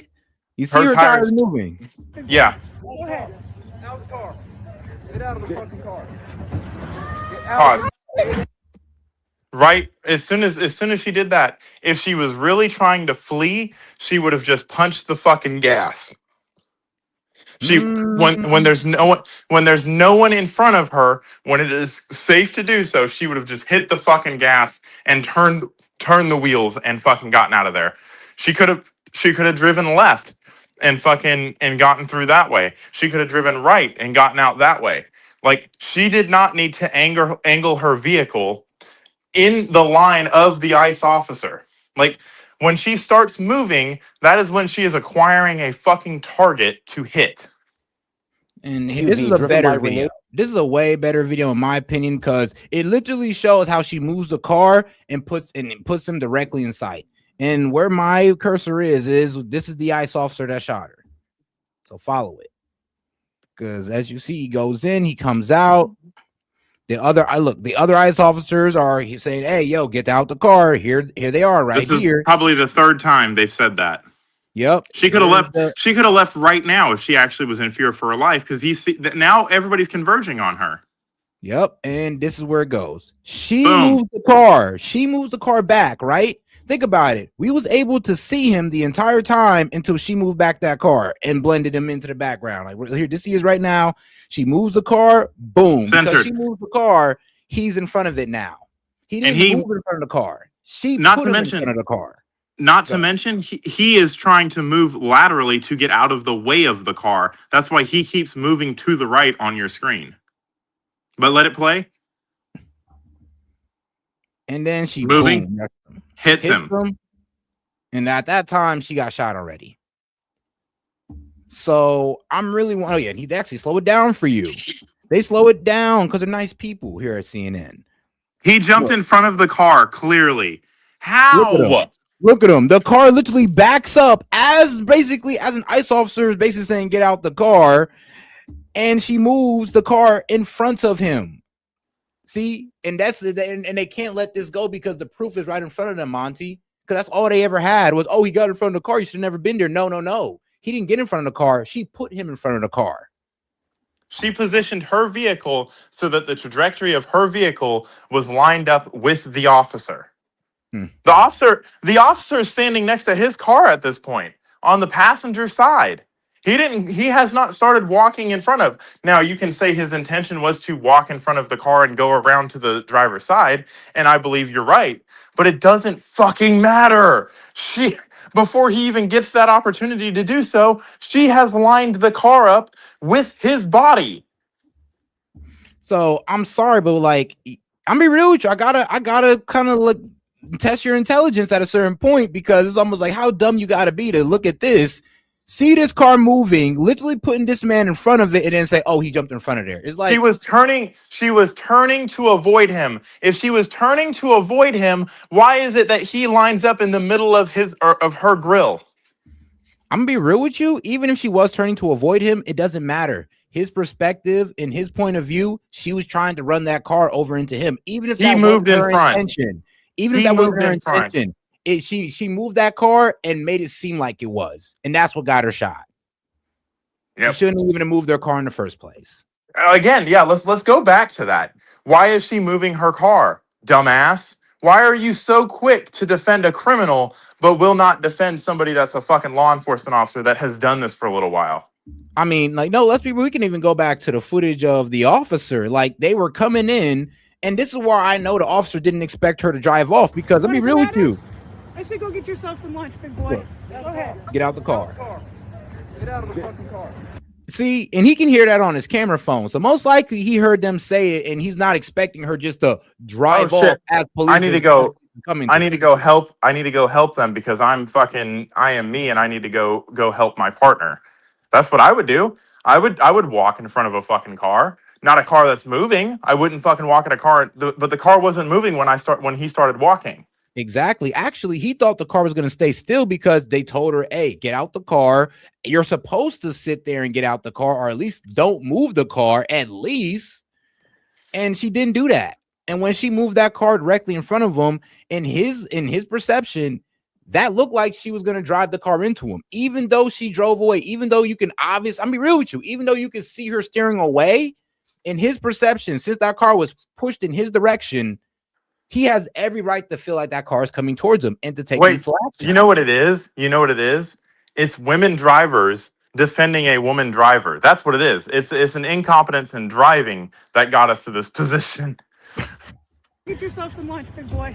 Go ahead. Out of the car. Get out of the car. Get out of the fucking car. So if you're really telling me, guys, so it's okay to run off on law enforcement, it's okay to ignore the orders of federal agent and take them on a chase, you're saying that's okay? No, really think about what you're saying here. No, I want to hear you guys say it. Is it okay? Because I know a lot of people in the chat are going to try to be like, "Oh, well, maybe. Oh, well, misogyny." No, shut the F up. You can't think of a good argument to defend yourselves at this point. But look at where he is when the car starts moving. Play it. Get out of the Stop. car. No, stop.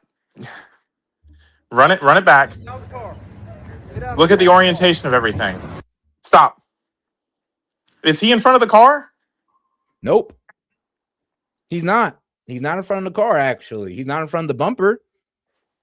Now, but let it when play. she moved that, He hasn't moved. He has not moved. He was in his position in space. She moved her vehicle. Now Yep. he is in front of the car. He never stepped in front of the car. Yep. And here's the thing, even if he was moving across, think about it. She was told to get out the car before he took that walk across. Yep. Before. So that means in his mind, she ended, honestly, if you're a law-abiding citizen, you shouldn't be moving your car. Actually, you should go ahead and put your hands up on the dashboard and be prepared to be taken out by ICE because they told you to get out the car. Wait. Let's run it one more time. For her moving. Let's run it one more time because now people are saying he was still moving. Run it back. Pay attention to the line that is on the road. It's going to be hard to see. It's better to see it in this video that if he was still moving or not, because it's really hard to see it in that video from his point of view. You can compare where he's standing to the line on the road. That's how I'm comparing the vehicle moving. Is there is a line on the road. The camera is locked onto that line. It doesn't move left or right. And then all of a sudden the fucking car is moving across that line. Then he jumps to the right. He starts moving to the right as he realizes this is the quickest way out of the situation. Yep. I mean, here's the thing. Like, he was waiting on backup. See, could you kind of see as when he gets out the car, you see the other guys start rushing in as well? So, yes, this was supposed to be a detainment. They were coming here to detain them, but they didn't want to be detained. They decided to drive off, even though law enforcement already got their hand inside of the car. At that point, you're cooked. Like, you should not be moving that car or you will be seen as a deadly threat. Like, come on now. It's common sense. If she would have cooked off, before they got out of the car, if she would have driven away, they would have had no grounds to stop her.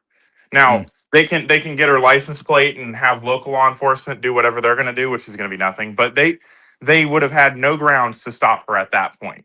But as soon as they've made contact and they've clearly identified themselves as federal agents, because remember, the reason he's pulled up in front of her is because she's blocking. He has now boxed her in.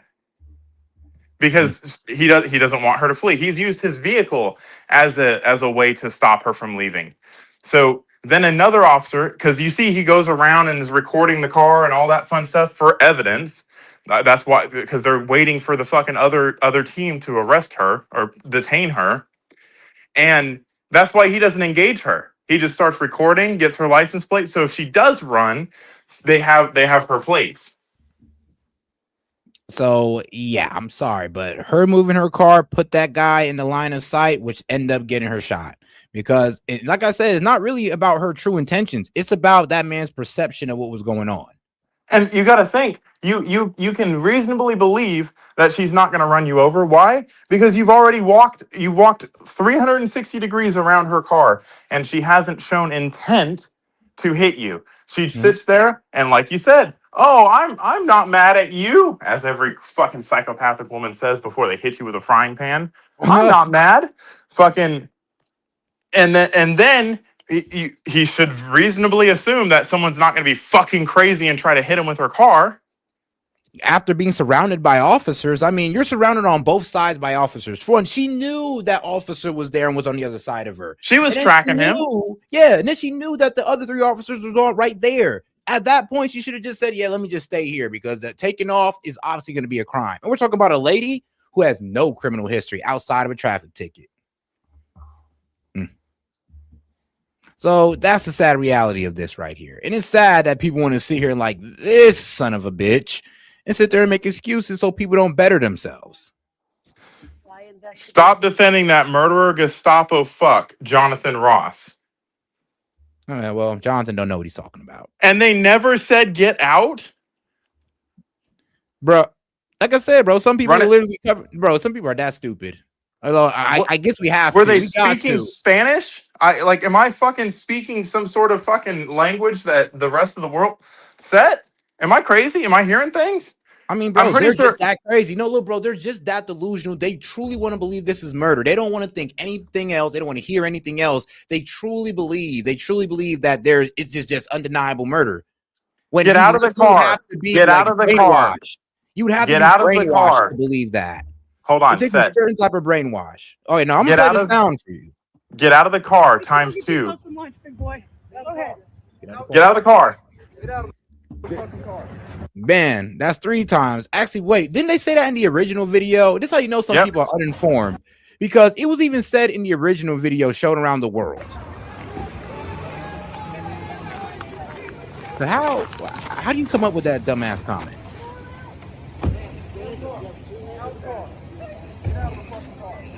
No! Boom. No! Shit! That's what I'm saying. It is not. Like, when in the world is it okay to ignore a police officer and then try to evade them as their hand is inside your car? In what And world they're in is that front of okay? you. And they're in front of you. The answer is not you just fucking die. God.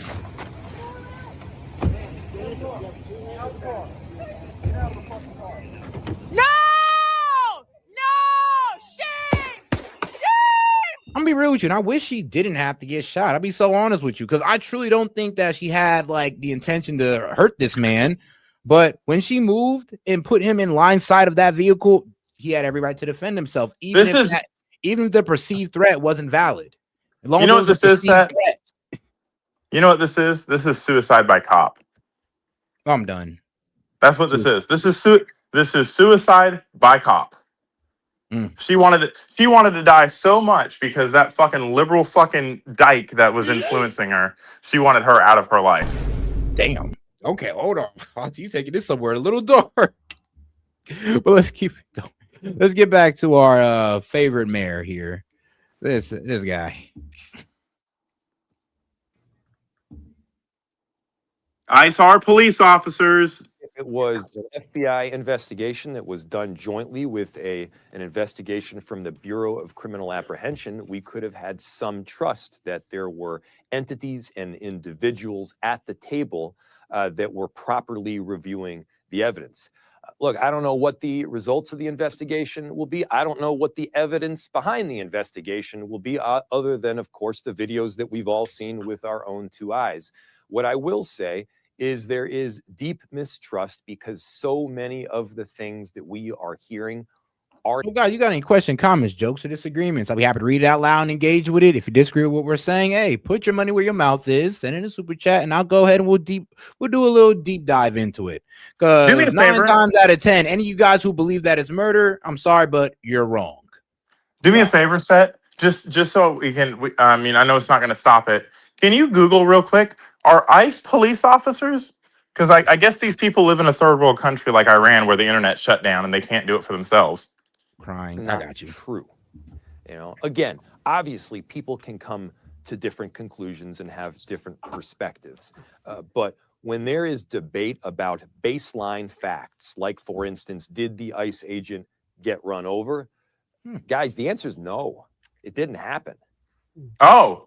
Let me ask you, you told Okay. ICE, quote, to So here we go. Let's go ahead. Here is ICE police officers, and yes, they are. So yes, ICE in Immigration and Custom Enforcement, ICE officers are federal law enforcement agents, not local police, with arrest powers for immigration violations.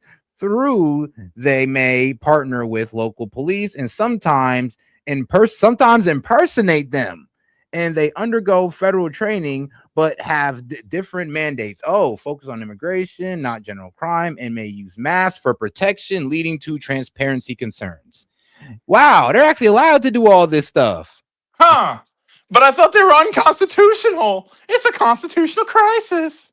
I mean, hey, like I said, some people really don't look into it. They just believe whatever CNN tells them or whatever their favorite left-wing pundit says. Like, hey, look, everything that Get a Job Parker say and Dean Withers isn't fact. Just because they talk real fast don't mean they speak in facts. Yep. Now look up U.S. Code General Statute 111. Hold on now. Hold on.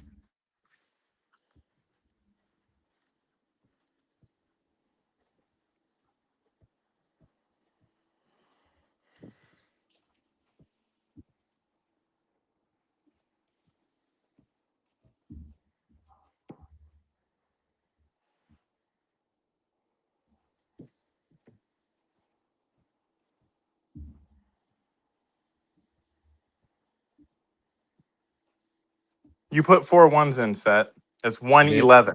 Oh, okay. My bad. So I was very like, hold on, the U.S. peaceful statute. expression of First Amendment rights. And, you know, to those that are offended, I'm sorry I offended. There we go. Here we go. All right, here, U.S. Code 111C could refer to a few different legal and government topics within the United States. I mean, there's a lot of them here. Oh, here it is. So, 18 U.S.C. Section 111, assaulting, resisting, and impeding current officers or impeding current current officers or employees.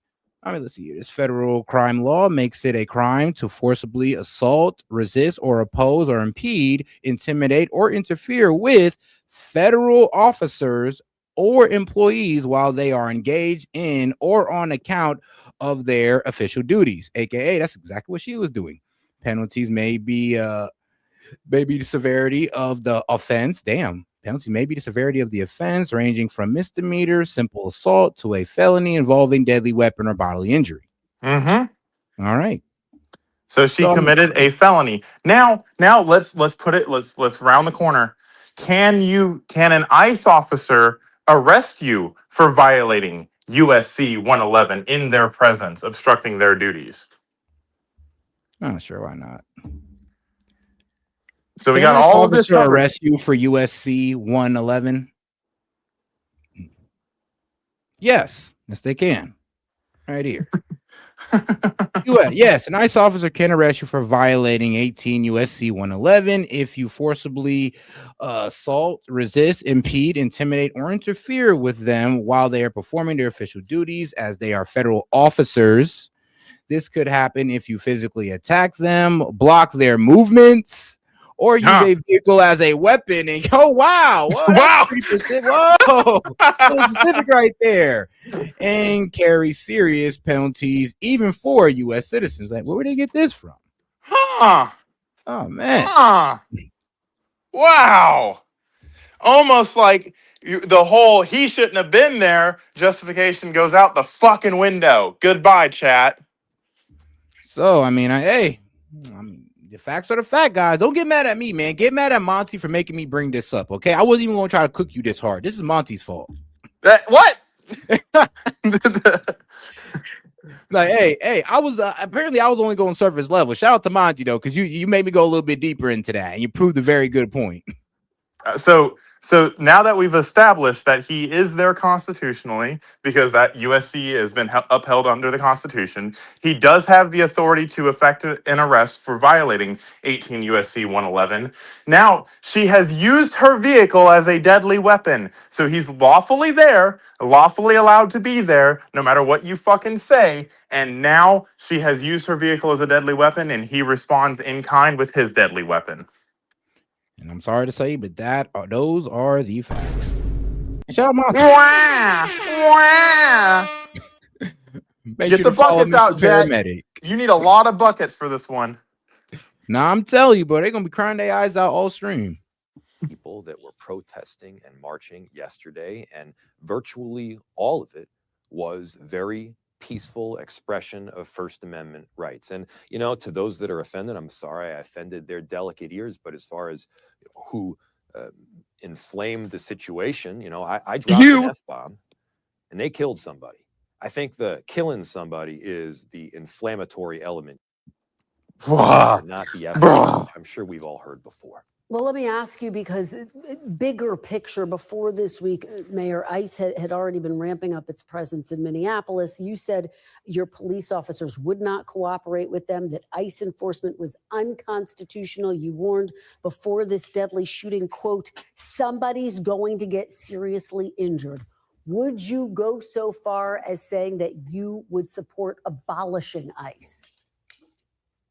Well, first off, I did not say that ICE enforcement was unconstitutional. What I said is the way that they are doing it is unconstitutional. You can't. Please explain. No. All right. No. I need to hear him explain that, because I'm just like, bro, everything we read off, ICE is running by the books. If anybody's acting out of line, it's y'all protesters. No. Let's just say let's just say for argument's sake that these ICE officers are following unconstitutional laws and all that fun shit, the answer is still not you get to get run over by them. I mean, that's true. I So mean, 8 ways. That's why when I say this is layers and layers and layers of her own fucking fault, that's what I mean. Any way you do this, any way you break this down, if you're intellectually honest with yourself, you come to the conclusion that this was justified. It's lawful but awful. I think it was Donut Operator that coined that term. Lawful but awful. Yeah. Hey, I agree with that one. It's like it's lawful, but I do not like the way that turned out. Yeah, I don't either. I don't think anybody sitting here, because it's the right that you're getting this response from. I don't think anybody on the right is sitting here making TikTok videos dancing and saying fascist had it coming. I don't think anybody's making TikTok videos saying, damn, should have shot her wife too. Bro, I don't think that'd be crazy. You know what I'm saying? This highly is condemn that. I'd be like, all right, bro. Flip the scripts and let everything be exact opposite. Let the ideologies be 100% opposite. They would have said they should have shot her wife too. It's good that she's dead. Fucking good riddance. That would be what you heard from the left on repeat. And how do I know this? Because what did we see right after Charlie Kirk, an unarmed civilian talking, got? I mean, bro, here's the thing. I was hoping they weren't going to do that. I was like, bro, I could see some guys on the left celebrating this, but I'm pretty sure the guys on the left will condemn it. Nope, not at all. Yep. Actually, the guys who disagreed with it on the left stayed silent and they let it proliferate. They let the celebration of Charlie Kirk assassination proliferate, and none of them called out their own, saying, yo, you guys are fucked up. The only person in which I heard that I know to be a lefty that said anything to the fact that he was a father and he shouldn't have fucking died, this is fucking crazy, was Sid of all fucking people. Yeah. Sid. Yeah. One person out of fucking the entire country was the only person that actually is fucking boisterous and loud, that fucking, that's the only person that I heard that did not fucking celebrate it. Facts. And speaking of Sid, I don't know. Sid probably ain't here today, but I know y'all supposed to have y'all debate. Oh yeah, I haven't even been studying for that. I'm gonna fucking cook him just on the facts alone. I'm weak. He said, "I seen that video. It's over for him." Shout out the timeline. But all right, though, let's keep it going, and then we're gonna head into geopolitical hour. Can't come into a city and discriminate solely on the basis of are you Latino or are you Somali, and then bro. I'm sorry, but does every little sentence come out your mouth a lie? Like, bro, really? Every sentence? You're doing what I do. I literally can't listen to any of these people for more than 30 seconds. I know sometimes I can do it, but when it's that outrageous, like you're discriminating, you're just wondering if they're Hispanic or they're Somali. No, we're not. If they're here illegally, they gotta go. That's it. That's all. Just because you happen to let in a whole bunch of Hispanics and Somali that we gotta remove now, doesn't mean we're discriminating. It just means that you let them in higher numbers. That's y'all fault more than ours. I swear to God, man. I try. I'll give it to you. You do a better job than I do of trying to fucking listen to the bullshit, but I can't. I have to fucking stop it. I have to is every sentence that comes out of your mouth a lie?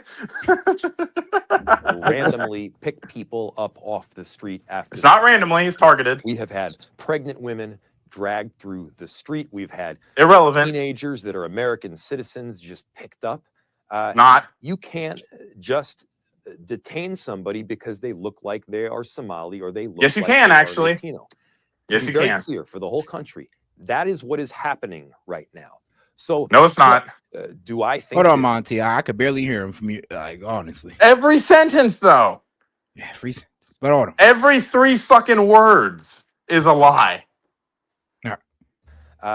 You can't just detain somebody because they look like they are Somali or they look like they are Latino.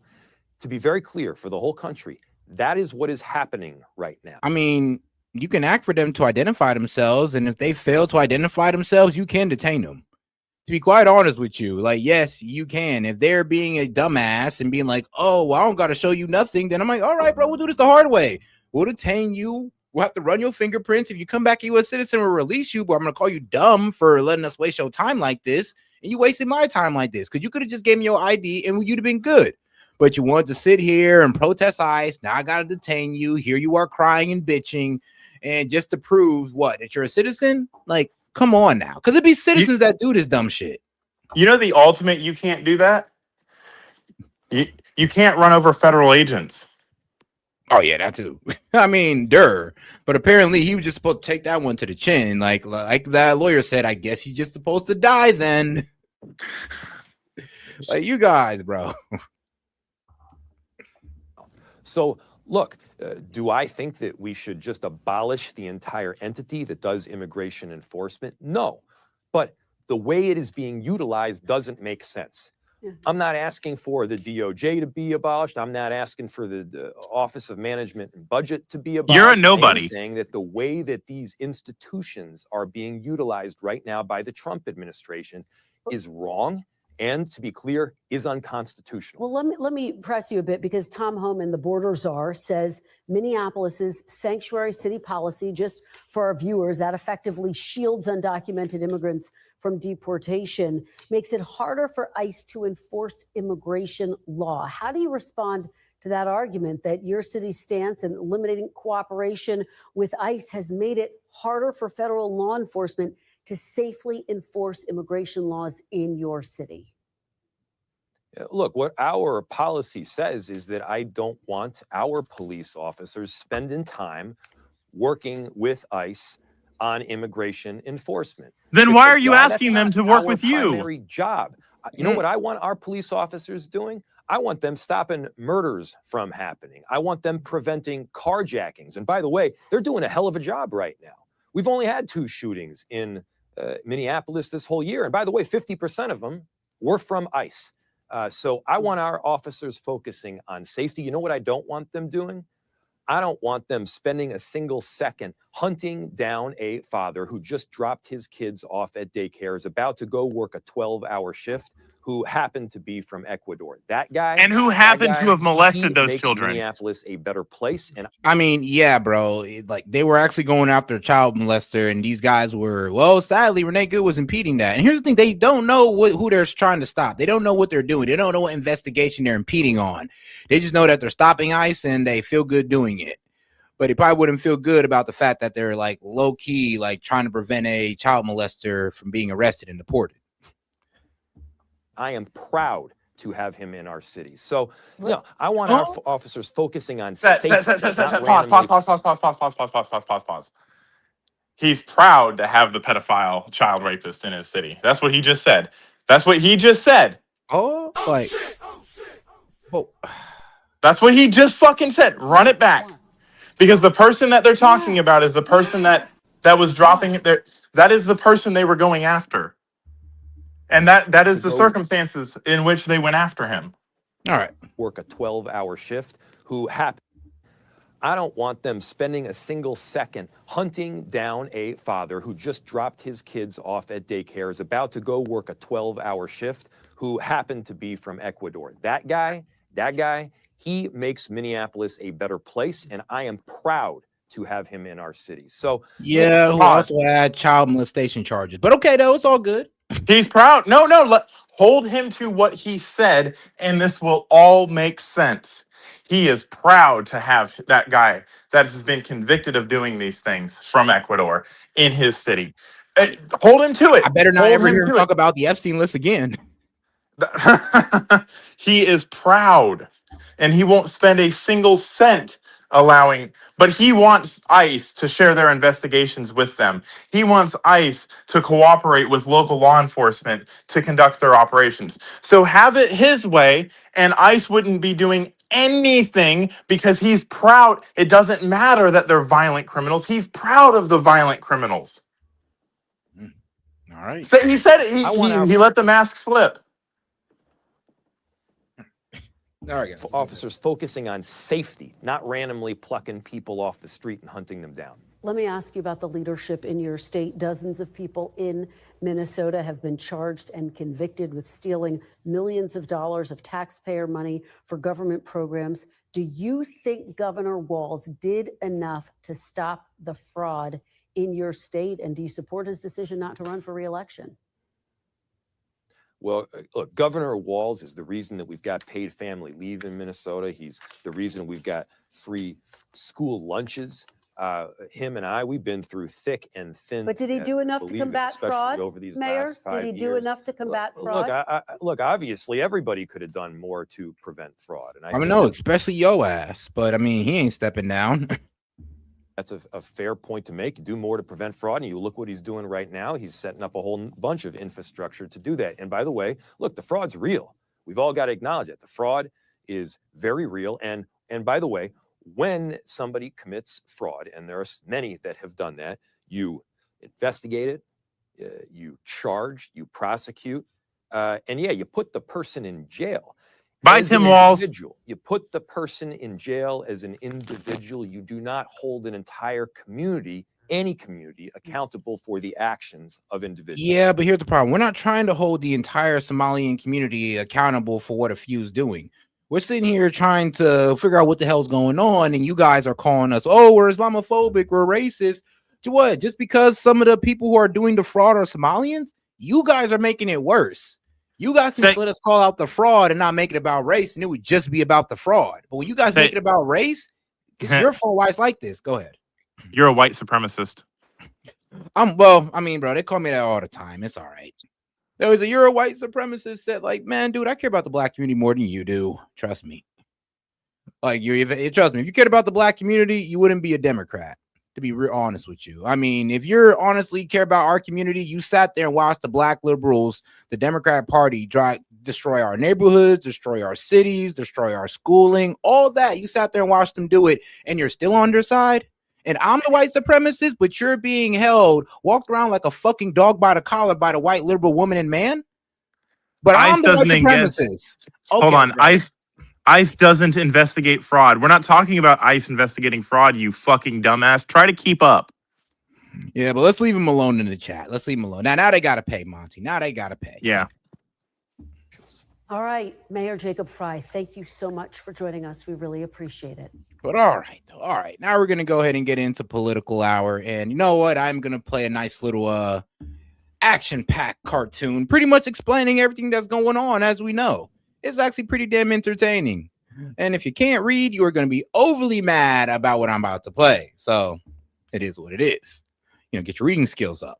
But all right, now we're going to take a quick little 4-minute break, and then we're going to go ahead and come back and get on geopolitical stuff. But enjoy this Japanese anime rendering of what's been going on in the past, week or so. All right, guys, let's go ahead and get straight to it. これまでの第三次世界大戦、アメリカ合衆国はマドゥロを拘束するためのニュースは世界中を駆け巡り、あらゆる放送を席巻していた。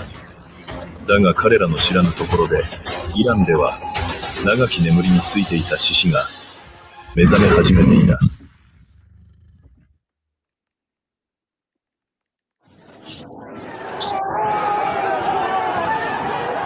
通信を遮断しろ！こんな姿を世界に見せるわけにはいかん！しましいモサドめ！奴らが裏で糸を引いている！フィレラ私がマドロのようにただ横たわると思っているのか！全員撃て！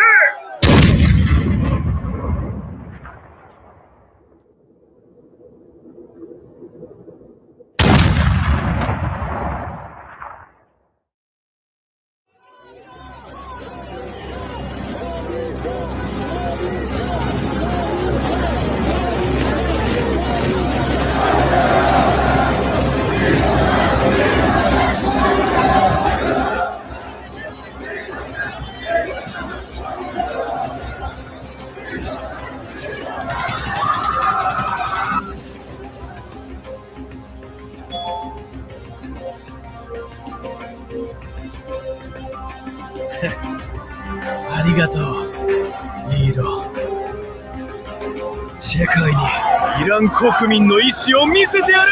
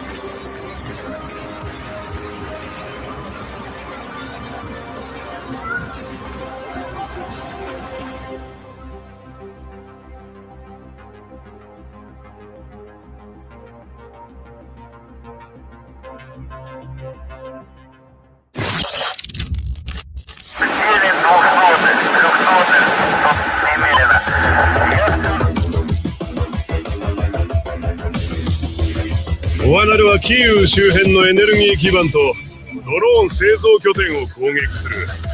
これにより敵の電力を断ち生産を締め上げることができる。ただし標的はポーランド国境のすぐ近くだ。やれ、全てを灰にしよう。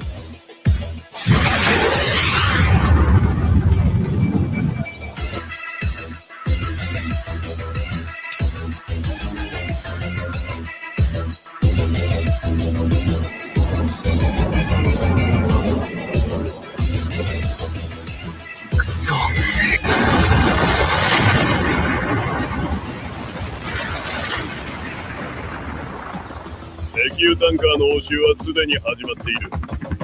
奴らが動き出すのも時間の問題だ。だが今ははっきり分かったはずだ。この半球は我々のものだ。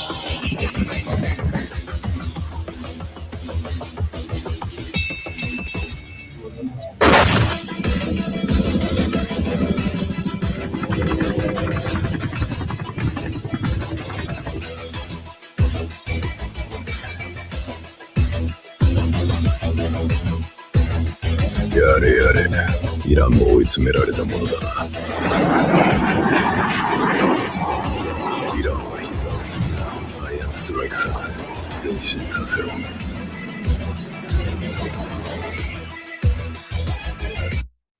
And all right, there goes a little nice little anime and my bad. Anime AI generated playback of, well, the Iranian protests, Russia's launching of a hypersonic missile into Ukraine and near Poland, and of course the further seizing of Venezuelan oil tankers that is hurting Russia, China, and Cuba. I mean, that pretty much sums it up right there. All right, guys, let's go ahead and get into the geopolitical politics, and let's go ahead and start with our guy BB. You know, we called him at the end, so we're going to go ahead and start with him. There is a huge battle today. There is a huge battle today between the forces of civilization, the forces of modernity, and the very fanatic forces who want to take us back to the early Middle Ages, and do so with a violence that is unimaginable. You've seen these pictures of people cutting open the chest of an enemy, these Islamists, tearing out the heart. The person is still alive and eating the heart. That tells you something. Now, that mentality, that fanaticism has to be confronted. It will move and invade your countries, and it will destroy them. Israel is not just fighting our battle, it's fighting the battle against radical Islam that threatens the future of the world. I'm be real with you, dog. No, you're not fighting anybody's battle. You're starting all the battles. You're starting the battles with the Muslim countries, and then you're going to call them radical Islamists because they don't like your ass for low-key striking them, and sometimes unprovoked. So I'm sorry. We're not just going to sit here and just try to throw the Muslim countries under a bus because you want to expand into them, BB. Let's keep it real. And I think many people thought communism would threaten the world, or China would threaten the world. I'm saying that this untethered force of an extremist ideology that knows no limits, if it has nuclear weapons, the ballistic missiles to deliver them, and the masses that will destroy democracies, burn Christians. Prime Minister, We're committed to defending Christians around the world and in the Middle East. If they win the day, y'all defended, bro. No, you don't care about the damn Christians in these Muslim countries. Cut the bullshit. I mean, we do, but y'all don't. I mean, if y'all did, y'all wouldn't be recklessly bombing them. Y'all to actually help them seek refuge inside of Israel, but you didn't do that. And the way Christians are treated in Israel, well, they're spit upon. So I mean, well, you just gonna bring more spit rags to what Israel apparently? And I mean, like, come on now. So y'all don't care about the Christians in these Muslim countries. What you care about is trying to take them over and destabilize them. Like, come on now.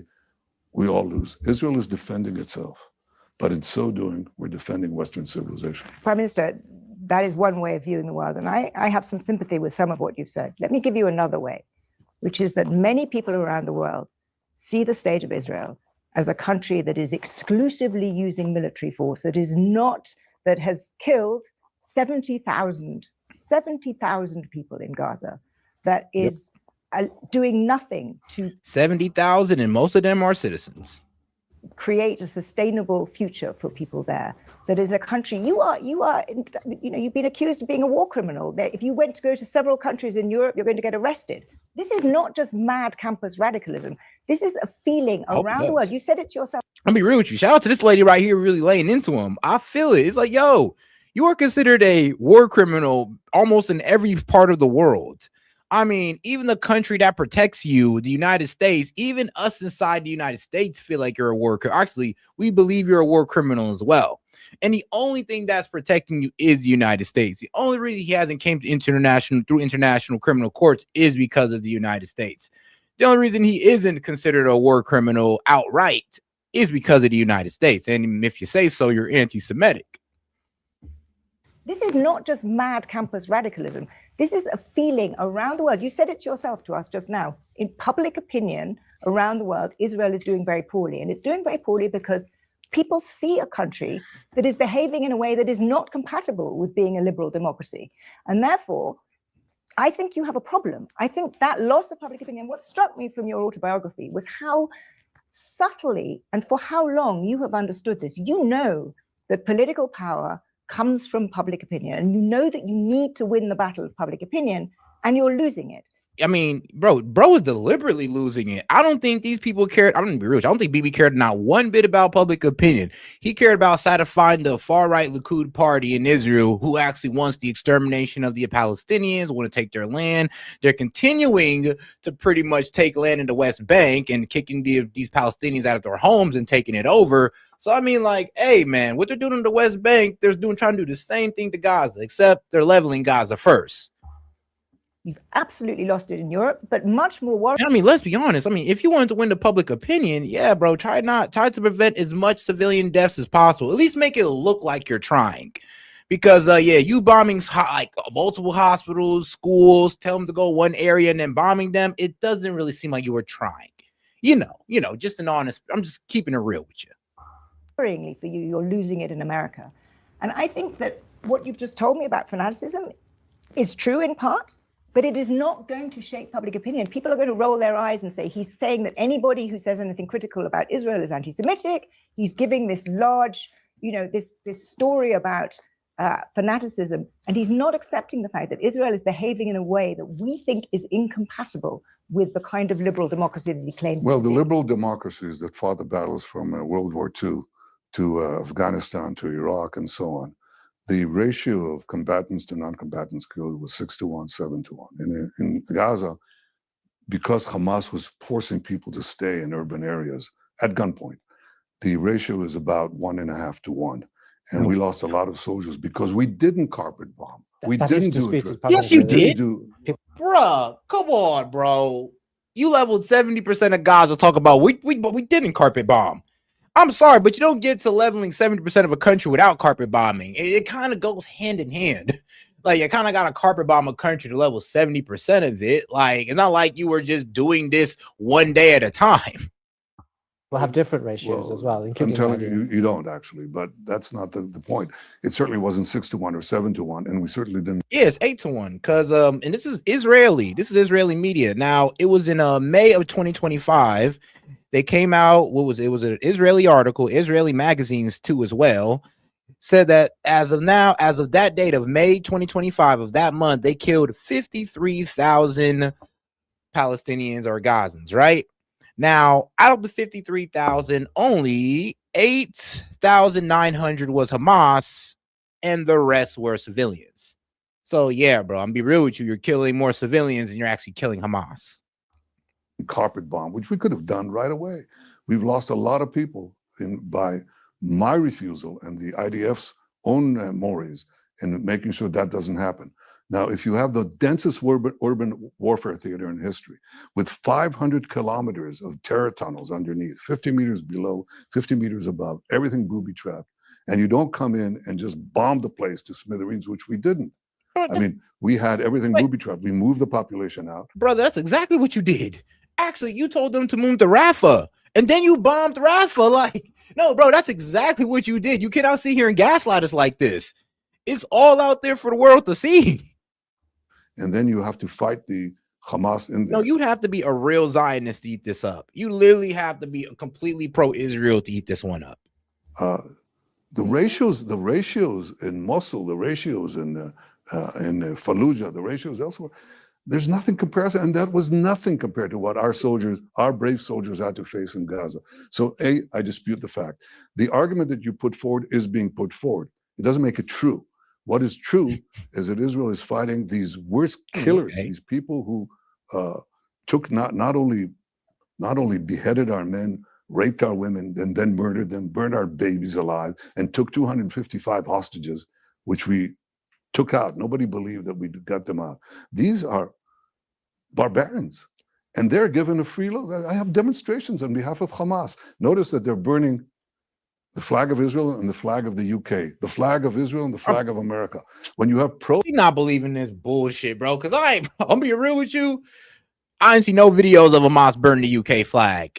I ain't see no videos of Hamas even burn the Israeli or the American flag. I've seen no videos of that. I'll be real with you. And I look very deeply into these terrorist organizations. I look very hard into them because I need to know what they're about, especially if I'm going to cover them. And Hamas' main gripe is with the occupation of their country, or the occupation of Gaza by Israel.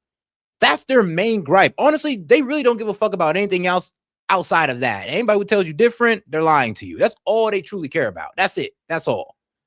I mean, you could tell due to their actions on October 7th, that's really all they care about. They have a special hatred for the Israelis, and that's it, and that's all. And I'm not saying that I agree with it, but I'm saying that's literally their only gripe. And anybody who tells you they differently, they're lying to you. And honestly, well, hold on now. They might hate America because, I mean, everybody in the world knows we back Israel to do their atrocities. So it is what it is. Israel demonstrations, they wave Israeli flags, they wave American flags, they wave British flags. These people are against you, whether you recognize it or not. They will sweep away your societies, your freedoms, your ideas, the values that we cherish. Exactly. Prime Minister, it really isn't. I mean, like, it's like he goes from condemning Hamas to condemning like damn near all Muslims, if you think about it. And this is why I say, if you have a radical hatred for Muslims, I'm sorry, but you've been propagandized to think that through Zionist propaganda. Because if you hate Muslims, that means you hate each and every one of their enemies. And when they try to get us into war, your ass gonna be sitting there cheerleading for it. So trust me, I mean, you might really want to investigate where that hatred of Islam comes from. Is it truly organic? Just extreme radicals. There are huge numbers of people who are concerned about Israel's behavior. Frankly, including people like me. Well, you know, I think that if Britain was invaded, forgive me, you know, if Britain was invaded and you had the equivalent in Britain, your population is what, 65 million, something like that, 60 million, right? Mm-hmm. So you're about 6 times our size. So if you had on one day about 8,000 Brits murdered, mutilated, raped, and kidnapped. Yeah, here's the thing, though. I know the Brits, and they wouldn't approve of the British just going over there, the UK military just going over there and decimating a whole bunch of women and children. I'm sorry, but I even said it to somebody on chat. I was like, bro, if they killed if there was your family, what would you do? I'd be like, bro, I would want the group to be eliminated. But I wouldn't want the reckless bombing of women and children around that group just because that group is there. Like if Mexico came over here and did that, and let's say one of my family members was caught up in it, let's say my mom was caught up in it, and she was brutally killed by this group of, I don't know, radical cartelists, whatever, right? And they go back. And they're like, oh, well, what do you want to happen? Oh, I want that group to be eliminated at all costs. Well, now I take that back. Not at all costs. If it means that you're going to recklessly bomb women and children, then just leave it alone, G. If y'all can't do it without taking out women and children, bro, I wouldn't insult my mom's memory by, you know, allowing that to happen just because I'm mad about her death. I'm sorry. I just couldn't allow it. My conscience wouldn't allow it. I don't even think my mom would even like that. So I don't even know how you guys get to that level to where you're just like, oh, no, all of them needs to be eliminated. I'm like, dog, a terrorist group could have came over here and killed my whole family, and I wouldn't want all of their people to die. Of course, I'd want that group to be gone, but not their people. And they came right next to London. What would you do? We know what you did. We know exactly what Britain did, and I don't hold Churchill or the British government or the British people who supported him responsible for saying you shouldn't act that way. You bombed the living daylights out of German cities and out of French cities that were in your way and so on. We didn't do that. We went in with ground forces. Whoa. No, you went in there with air forces first. You was air bombing them before you came in with ground forces. What are you talking about? I mean, anybody can look this up on how y'all did it during the first couple of months of October 7th. No, you was airstriking them. You was mowing the grass, as you guys like to say. But all right, though, let's go ahead and get into some other Israeli news. Then we're going to make our way over to Iran. So many buildings, so little space. Palestinians here live on top of one another in cramped neighborhoods. We are in Kufr Aqab in occupied East Jerusalem. It's outside of Israel's separation wall, which you can see here. Let me show you what's behind this wall.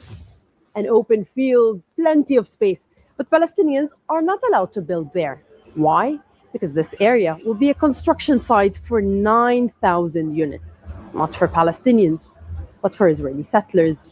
Authorities are... Yeah, it was their land, but not anymore. And there's a lot of Israeli settlements popping up all over the West Bank.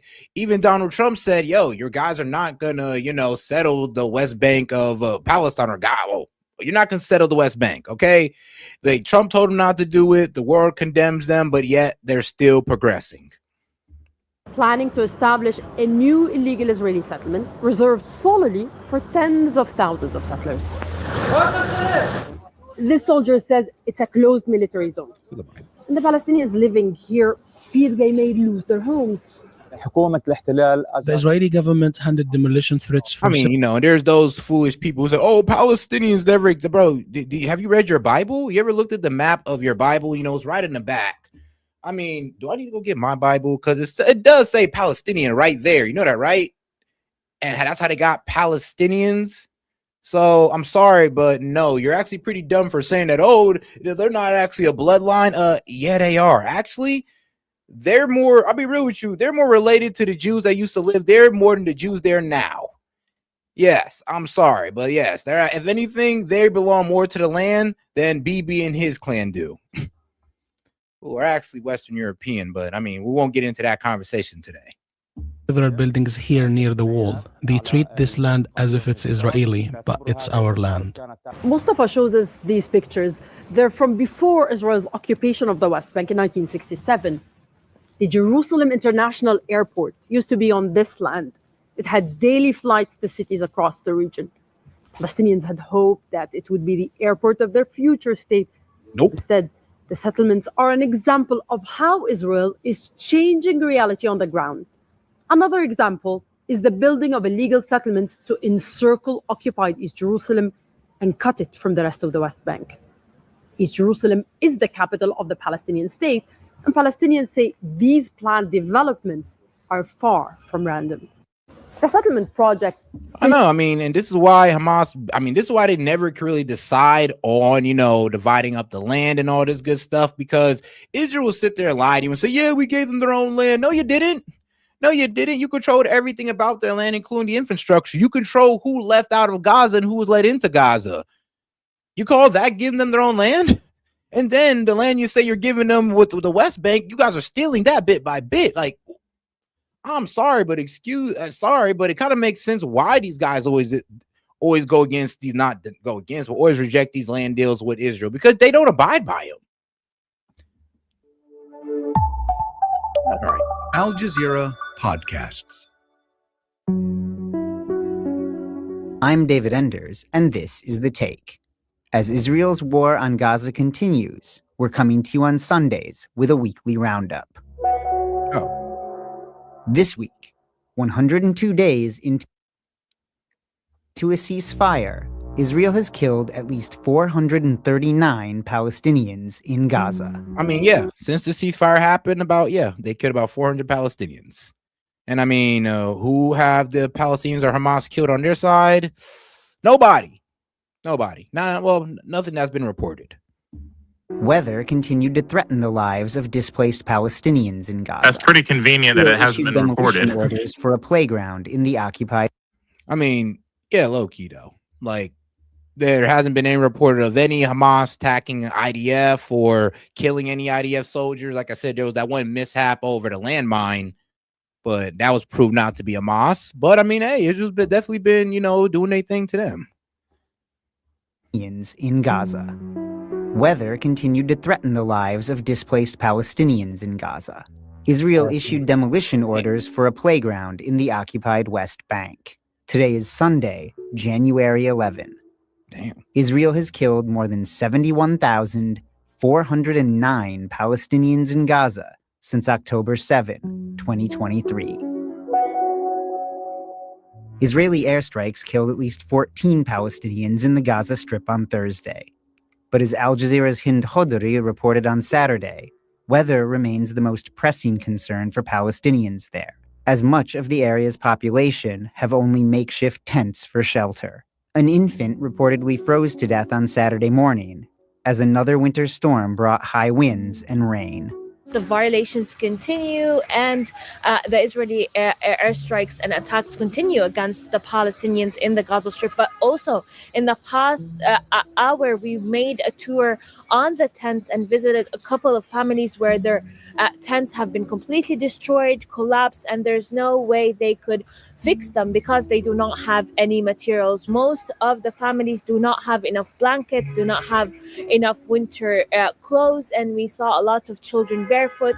Most of the streets are completely collapsed, where the infrastructure have been completely destroyed by the Israeli attacks in the past 2.5 years, where also Palestinians are witnessing not only rainfall, but also sewage that is going and entering their tents. Most of the families are saying that all night long they did not sleep because the rain was pouring and they were scared that they were drowned along with their tents.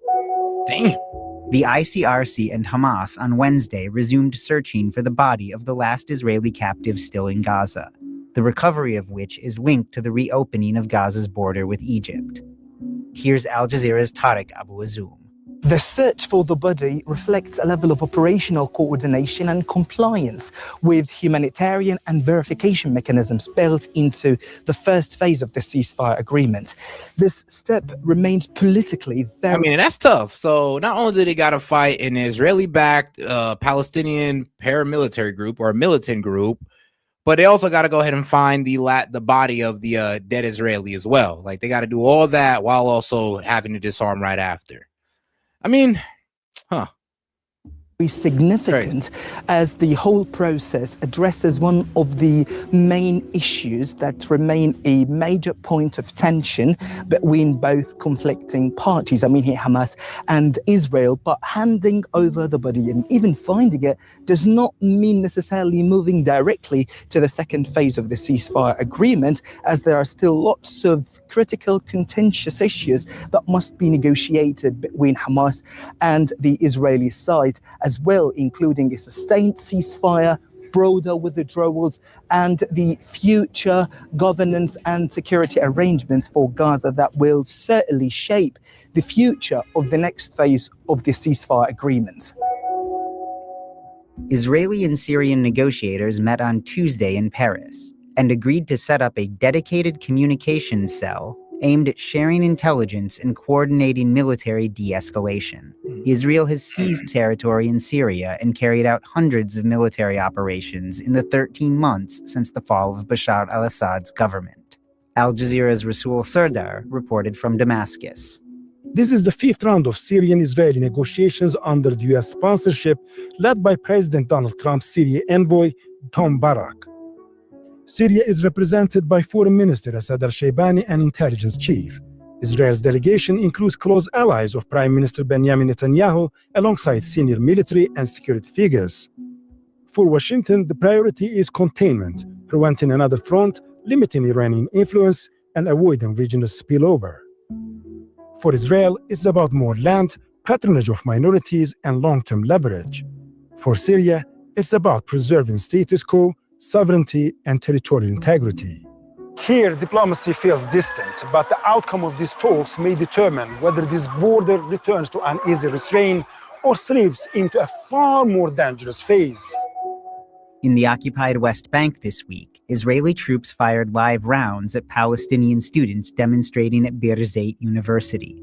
It also issued a demolition order for a playground in a Palestinian refugee camp in Bethlehem. Al Jazeera's Nida Ibrahim spoke with some of the children there. This football pitch borders Israel's separation wall, a few military watchtowers, and a military checkpoint. All these cheers, the joy, and the shouting could all be silenced soon. This playground lacks the proper building permits. It was found by the children coming to their practice, posted on the fence.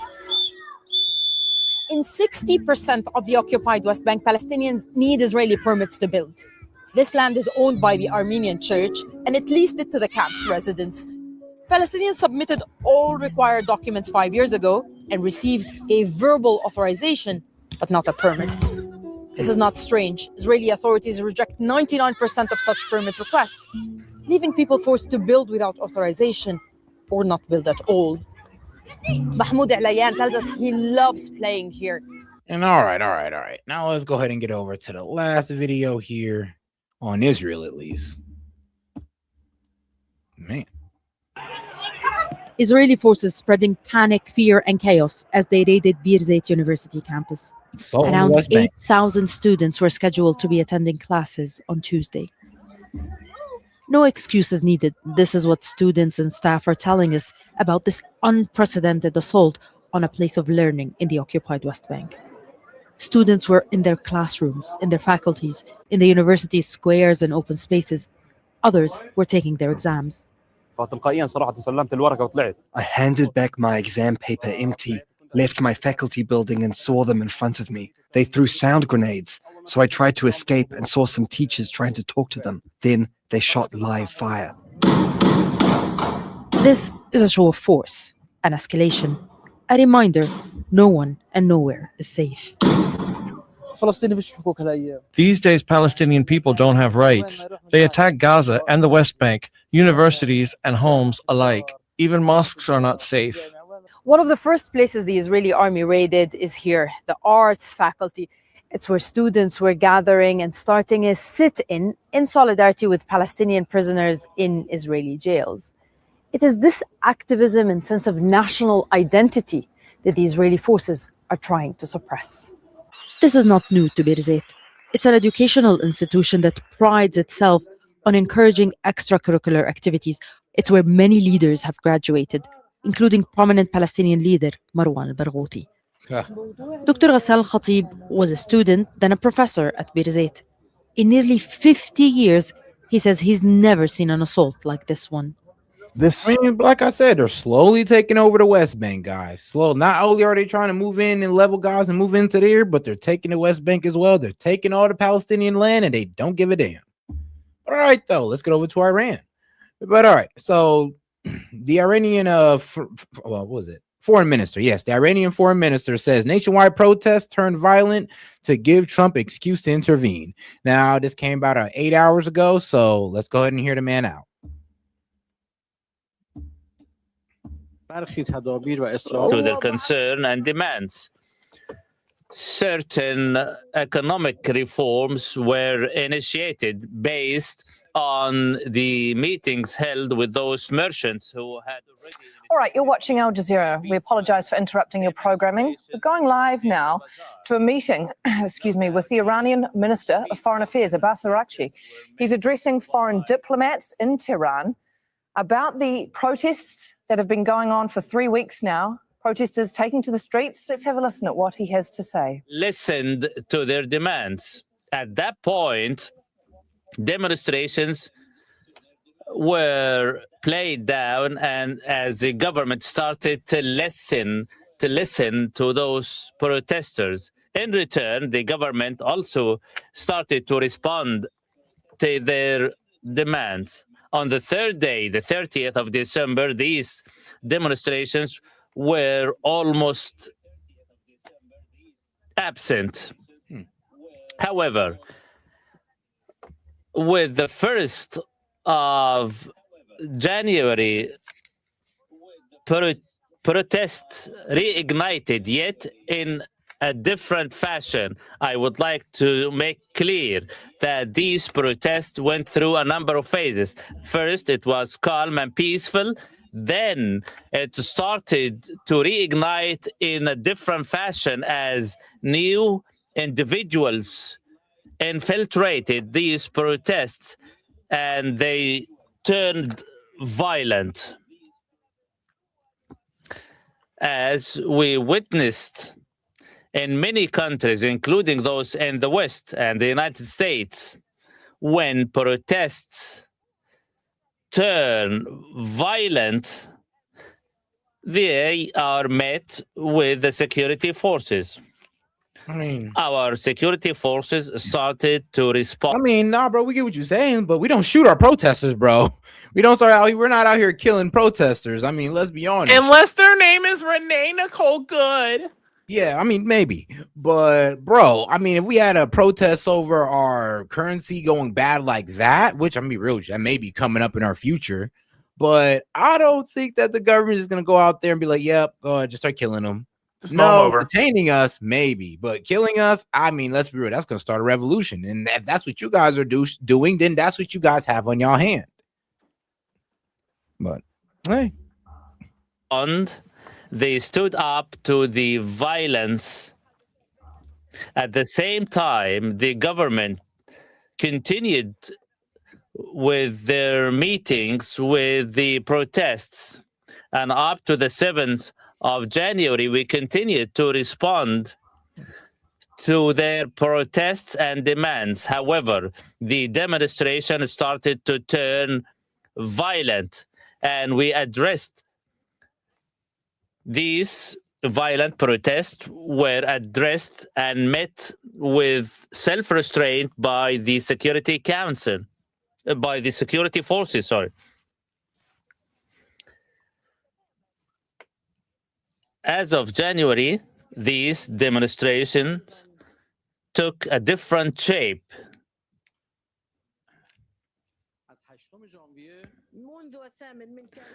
As of the 8th of January, up to the 10th of January, we witnessed that terrorist operatives and terrorist groups started to infiltrate these demonstrations. We have also witnessed firearms as some protesters were armed.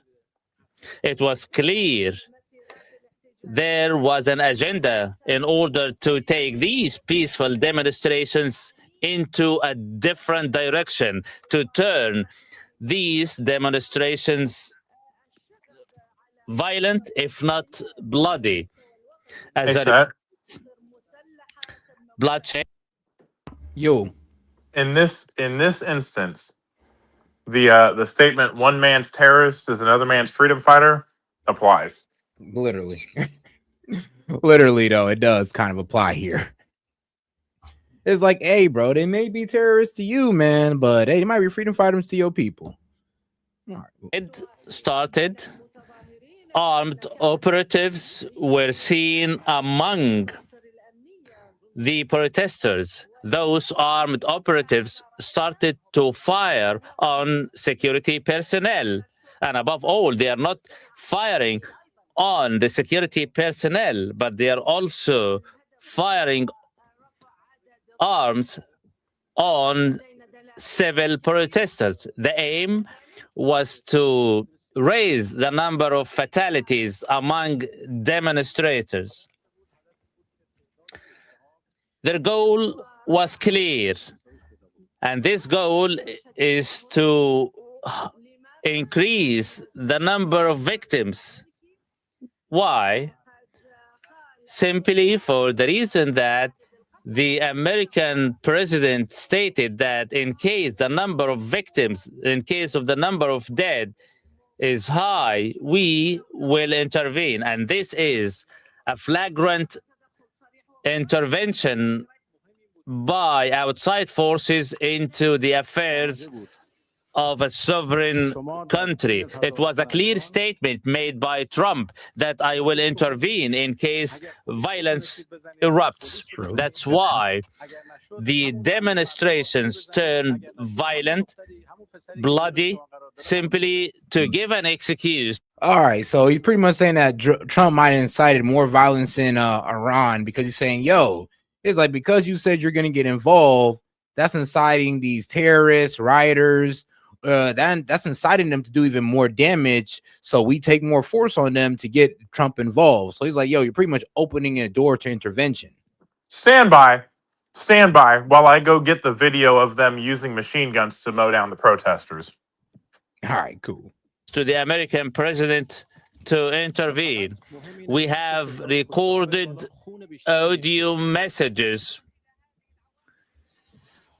received by those terrorist operatives, giving them orders to fire on protesters, to fire on the security and police personnel, to fire on peaceful civilians, to fire on anyone coming their way, women, men, young or old. Their goal is to kill the highest possible number.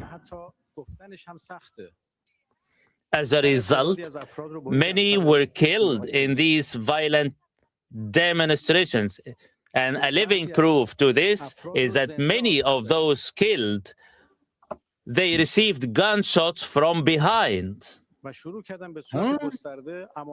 As a result, the demonstrations turned. I mean, bro. Coming from you, that's a little hard to believe. But all right, well, I'm gonna be fair. I'm gonna be fair and even-handed. I'm gonna say, so what you're saying that these protesters aren't getting shot by Iranian forces, but by what? I would say evil actors or the Mossad, the terrorists that are coming in, the Mossad agents that are coming in, causing all this, from what he's saying, from what they're saying, this is this isn't organic. This is a bunch of terrorist groups that are coming in, intelligence groups that are coming in, inciting the protests, making it worse. So he also blamed Trump for saying, since you say you're going to get involved, this incites these people or provoke them to go even harder with the tyranny, go even harder with destroying buildings, mosques, and all this good stuff, because they know that's going to bring down the wrath of, Iranian forces on them. And if they get killed, this is going to pretty much bring in Trump's, reaction or aggression. I believe we are at, Tovax. We are 53 away from opening up the calling line. 53 away.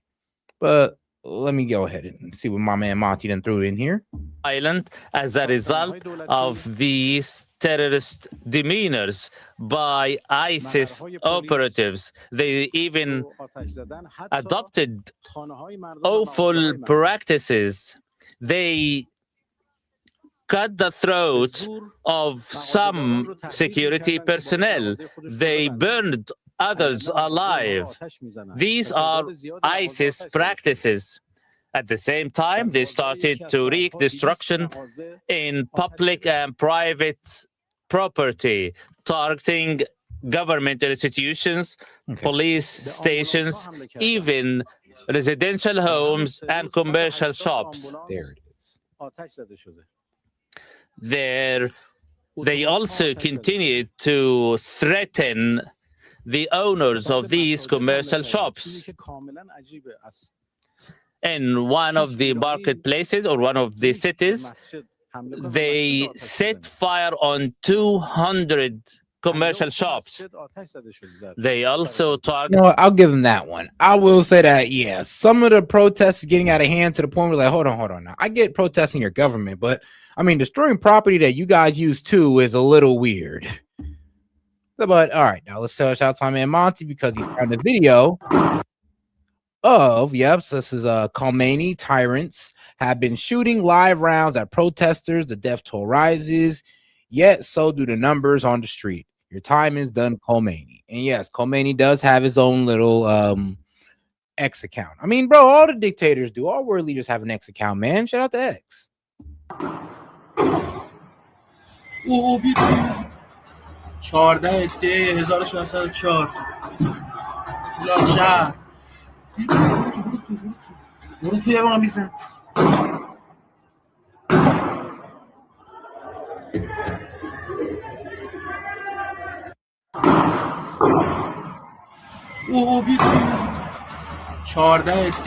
This is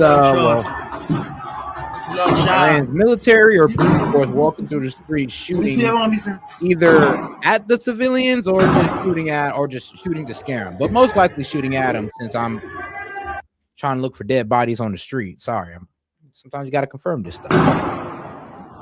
Maybe that guy. Nope. No, yeah, he got shot. All right. Okay, yeah, they are shooting because that one guy, he started limping off, so he got shot for sure. So they are shooting at their citizens. Confirmed by this video that Monty sent in. So shout out. But I sent another one. What can I say? I had to double down on that. I sent another one. All right, I got you. Then there's you. I mean, if you want to, you can literally just go on X and find it. But I want to peel through ones that aren't super gruesome because if you just scroll past it, I don't want you to get age restricted. I got you, man. That's all good. Let's see here. Let me go ahead and because there's a lot more gruesome ones that show the a guy gurgling on his own blood after being shot in the head by the police.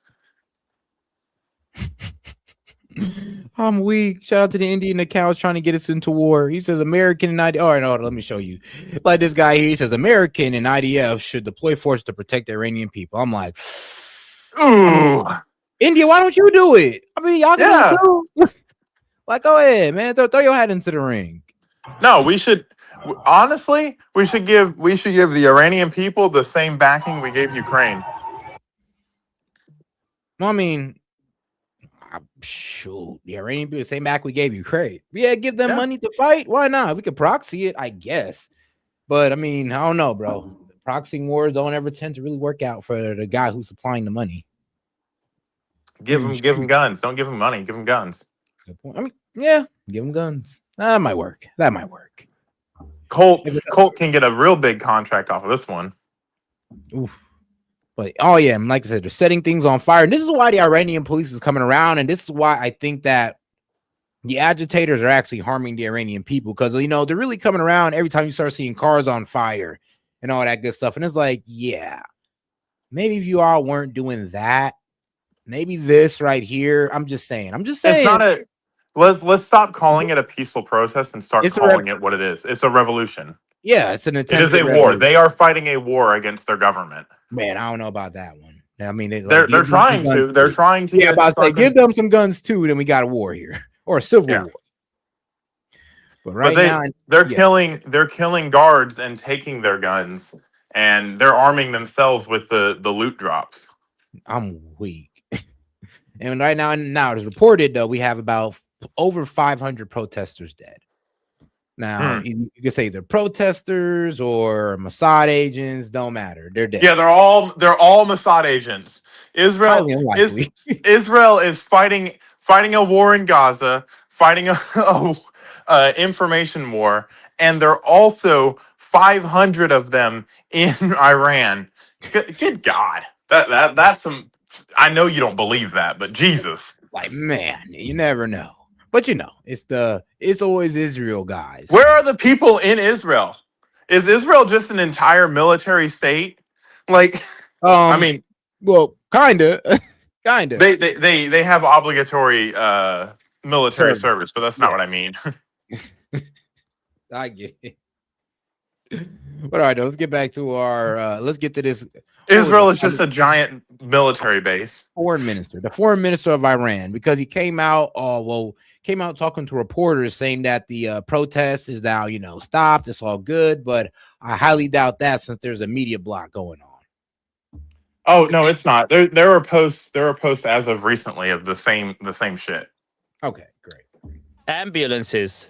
180 ambulance vehicles were targeted and destroyed over 3 days only. Public transportation buses were also targeted. And above all, they strangely targeted mosques. And this is really surprising. No Iranian could dare to set fire on a place of worship. 350 mosques were set fire on. Even the injured, these operatives ended their lives. On one occasion, 11 injured were on their way to the hospital, yet they were fired upon. They received live gunshot. It turned out that those injured persons were killed by those terrorist operatives. Many were radicalized through large payments. Oh, I see. Million tumens, 50 million tumens were paid to certain individuals only to target police stations. All these pieces of information are documented and well proven.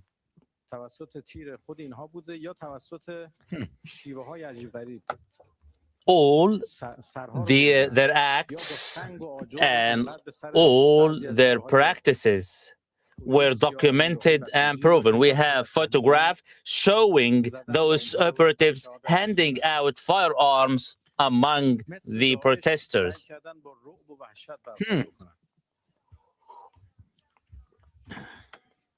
The individuals who were killed, were killed as a result of gunshots by those operatives. Some were set fire on, others were slain.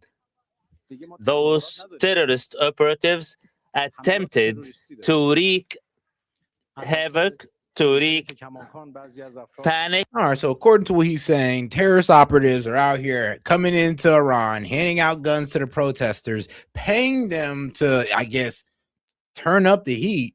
And this is what's actually going on. They're saying that the protests are inorganic. Okay, we'll see. We'll see. I mean, hey, it ain't organic if they take your ass over and they get y'all running. I mean, it ain't organic then. That's just called well, I guess a revolution at that point, and you're out of power. So we'll see what happens, guys. But sadly, our guy Khomeini, yeah, he ain't leave Russia yet, or we don't know if he will leave Russia at all. I mean, only time will tell. And killing among the peaceful demonstrators. This is not a peaceful way of demonstrating. It is nothing but terrorist attacks among the civilians, starting from the 8th of January. At that point, it turned from peaceful demonstrations into terrorist acts. Even peaceful demonstrators who were among them, they themselves were either killed or injured. As of today, we have entered into another phase, as all the situation has come under total control. The security personnel were deployed, stood up and confronted the terrorist operatives infiltrating the demonstrations. Many were arrested red-handed with the firearms in their possession. And soon we will broadcast their confessions. We have many proofs that these operatives received direct orders from outside forces, and we have a lot to show to the public opinion. We have a lot to show to the public.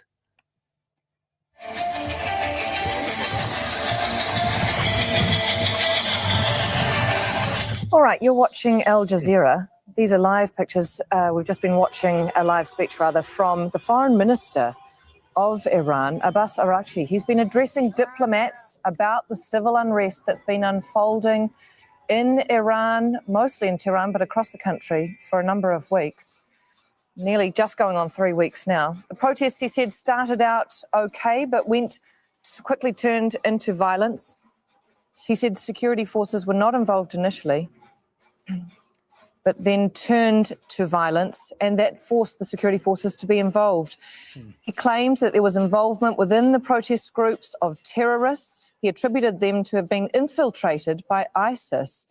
He called the armed protests and said that there was clearly an agenda. Infiltrated by ISIS or the Mossad. I mean, damn near go hand in hand. And that involved them firing on security forces and committing what he described as very violent acts on those security forces. What you're seeing now are some pictures that the government is showing.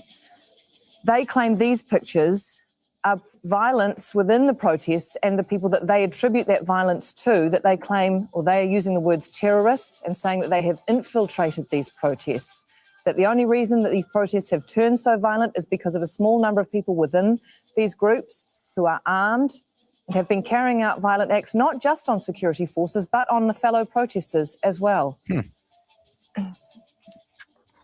We know the government has, in recent weeks, promised to dialogue with the protesters, but also threatened the death penalty for those who set government buildings alight and take part in violence. We're going to go now live to Tehran, to our correspondent, Tawhid Assad, who joins us. This was an extraordinary speech by the foreign minister to give to diplomats. It was really more than we have seen in terms of detail about the government's perspective in the last 3 weeks.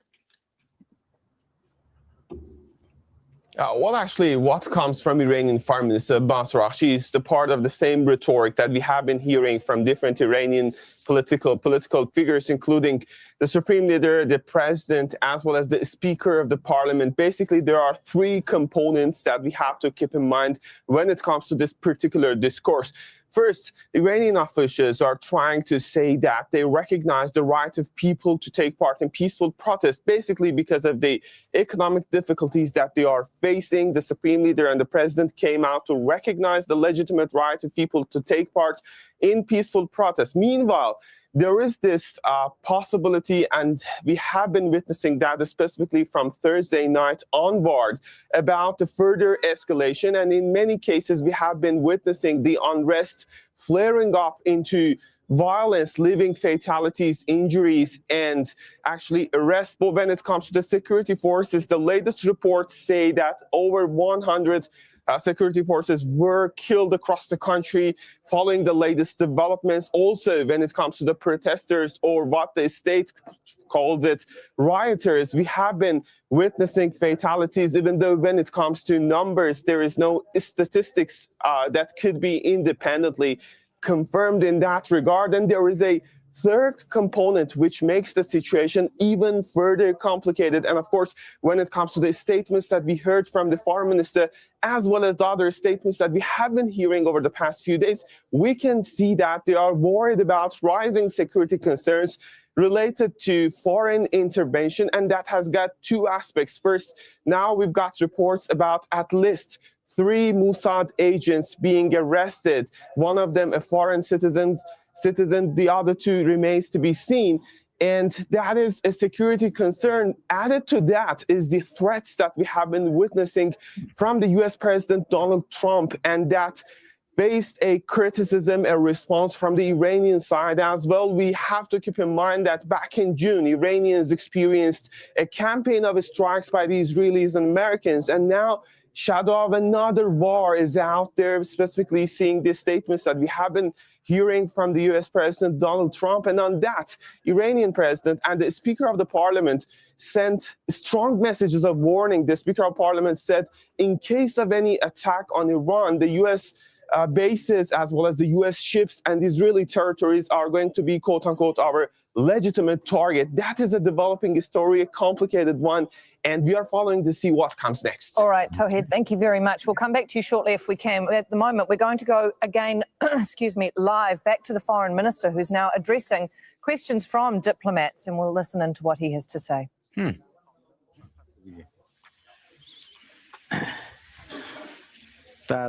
Shown, there is a very clear scene. An American officer assaulting a mother to 3 children. She was there in her own car. This officer, shot her down. Mr. Trump says that the officer was defending himself. The video clip is self-explanatory. In Iran, the police and security personnel were fired upon.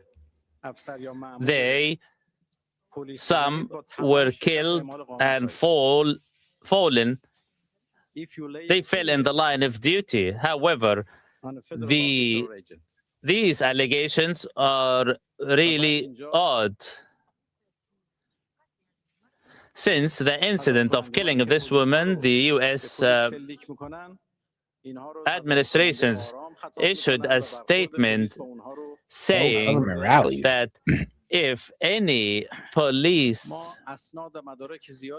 All right, so, I mean, they're not taking no responsibility. They're saying Iranian foreign minister blames armed operatives for killing protesters and security guards during protests. AKA, I mean, they ain't, if they did, they ain't taking no accountability. Iran's pretty much claiming innocence in a way. They go like, hey, it wasn't us. It was these operatives from these other countries like Israel and, you know, I guess ISIS and all those guys. Those are the guys that, you know, are causing this. And I'm like, I don't know about that, buddy. That's a hard sell. Extremely hard sell. Personnel is assaulted. A foreign officer agent, if he is assaulted, our response will be harsh. Here, the demonstrators are firing upon the police and security personnel, and yet described as peaceful demonstrators. We have living proof that the US and Israel have a big hand in these terrorist acts. The Israeli media is rife with false allegations that, and they are now claiming that Israel is preparing certain plans against Iran. The former head of CIA said the Iranians who took to the streets will have a new year assisted by the Mossad operatives. It is, well, of course we know there's, you know, two sides to every protest. I mean, there's your anti-government or anti-Ayatollah, and then there's your pro-government rallies going on as well. So if they're telling you that there's nobody on the Ayatollah side, I mean, that's obviously propaganda. Like, of course you're gonna have pro-government rallies. Are they as big as the anti ones? I doubt it. I mean, let's be real, those guys are the ones getting a bit wild out there. Clear that those infiltrators were assisted by the Mossad agents. It is clear that the Mossad agents who are speaking Farsi are infiltrating these protests, and they are within and among the protesters. And this is the most significant issue we are about to closely monitor. They were the direct cause behind the high number of fatalities. It is those operatives, those agents who wreaked killing among peaceful protesters. Those should be held accountable to this. Strangely enough, some Western countries, rather than condemning the acts of terrorists, they are falsely accusing our police personnel. Those terrorist operatives, assisted by the foreign agents, killed our peaceful demonstrators. On the other hand, Israel, who had killed more than 70,000 innocent Palestinians and destroyed the entire Gaza Strip, including places of worship. Not a single statement of condemnation was directed to them.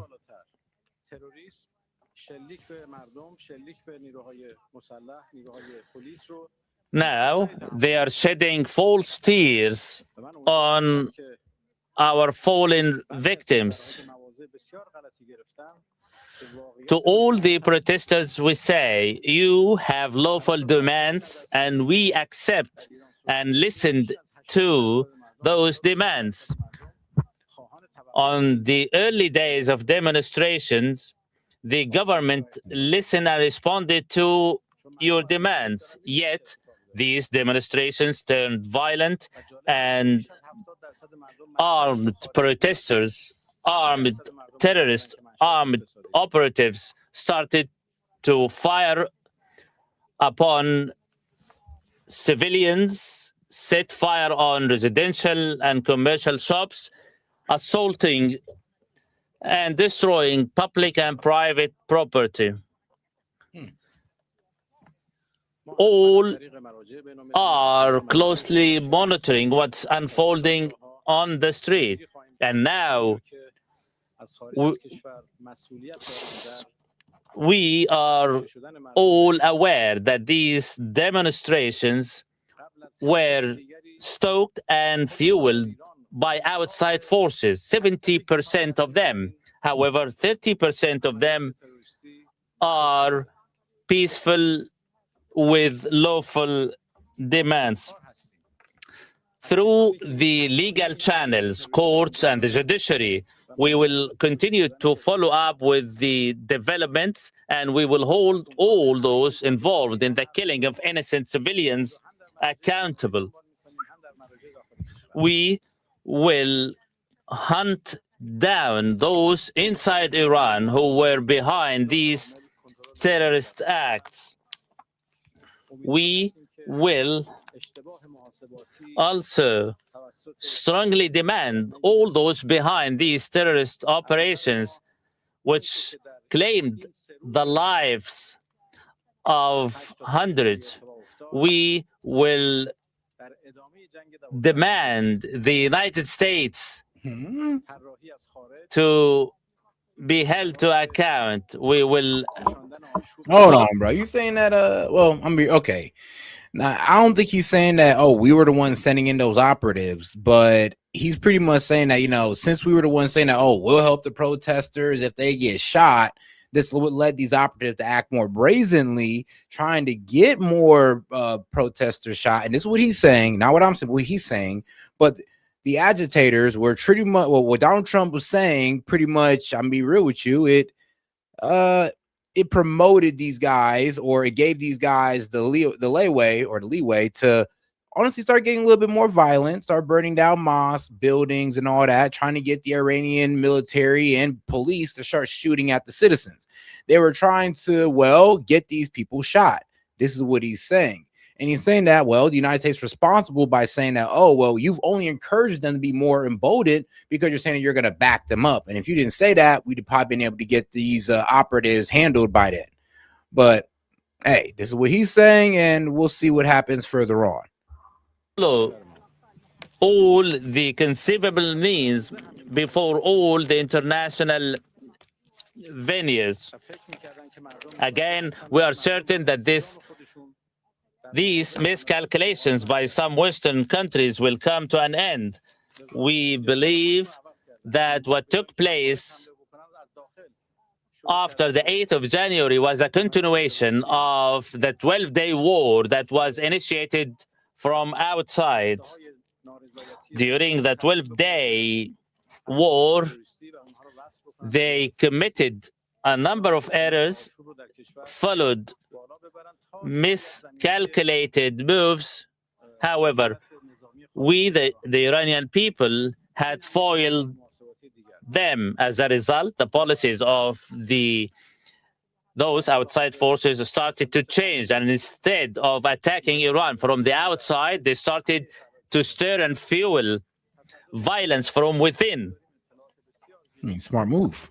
They turned peaceful demonstrations into a stage to terrorist acts, simply to give rise to false allegations and pretext to initiate operations against Iran from the outside. As we speak, the situation...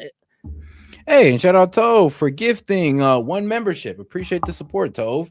Let's see here. I think each one you send is like $5. So that's $5 towards the call-in. Appreciate that. Shout out Tove for gifting one membership to, let's see here, Only Hobgoblin 84. All the countries, cities, and towns are under total control. At the same time, intelligence information and intelligence operations are underway, and we have come to establish the meetings and where these plans were made. We will also expose the operatives behind these terrorist attacks. The Zionist entity is directly responsible, together with the Americans. Oh, shit. All right. He's pretty much saying, look, I'm calling y'all out and I can tie y'all back to it, because he's saying that they've actually got the protests, handled now. And he's pretty much saying that, look, I know that Israel's tied to this, and I also know that the United States is tied to this. If Israel's tied to it, of course we're tied to it. I mean, real with you, we kind of go hand in hand, sadly. But he's pretty much saying, don't worry, I'm gonna come out. I'm gonna come out with the Mossad agents. I'm gonna come out with the Israeli operatives, a couple of CIA guys. Hopefully, there's not a public execution of them, but he's pretty much gonna come out and expose these guys who are the agitators that make these protests damn near turn into a riot, almost into a revolution. And I'm saying almost because the way he's talking is if they already settled everything. Through their statements propagating violence and killing. As you know, this afternoon... Big wave Dave for sure. Like, yeah, I can almost say without a doubt it'd probably be like the most. Can you see who's giving the most to the channel? I'm curious. Big wave Dave. And then Monty, I'm pretty sure you come second, actually. Then maybe Daniel Castro third. I know TB's been around. I'll probably put her up there in the top 5. So shout out to TB. But yeah, Big Wave Dave. Be real with you. And he hasn't supported in a minute, but hey, man, during the beginning, shout out to Big Wave Dave. He was damn near him and Castro and others were carrying the channel on their back. And then there was this one guy, like, what was it? It was this farmer guy who owned like a $2 million farm. Like, what was his name? Tackle Farming. Shout out to my man as well. If you're out there and you're listening to me, hey, I remember you, dog. I remember. Solidarity rallies in support of the Islamic Republic of Iran and the ruling regime will take place. People will say out loud. Oh, bro, it's not about who's the biggest support. Honestly, look, man, you support, you pull up, you like the video, you help with my engagement, man. I appreciate it. You just watching and, building up the AdSense, you liking the video and building up engagement, or you supporting and also building up engagement and AdSense at the same time. I mean, look, bro, I can only be grateful towards you for whatever you can give. That they are in total support to and solidarity with the government and the regime. And I thank you for all what you have been through, for your perseverance, and I highly commend the efforts made by them, and I'm certain that you are working under harsh conditions, especially with the interruption of the internet service. In any event, stability and security is our priority. We have seized total control of security, and this move had been taken simply. So according to the Iranian foreign minister, revolt over. Everything's been settled. The operatives have been captured and they're going to be put to death. Okay, I'm just playing about the put to death part, but they've been captured and they will be exposed, and they're going to tie the Zionists and Americans to it. I can't wait to see how they do that. I mean, if they even can, because they're talking pretty big right now. They're pretty much saying the revolution over. You thought it was, but it's not. And now we're about to go ahead and show you how this was Israel and America's fault. Set, they finally perfected their deep fake technology. Bro, what do you think about all this? Because this is absolutely wild what he's saying. You know what I think? Yeah. But I mean, I'm not going to bring any fact into this. You want my straight up opinion? Go ahead. I don't give a fuck. I'm glad it's happening. All right. If they're getting American support, which I don't doubt, if they're getting Israeli support, which I don't doubt, I don't care. I really don't care. It doesn't delegitimize it for me, because why?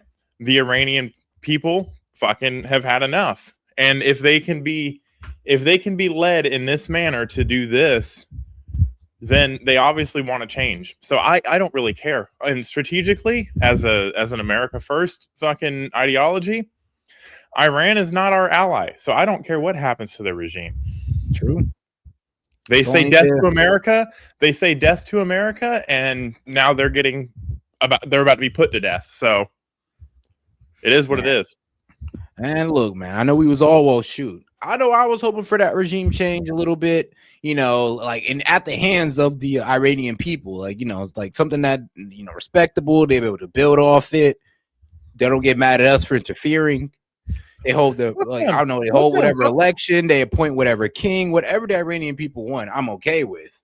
It's just apparently there's been so much complaints about the Ayatollah. It's really hard to sit here and think that these guys are ever really decent leaders. But I mean, they got some supporters in there, and I mean, I guess they quelled the protests. I mean, they might have had them at Tiananmen Square, or how do they pronounce it again? Yeah, Tiananmen Square, right?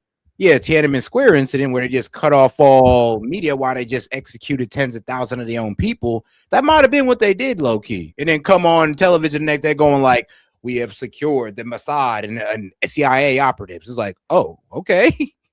Yeah, I really don't care. I don't care what this fucking piece of shit has to say. He's a liar, so you can't trust a liar. So it doesn't matter, even if he's telling the truth, and he's telling the whole truth from the top of his heart. I don't care. Like, that's how I feel about it. I can respect that opinion, honestly. It's like, I don't care. I just want them gone. It's like, yeah, I get it. Because trust me, they don't help us out in no way, shape, or form. I'll tell you that. So I ain't too happy about these guys. So America has this thing called the B2 spirit that says we get to do whatever the fuck we want. Hey, no, bro. And I mean, I'm sorry, but boy, the Ayatollah just speaks. It speaks against everything that we kind of stand for in America. Now, I'm not really sure about all that, because what I've been seeing lately, as I've been trying to get past the media blockage of Iran, it seems like they're kind of leaning a bit more moderate. It seems like the Ayatollah, the Khomeini guy, his son is a little bit, it's kind of crazy I'm saying this, but he's a little bit more chiller than his dad, apparently. He's a little bit more chill.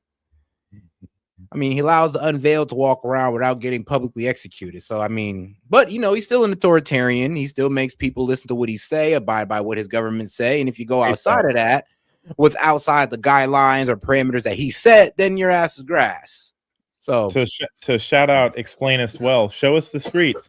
Bet they're all out there still. And yeah, if you go online, they're still protesting. So this guy's a bunch of fucking why is it I that don't know, man. Like then, like I mean, they were showing pro-government protests over here. They're showing it.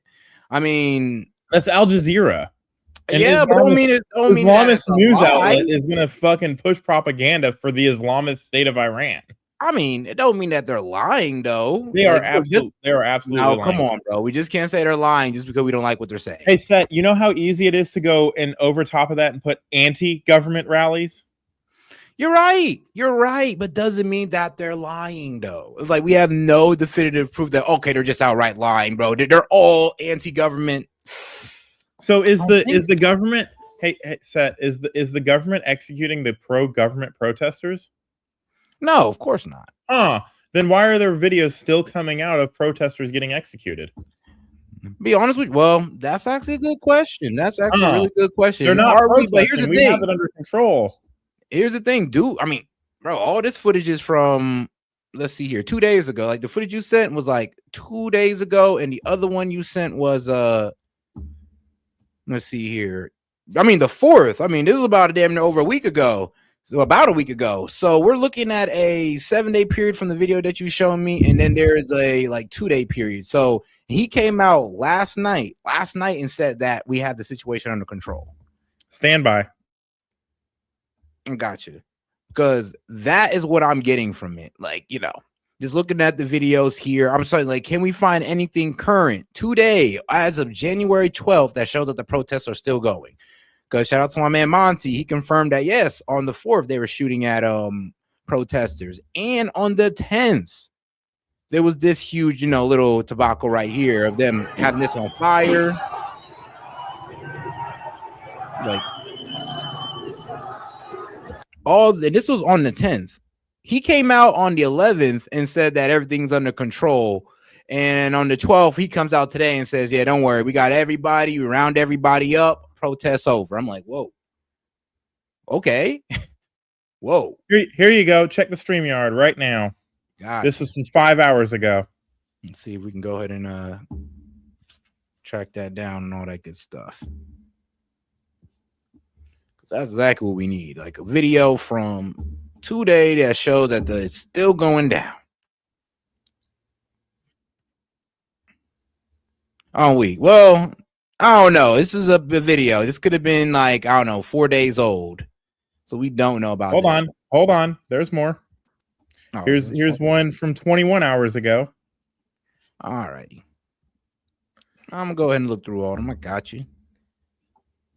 This is January 10th. Yeah, that's the thing. So I'm gonna be real with you. I don't want to say that he's telling the truth, but they might actually got this thing wrapped up. This was on the 11th. Yeah, he came out on the 11th, said things are all good. So I'm just like, we'll never stop bowing down. I mean, look. I mean, here's the thing. I don't think she knows. Is she even in Tehran? Like, is she even there? Or? Do you see the Iranian flags and the architecture behind I also see the Israeli flag. All right. I mean, let's see. And here's your third one. What's this today, though? Look at when it was posted. Can we confirm anything? No. Well, I mean, yeah, when it was posted, but does this mean that this was the day of? Well, F it. I mean, why not? Let's say it is. Does this say that there's still a revolution going on? Because I'm be real. And then there's another video right behind Unveiled it. has always been in. I'm be real with you, not this unveiled. I mean, I'm be real with you. Yeah, you getting executed. You getting executed if you just walk out like this. You can walk out without the hair. You can walk out without the little hair thing on, but this, oh yeah, I ain't gonna lie. You asking for a stoning.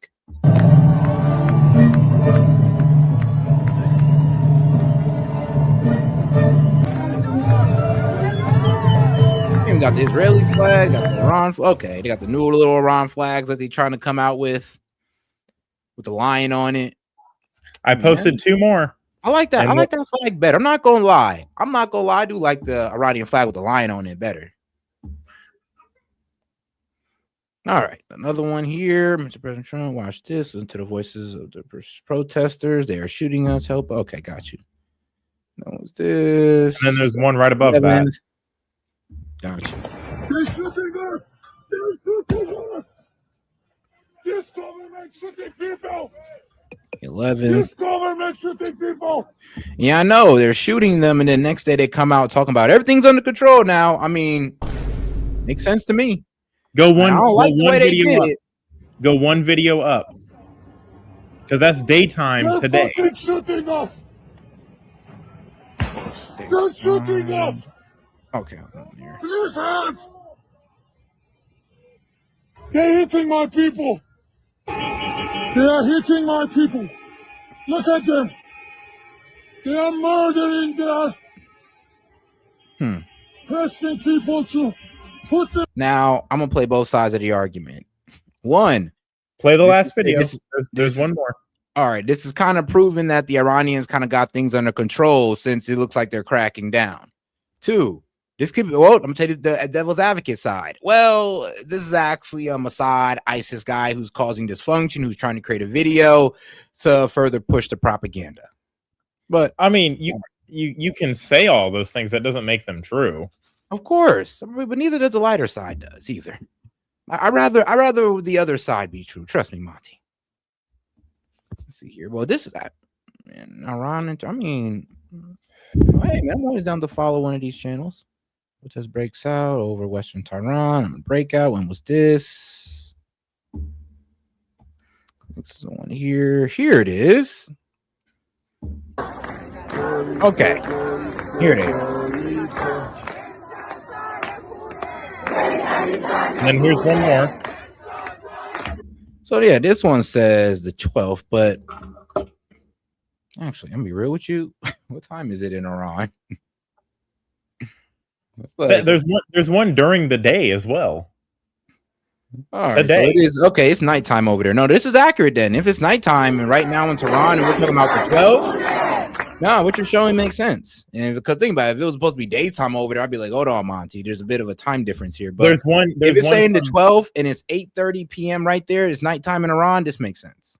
Yeah, and then there's one from earlier today that I just sent you. Gotcha. Or earlier today in their time. Excuse me. Gotcha. Because as of right now, it is 8:13 in Iran. All right. Let's see here. Oh, and that one's at sunset, or it's getting dusky. Right now in Paris. No, this is right now in Paris. Yeah, it's Paris. But it's all good. That's what I'm saying. Some of these spots, I'm not really sure if they're, actually in Iran or not, or protest in Iran, because like that one white girl, I was like, I'm sorry, girl, but you do not look Iranian. But like I said, you never know. But no, this one is Paris. But the last one you showed me, now this one, it looks legit. Just because it's late night. But it's looking like the more, but you're not seeing like mass shooting, you're just seeing like regular protesting. So did they get the agitators under control or not? Did they commit a Tiananmen Square? Now coming out to the public going like, well, problem's fixed. Man. And then they've also led with the threat, not really a threat, but the saying that, look, we're about to reveal the Zionist agitators and the American agitators. And I'm talking about, damn, what you about to pull out? Like Mossad and CIA operatives and to show them to the world with the public execution in hand? Like, damn. Oh, man. Yeah, so we can just call what he said complete fucking bullshit. If they had it handled, they wouldn't still be protesting. Yeah, well, I mean, they could protest, but as long as they're not attacking them. I mean, I think for them to still be protesting, that might mean they have it handled. It means that they just got all the rioters out the way, and it's now it's just the protesters left. But they are still protesting though. And I think that's kind of what he was saying as well. Like, people are still protesting, but they got all the agitators, the revolutionaries. I don't know, we'll see what happens. And let me see here. Well, let's go back to our guy, man. Let's see what he's talking about, because he was talking a lot. Assaulting a mother to 3 children.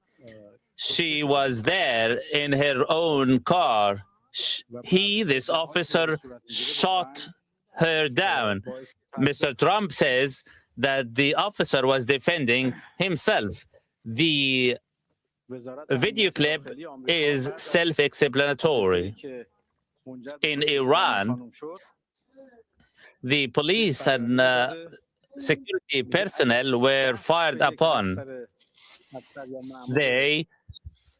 Some were killed and fallen. They fell in the line of duty. However, these allegations are really odd. Since the incident of killing of this woman, the U.S. administrations issued a statement saying that if any police personnel is assaulted, a foreign officer agent, if he is assaulted, our response will be harsh. Here, the demonstrators are firing upon the police and security personnel, and yet described as peaceful demonstrators.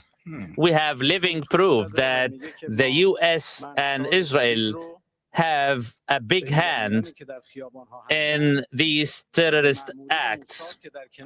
The Israeli media is rife with false allegations that, and they are now claiming that Israel is preparing certain plans against Iran.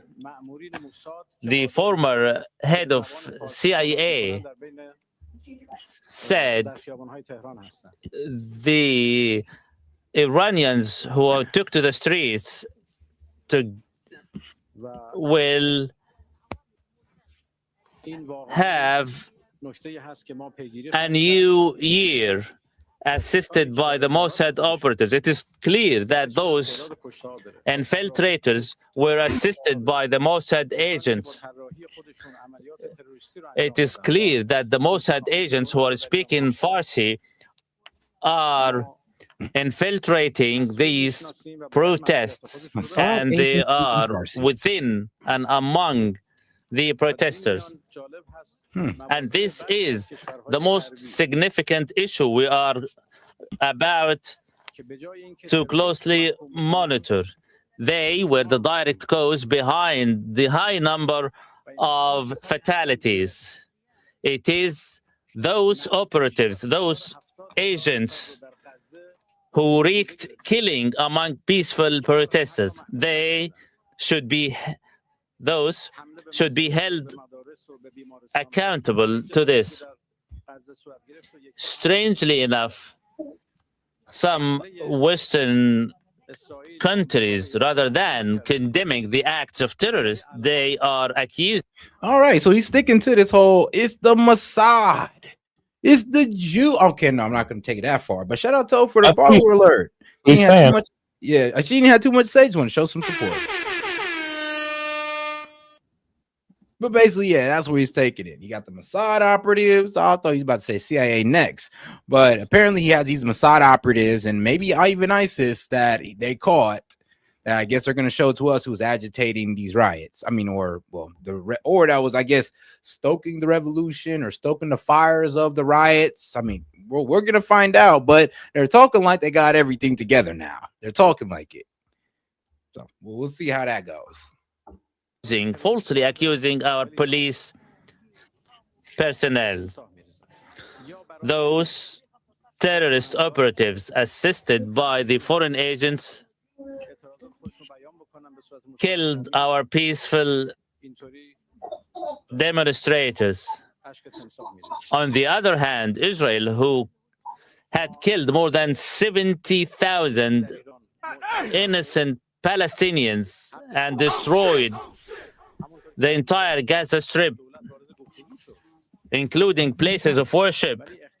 Not a single statement of condemnation was directed to them. You check the private. Gotcha.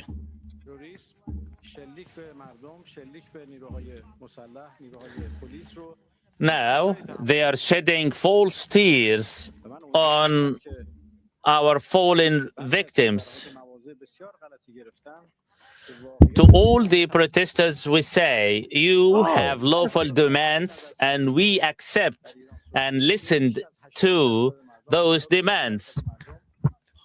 On the early days of demonstrations, the government listened and responded to your demands. Yet, these demonstrations turned violent, and armed protesters, armed terrorists, armed operatives I ain't gonna lie, dog. I'm like, you say listen to demands, but offering the Iranian people only $7 what a week? I mean, I guess you heard them out, but you ain't really got much to give them. That's why they're kind of, a lot of them are fed up with you. But like I said, but we'll see. We'll see. Now, shout out to my man Monty for sending this in. This came out about 2 hours ago. Not 2 hours, Also, 5 hours ago from News Nation. Also, for the record, there's been a terrorist attack in Los Angeles of someone ramming a U-Haul through a crowd of pro-revolution protesters. What the? 35 minutes ago. Hold on, I'll send it to you right now. All right, gotcha. Let me see here, Los Angeles. What in God's name is going on out here, man? All right, I would play this. This one's more current news, so I would play this one first, and then we can go back to that one. All right. In Iran over the regime have President Trump threatening new U.S. strikes in that country. More than 500 people have died as the regime cracks down on protests there. The president not shying away from a show of force in Iran after bombarding ISIS targets in nearby Syria over the weekend. News Nation's Tom Dempsey has more from the White House this morning. Tom, a lot of developments on this one. The president says that Iran is now ready to negotiate. What's the latest with that? That's right, Marky. Good morning from the White House. Here at the White House, President Donald Trump says Iran has reached out for possible talks as well as a meeting, despite these threats really escalating between two sides. In fact, President Trump saying he gets hourly updates on this protest crackdown happening in Iran as his team weighs what to do next.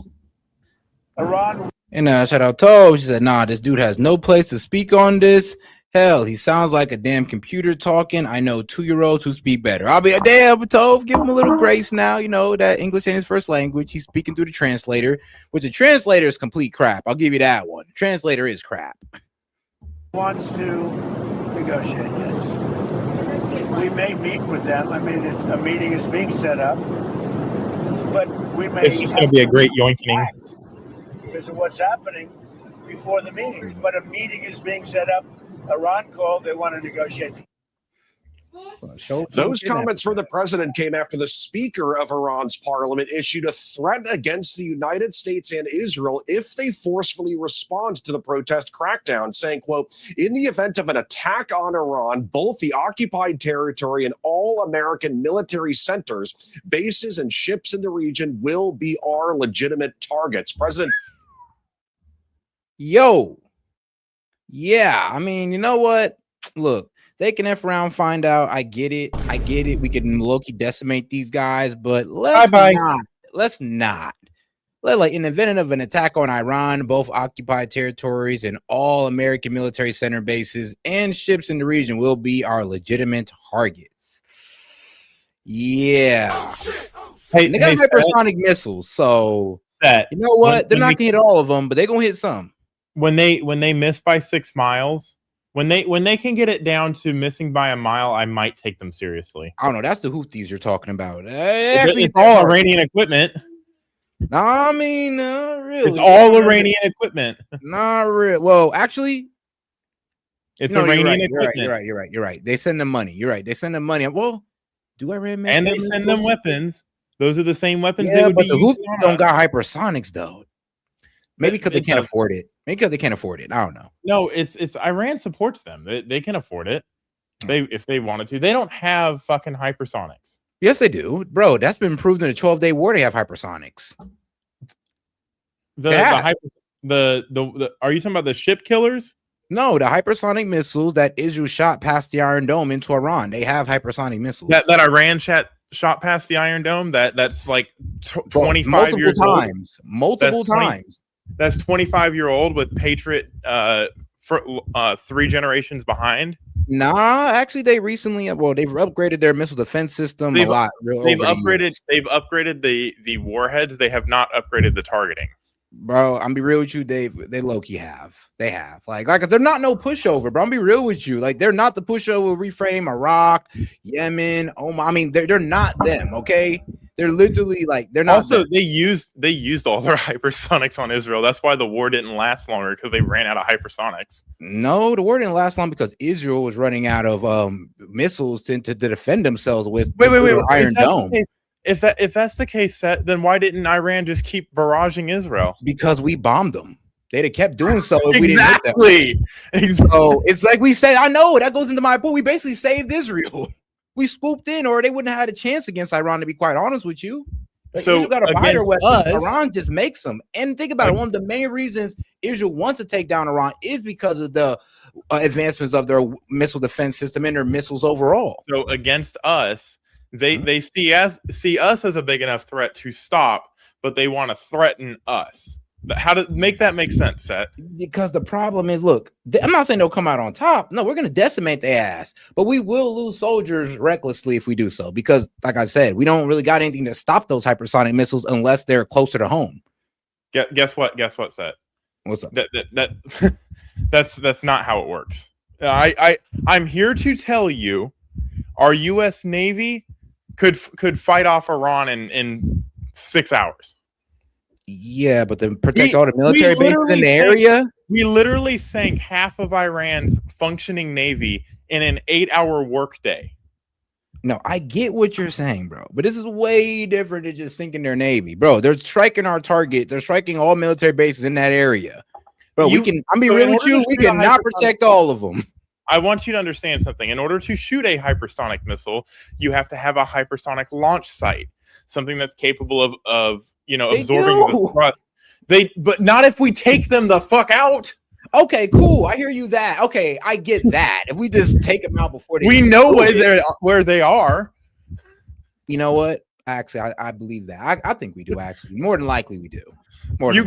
You can't shoot a bullet without a gun. That is true. That is true. You're gonna throw the bullets. They're just gonna pick them up and fucking on their shoulders and yeet them at us.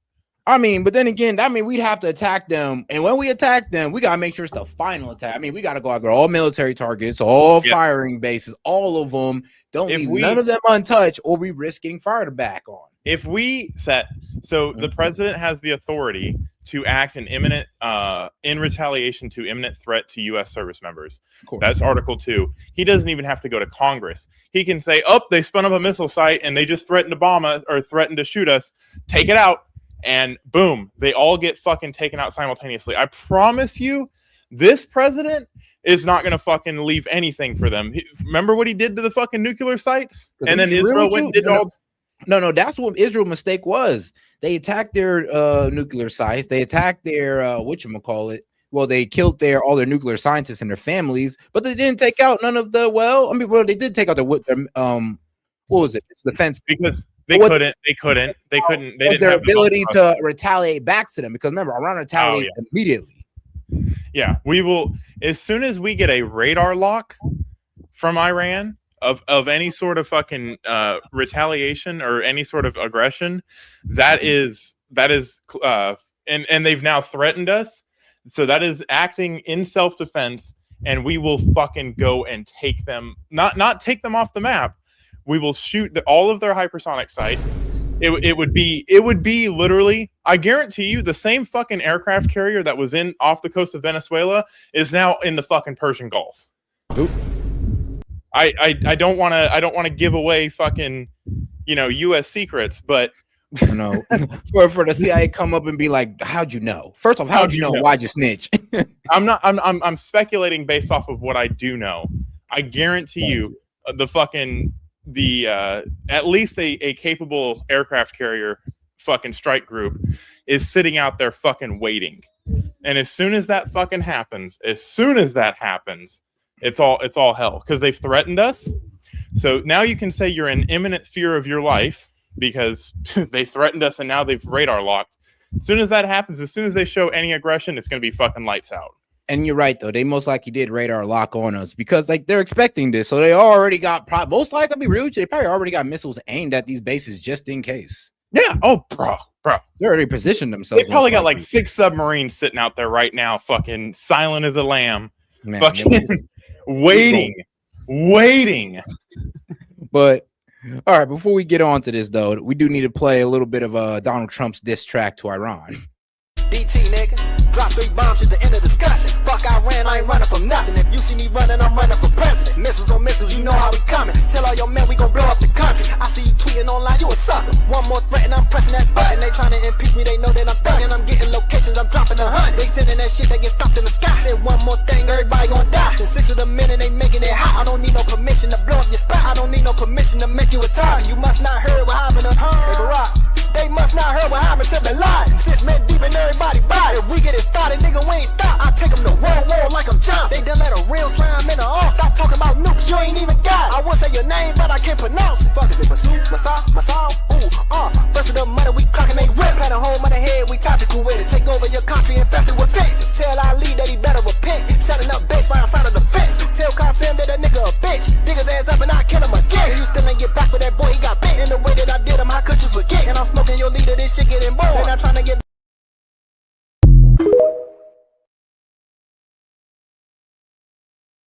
Damn, Monty, I ain't gonna lie, he was kind of talking like you a little bit. Joe, and I'm not talking out of like wishful hoping. Oh no, you know what you're wishful thinking.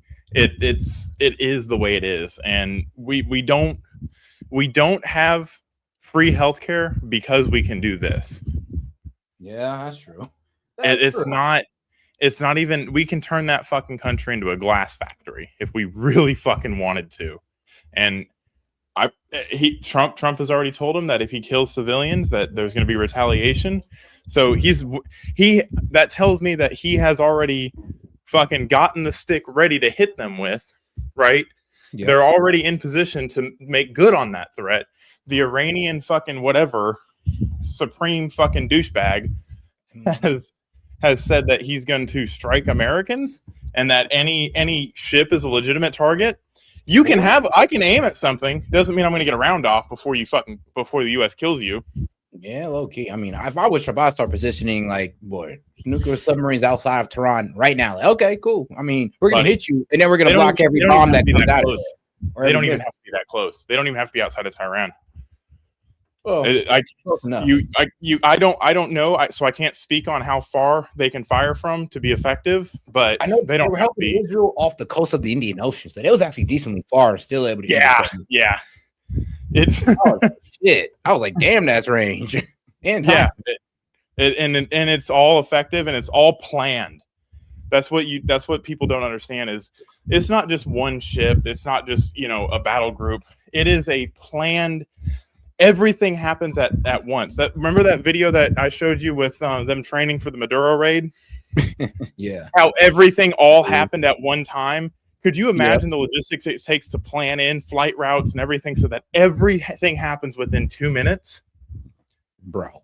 And they're just doing that for training. When they actually fucking go and are ready to fucking go, it is literally you have like plus or minus 3 seconds to execute your mission.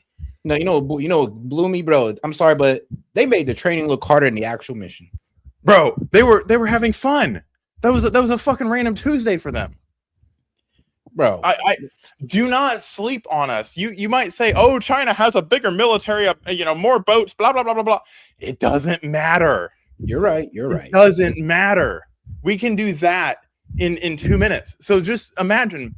Like a 6-hour mission. Hold off all of China's Navy, probably like 9 nuclear submarines, maybe less. They have nuclear submarines, but they don't have. We can hold them off. We can hold them off with just 9 of ours. Oh, okay, yeah. The entire Chinese Navy. So here's the issue about the Chinese Navy and most navies. They might look like on their face, it might look like they have aircraft carriers, but the thing is they have a ski ramp system. They don't have a hydraulic or pneumatic or magnetic launching system. So they can't open their planes up with full fuel or full weapons. So they can show a demonstration where they're putting planes in the sky, but they're fucking empty. They're just flying. They might as well be fucking Cessnas in the sky. God damn. All right, let me go ahead and read out the report. Shout out to Shirley. Shout out Shirley. I think she sent 2 floating hearts for 10 jewels each. Appreciate the support. Shirley sent in a GG for another 10 jewels, 30 altogether. Shout out Tove for the New Year's Eve 2026 for 260 jewels. Appreciate the support, Tove. Appreciate the support from you too, Shirley. Trump, though, saying that if that happens, the U.S. military. I mean, I ain't gonna lie, man. Shout out to gifts. I mean, it's like a way to low-key donate like cents if you want to. Like, don't a little bit into the pot. I ain't tripping about it. You can treat me like an old man on the subway, holding the little cup, going like, "Can I get a little bit of change?" And if you do, you're a nice person. I appreciate you. Will act. We'll consider things targets they wouldn't believe. If they do that, we will hit them at levels that they've never been hit before. There we go. Iran there has accused the United States without evidence of fueling the protests, which began last month. Bro, you're right though. But hey, the Iranian foreign minister said we got the evidence, we got the Mossad, we got proof of U.S. intervention. Now we're just sitting here like prove that. Prove. Yeah. Go ahead and prove it after we fucking yoink your ass up and you're dead. I'm gonna be real with you. If we even let you prove it, to be honest with you, with the whole way, if he's right, I can see the President Trump being like, all right, but before he go ahead and expose us, I'm sorry, but we got to get them up. Gone. They're about to expose us and our tactics for regime change. That's a threat to national security. Like, gone. Go and expose. He's gonna get Maduro'd. CIA agents. Go ahead and get Maduro'd. And you know the worst thing they could possibly do? Like, my worst fear is that they did actually catch some Mossad agents, CIA agents, and ISIS, and they just hold public executions. That they would have already done that if they had them. You know how they are. Actually, I think they would slow roll it. Because think about it, he said, but like I said, well, we're assuming they have nothing, but let's assume that they do have it. I'll buy it and say they have something. I don't care. I already said my opinion. I don't care if he's already right. But what is it? Great claws, great ice. Come and get that guy right out of bed. Is that we're gonna hit him with the Maduro? All right. First about economic and inflation concerns, and now anti-government. According to the human rights activist news agency, the crackdown by Iran law enforcement has led to over 500 people being killed and another 10,000 being arrested. Iran has also shut down the. I remember it went from 3K arrested, like 3,000 arrested, 36 killed. Now it's 500 killed and like 10,000 arrested. Where are they putting these people? They don't have a jail for 10,000 people.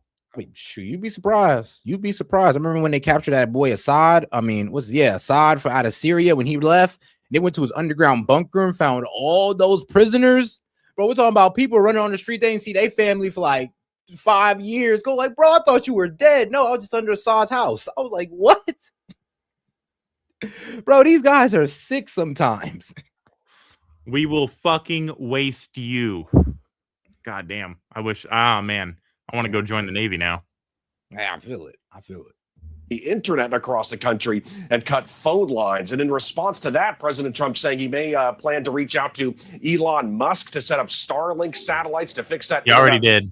Blackout happening in Iran. But we also know, Marky, happening tomorrow here at the White House. President Trump plans to meet with senior advisors as far as what the U.S. response could be moving forward. Marky? Yeah, we'll see what more they learn there. And Tom, President Trump focused not just on Iran, but also Syria over the weekend. What's the latest with tensions there? Yeah, that's right. The United States military unleashing a fresh wave of strikes inside Syria, really taking aim at ISIS targets across the country. And Marky, this was a direct retaliation for the deaths of 2 U.S. service members killed last month in an ambush attack, as well as a translator. Last month, the military hit around 70 areas in central Syria as well, targeting ISIS buildings and weapons. And in a statement over the weekend, U.S. Central Command writing, quote, "Our message remains strong. If you harm our war fighters, we will find you and kill you anywhere in the world, no matter how hard you try to evade justice." Damn! Okay, bro. I mean, you got it. Bro, literally, you got it, bro. I'm just like, okay. Run that shit. Like, bro, like our message remains strong. If you harm our war fighters, we will find you and kill you anywhere in the world, no matter how hard you try to evade justice. I'm like, shit. Goodbye. I mean, bro, we're checking every rock. Like, bro, you could try to be like Saddam and hide in a hole, but guess what? That didn't even save him. Any man dug himself a hole. We found dudes even if they're underground, bro. Okay, we found And we like did that. you can 20 hide years ago, underground Seth. and we'll find you. Like Iran built a whole nuclear base underground. We found it. Well, inside a mountain, really. Mr. Night Raider get red beamed from 3 countries away. Like literally. And we hate to brag about our military might like this. We're peaceful people, but I mean, you know, don't play with us. We're peaceful because we can be. Yeah. Not because we have to be. That as well. That as well. I mean, let's be real. You're literally dealing with the most dangerous military in the world. I mean, I wouldn't want to provoke them too much. Unless you guys really just got the balls for it. I mean, hey, unless you got the balls for it. Oh, and shout out to Tove. Tenacity. She says send 2 shorts and general chat for you. All right, Tove, I got you. World, no matter how hard you try to evade justice. Syria also announced that recent arrest of an ISIS military leader inside Syria as well. So a big effort to combat ISIS in Syria right now. Marky? I'm curious what metrics they're using to decide when those deaths have been avenged. Tom Dempsey, live from the White House. Thank you so much. Thank you for watching. Subscribe below and download our News Nation app right. All right, let's go ahead and get over to Tove's videos real quick because they're actually right on topic. Shout out Tove. Let's go ahead and get into these 2 shorts. Okay.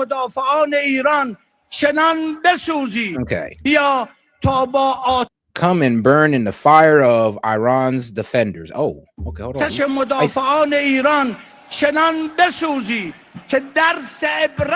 right, basically he's saying, look, you can come and find out, come and deal with Iran's defenders so severely that it becomes an unforgivable lesson. I mean, okay. I mean, damn, who you talking to? But all right. Wow, learning the cruel rulers' history of America.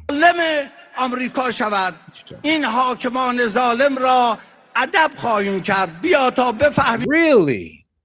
We're the cruel rulers. Learning the cruel rulers' history of America. Come and realize what heavy consequences you will face when the region is set ablaze. Whoa, dog. I mean, you might want to count a little bit. Spicy words. برای همیشه تاریخ حاکم ظالم آمریکا شود. این حاکمان we will teach these cruel rulers a lesson. Damn, we're the cruel rulers, you know.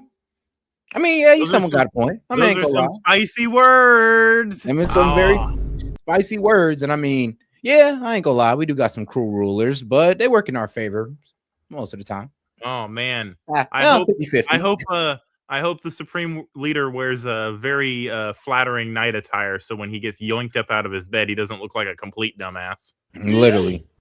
ظالم را ادب خواهیم کرد. بیا تا بفهمی که وقتی منطقه با آتش کشیده شود با چه تبعات سنگینی روبرو خواهی شد. جمهور متوحد و متکبر آمریکا میگویم. Hold on. Pause. Delusional and arrogant president of the United States. Okay, arrogant, I'll give you that. Delusional, all right, bro. We'll see about that. Pause. So I want to point something out. Go back a couple of frames and look at their signs. Look at the protest signs. Huh? Yeah. Doesn't it look like the same company that does all the leftist flags? I don't know. How do you could tell that? They're all the same. I mean, what you mean? They just found a good artist who just, printed it over and over. Drew all of those by hand. Yeah. No, exactly. Not all of them. Bro, they got printers in Iran. Like, come on. But I feel what you're saying, though. It is a bit weird how they're all just holding the same picture. Yep. Of Khomeini. Oh, wow.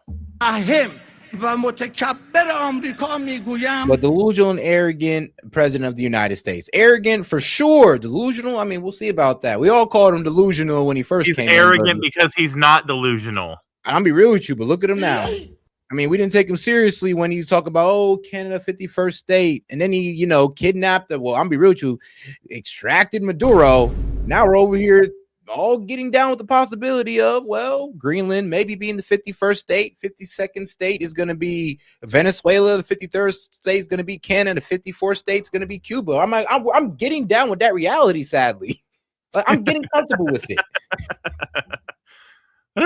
که ما ملت ایران همان حرف حاج قاسم عزیزمان را به تو میزنیم ای ترامپ قمارباز ما حریف توییم حسینیم. I'm weak. Called him a gambler. He said, Trump the gambler, we are your opponent and we are waiting and we are ready to face you. ما منتظریم ما مرد میدان برای تو هستیم بیا تا ببینی همه امکانات شما در منطقه نابود می شود.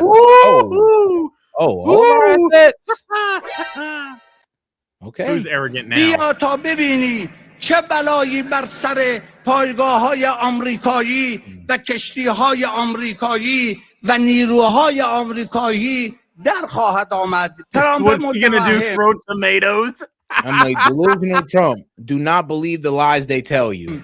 دروغ‌هایی که به تو میگویند. Look at this. Look at the chat. Look at the chat. No, they're probably going crazy right now. What are you Great gonna day do? Throw to- tomatoes? He sounds hilarious when he talks. I can't take him seriously. Oh wow. Oh man. Oh yeah, y'all grilling. کن به تو گفته بودند مشهد سقوط کرده ولی مریدان امام رضا علیه السلام ایستادن تا پاسخ توهمات تو را بدهند. Oh wow. He's You should be very concerned. like, what was it? The Shaw is like, yeah, you delusional. If you want the Shaw back, I mean, y'all can just sit in y'all delusion. And you kind of got a point. You should be very concerned when a power like Iran starts threatening us, and everybody that knows anything about anything just laughs. Literally, we're just sitting there going like, all right, bro, we hear you. We hear. I mean, look, man, if you said you were gonna maybe do this to Israel, okay, sure, we'd be like, oh shit, but us. I don't know if you want that type of smoke, bro. Because here's the thing: every time we get involved, Iran always backs down. That's just always been how it's been. Because they don't want to die. I mean, let's be real. They had their chance to come at us when we bombed them like that one time. Like, well, why didn't you do nothing then? I mean, what's so special about now? I mean, if y'all was feeling confident in yourselves to even go against us, you'd have did it when we bombed Fordo. At least. Instead, you just stood there and, said, all right, we'll stop bombing Israel. Okay. I'm like, all right then. 500 people have been killed and over 2,000 people arrested in Iran since late December, as widespread protests grip the country. But what are these protests actually about? The protests were originally sparked by frustration over the economic crisis engulfing the country. Merchants and shopkeepers from Tehran's Grand Bazaar staged a demonstration on December 28, demanding the government take action after Iran's currency, the rial, hit an all-time low against the US dollar. AKA, they're pretty much asking, look, bro, you might have to bend the knee to the Americans, because let's be real, the only reason why their dollar is failing like this is, one, because of their reckless spending, and two, because of heavy sanctions. I mean, honestly, those are really the two main reasons: heavy sanctions and, of course, their reckless spending to their countless regimes they try to fund against the United States and Israel. I mean, hey, bro, it's their own undoing. You can't feel sorry for people like this. Iran's inflation rate jumped to 42.5% in December, triggered by international sanctions and economic mismanagement, worsening already dire cost of living pressures. The government also introduced a new pricing tier for its subsidized gasoline, meaning petrol prices skyrocketed. An ongoing water crisis in Iran also caused further unrest. University students and other Iranians joined the cause, and protests quickly evolved into a larger movement, demanding an end to the current regime under Iran's supreme leader, Ayatollah Ali Khamenei. Protesters could be heard shouting "Death to Khamenei" as demonstrators seek another revolution to depose Iran's theocratic ruler. These are the biggest protests in Iran since 2022, when the death of 22-year-old Mahsa Amini, while in the custody of religious police, sparked the widespread Women, Life, Freedom protests. The government was quick to discredit. It's actually funny. They kind of succumbed to that a little bit because now they let women kind of walk around unveiled. So they did succumb to that. The protests, with Iran's Attorney General calling anyone protesting an enemy of God. Oh, wow. Government forces have taken lethal action, with the human rights activist news agency confirming at least 500 people have been killed. However, that figure is likely much higher due to a state-imposed internet blackout and media suppression, making numbers hard to verify. US President Donald Trump posted to social media last week saying the US stands ready to help the people of Iran. He also threatened to hit Iran hard if the regime started killing people. If they start killing people like they have in the past, I think they're going to get hit very hard by the United States. Iran has warned they will retaliate if the US intervenes, most likely with strikes against US military bases and allies in the region. As the protests rage on, calls of "Long live the Shah" have also been heard. This is in reference to Reza Pahlavi, the exiled son of the late Shah. But he's a bit of a spoiled brat, to be honest. He's grown up too comfortable. We should have left his ass in Iran and let his ass suffer, and then he'd probably want to get into that position. But he's had a pretty comfortable life, so he doesn't want to, show himself as an authority figure or anything. He even said, if I went back to Iran, what would I be going back to? I spent all my life pretty much outside of Iran because his father was chased away. So, I mean, I get it. But I mean, bro, but they need a unifying figure. I would tell him this. I mean, bro, then shut the F up anytime something goes up. Then, since you're not willing to take that responsibility that your bloodline puts upon you. I mean, like, bro, where's your honor? But hey, that's just me. That's just me. Positioned himself as a viable alternative to the ruling regime.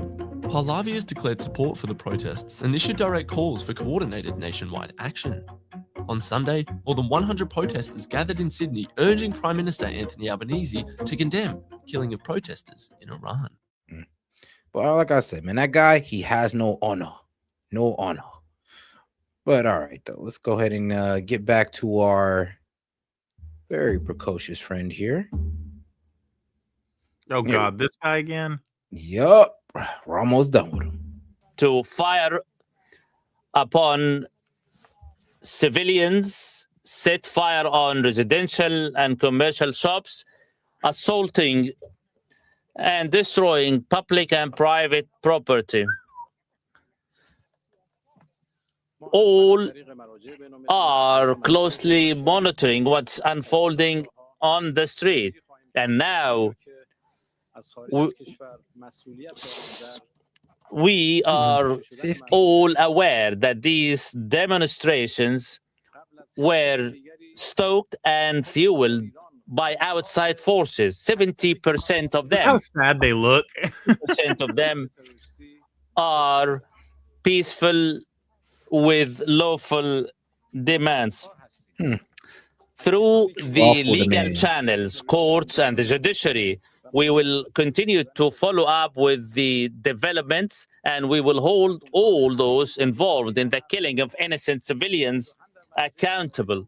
Wow. I mean, so basically saying, look, we're taking no accountability. We didn't kill our own. They did. Like, okay. I mean, look, all through media, we've been being fed or told that, no, it's the Iranians. They're doing it. But the Iranians are turning around going like, what you mean, bro? These foreign agitators. They're the ones who's shooting the protesters.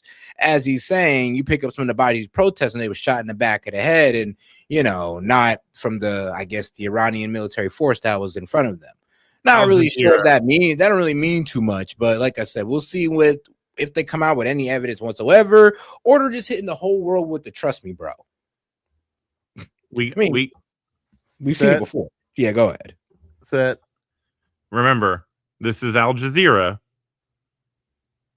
Don't mean they're wrong. Oh, it does. No, it do not.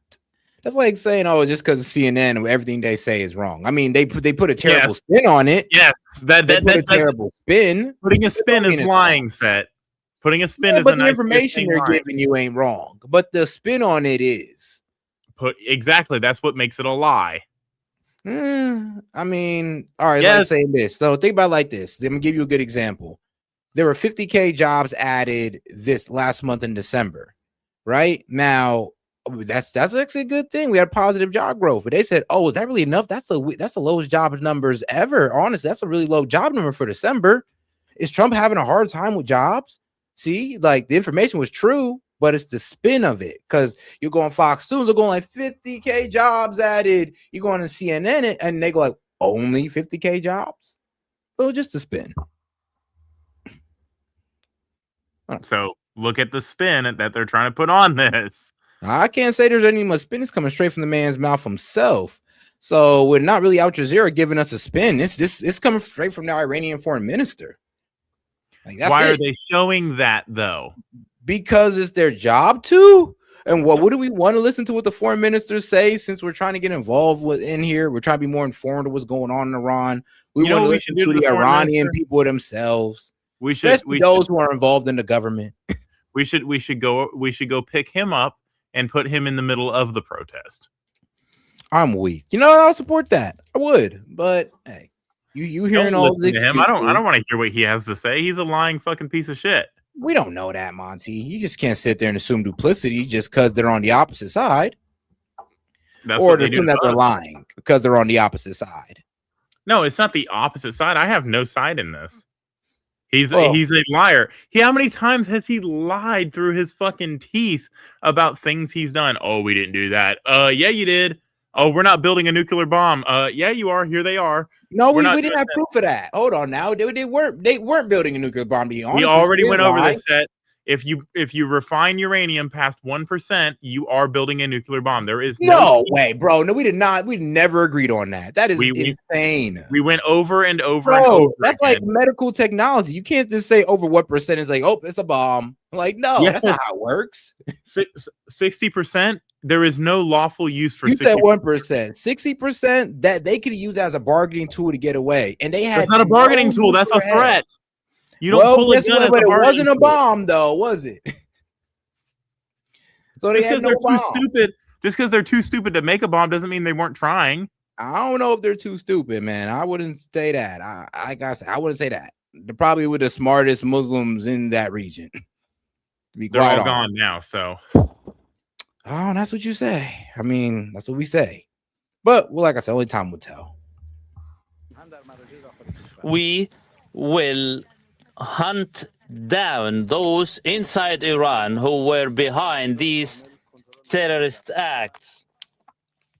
We will also strongly demand all those behind these terrorist operations, which claimed the lives of hundreds. We will demand the United States to be held to account. We will follow all the conceivable means before all the international venues. Again, we are certain that these miscalculations by some Western countries will come to an end. We believe that what took place after the 8th of January was a continuation of So remember what the narrative has been. Remember what this guy himself has been saying about nuclear material for the past 20 years. Oh, we're doing it for peaceful purposes. We're doing it to, have a nuclear power program. We just want power for our people. Enrichment from natural uranium, 0.07%, uranium-235 to 325%. Monty, you're leaving out the fact that, well, they was under that Barack Obama deal. They was getting inspections and they were confirmed not to be building a bomb. Even Tulsi Gabbard confirmed that, even though she was completely ignored. But Iran was never progressing towards a bomb. Then why was there nuclear material? Because they had 60% uranium because they got out of the proliferation deal that Obama put them under. Which allowed them, if you actually read that deal, it allows them to go up to 60% if we ever back out of it or we don't hold up to our obligations. They were doing that anyway. That takes time to get to that point, though. They were doing that even before that deal was signed. I don't think so. Like I said, they didn't make a bomb. There's no fact there out there that they were going towards a bomb, progressing towards, or even building one. Because it's not just focusing on their missiles. What do you put on top of missiles, Set? Yeah, but let's be honest. You need intercontinental ballistic missiles. They've been only working on weapon defenses and hypersonics.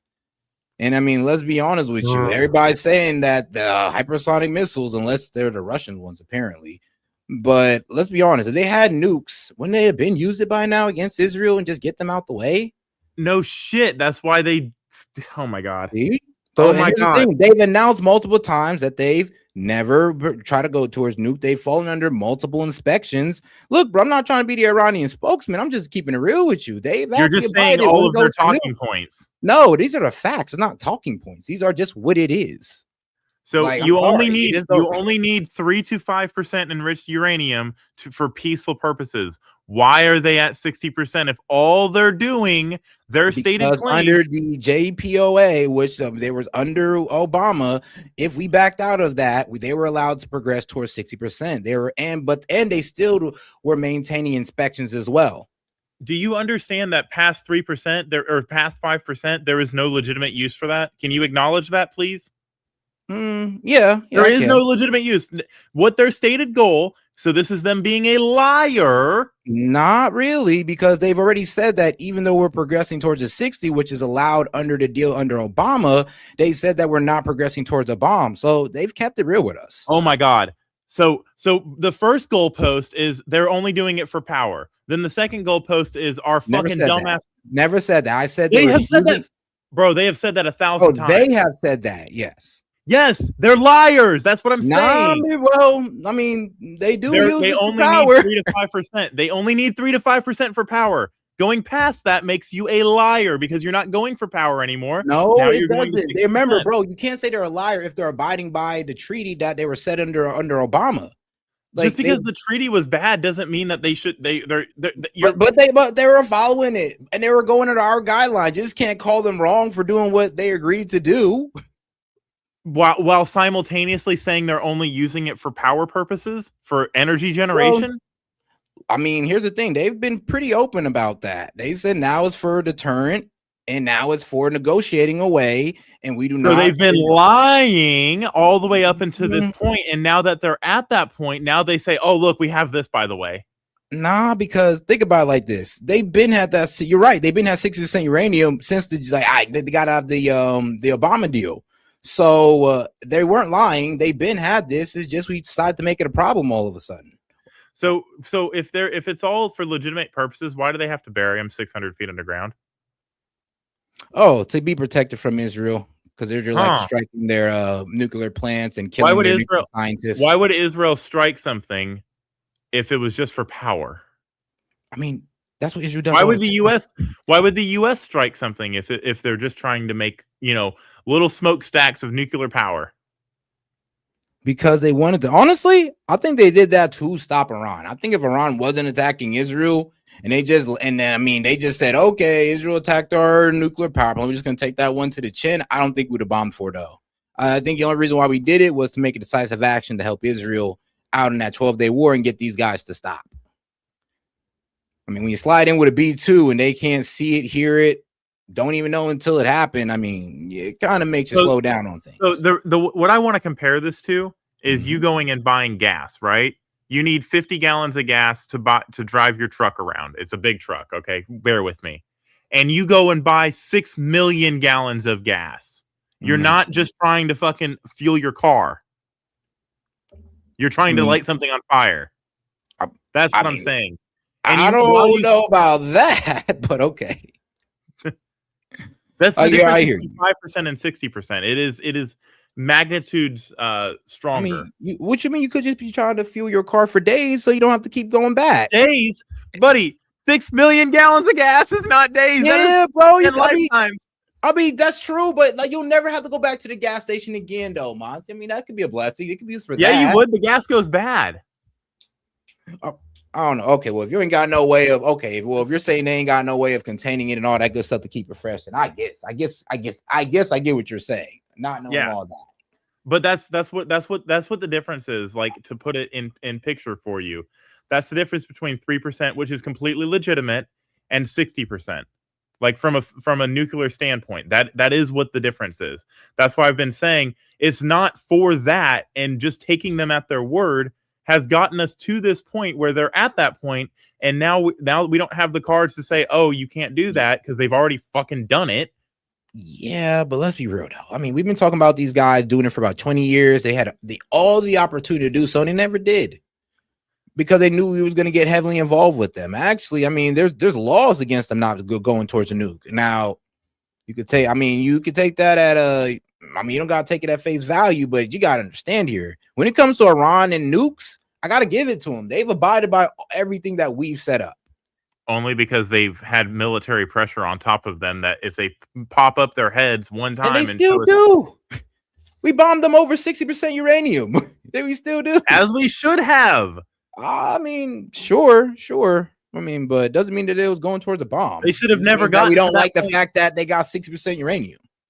That's a non-proliferation violation. They should not have done that, and there should have been consequences under the Obama administration when they did do it. But they was going towards inspections. That's what allowed it. And then once we pulled out of it, that's what allowed them to go to 60%.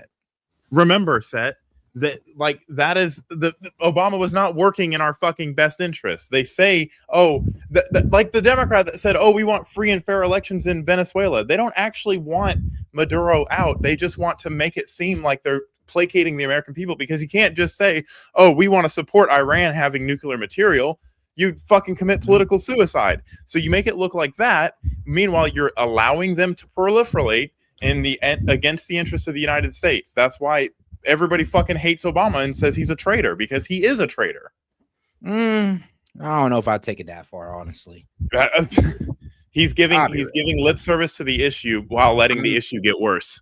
I'll be real with you. We was cooler with them under that, and there was tension. Less hostile. We, the American people, were not. We were not. Yeah, we were. We were actually. Things were less hostile with Iran under Obama. Admittedly, when Trump came in and tore up that. Yeah, when you let the terrorists do whatever the fuck they want. I was like, to be honest, we had a better relationship with Tehran under the deal that Obama had. I mean, so we should let the terrorists do whatever they want because it wasn't letting the terrorists do whatever they want. The deal had constraints in it, which prevented this, which actually prevented them from going so far. When Trump ripped that up, that's what let them go to 60%. I mean, whoever convinced Trump to rip up that deal, I mean, that's what got us here. And you don't go to 60% overnight. Set. I want you to remember that you don't go to 60% overnight. Yeah, but once that deal was ripped up, it was done. It was done, my friend. Either way, you're not supposed to be enriching uranium to do that. Yeah, but they were allowed to do so once they got the deal. I mean, that's what I said. The deal with Obama was we had a way better relationship with Iran under Obama. I mean, it doesn't sound good. I won't say that it's good. So give them all their money. Better relationship with them, and that deal worked out better for both of us under Obama. When Trump ripped that up, that's what got them to progress towards 60%, which I believe was a mistake. Obama makes deals and gives terrorists money. Trump kills terrorists. So, I mean, different foreign policy. You're right. Different form of diplomacy, I guess. All right, though. Let's keep it going. The 12-day war that was initiated from outside during the 12-day war.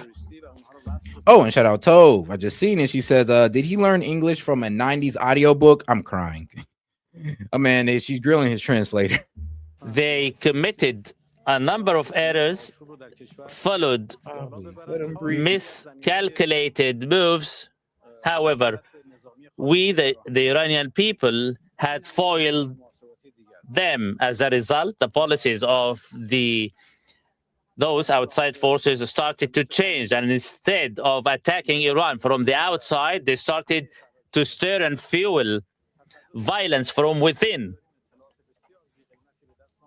They turned peaceful demonstrations into a stage to terrorist acts, simply to give rise to false allegations and pretext to initiate operations against Iran from the outside. As we speak, the situation, all the countries, cities, and towns are under total control. At the same time, intelligence information and intelligence operations are underway, and we have come to establish the meetings and where these plans were made we will also expose the operatives behind these terrorist attacks. The Zionist entity is directly responsible, together with the Americans, through their statements propagating violence and killing. As you know, this afternoon, solidarity rallies in support of the Islamic Republic of Iran and the ruling regime will take place. People will say out loud that they are in total support to and solidarity with the government and the regime. And I thank you for all what you have been through, for your perseverance, and can we just Maduro this I highly commend the efforts made by them, and I'm certain that you are working under harsh conditions, especially with the interruption of the internet service. But you did. I mean, at least they admit that. Set. Remember that news broadcaster? I think it was in Ukraine or no. It was Iran. Iranian state media. They were on the air and got the fucking building got blown up behind her while she was on the air. That was wild. I think that was like an Israel. Yeah, that was like an Israeli attack on Iran. That shit was crazy. Like while she was in there, like a globalized the father. Everything blew up behind her. I was like, what the fuck? Oh man, that was like, bro, the 12-day war was a crazy time. Bro, that was this whole fucking timeline is fucked up. Man. No, I think the Mayans were right. The world ended in 2012. We're just just jumped timelines or something. We just fucking hop timelines. Yeah. And here we are with something, at least not the end of the world, but it sure is crazy. All right, man. Let's get over here to our guys at BRICS, man. They're out here running naval drills and all that good stuff. So let's see what they're doing. Oh, let's see the pretty boats This that we're going to is touch. part of a week-long program of naval exercises that bring together members of the BRICS Plus group. While Russia, China, Iran, and the United Arab Emirates are participating, other members like Brazil and India have stayed away. Host South Africa says it's the culmination of months of planning. Each one of you should feel immense pride as you march onto this parade. Well, you're a soldier? Bro, He's a your sailor. arm. No, sailor. Sailor. Okay, good. South African Navy. Oh, okay. I don't know, man. You don't look fit enough. I don't know. Maybe I'm just too used to like our soldiers, I guess. I mean, he's got some definite. Look at those arms. All right, okay. No, I didn't see. All right, yeah, look, he can do some rowing. All right, I'll give it to him. Bro, they don't row the boats anymore, Set. I mean, hey, bro, it's South Africa, bro. Okay, now I'm sorry. Bro, that's racist as fuck. I'm sorry.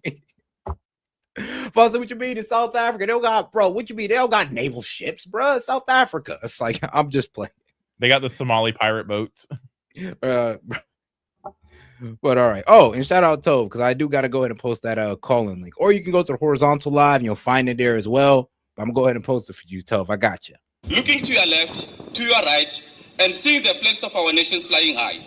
Those flags symbolize not only sovereignty, but cooperation, mutual respect, and shared commitment to peace and stability at sea. I could respect it if they weren't trying to overthrow our dollar and send us into economic turmoil. I could respect it if that just wasn't the fact of the matter.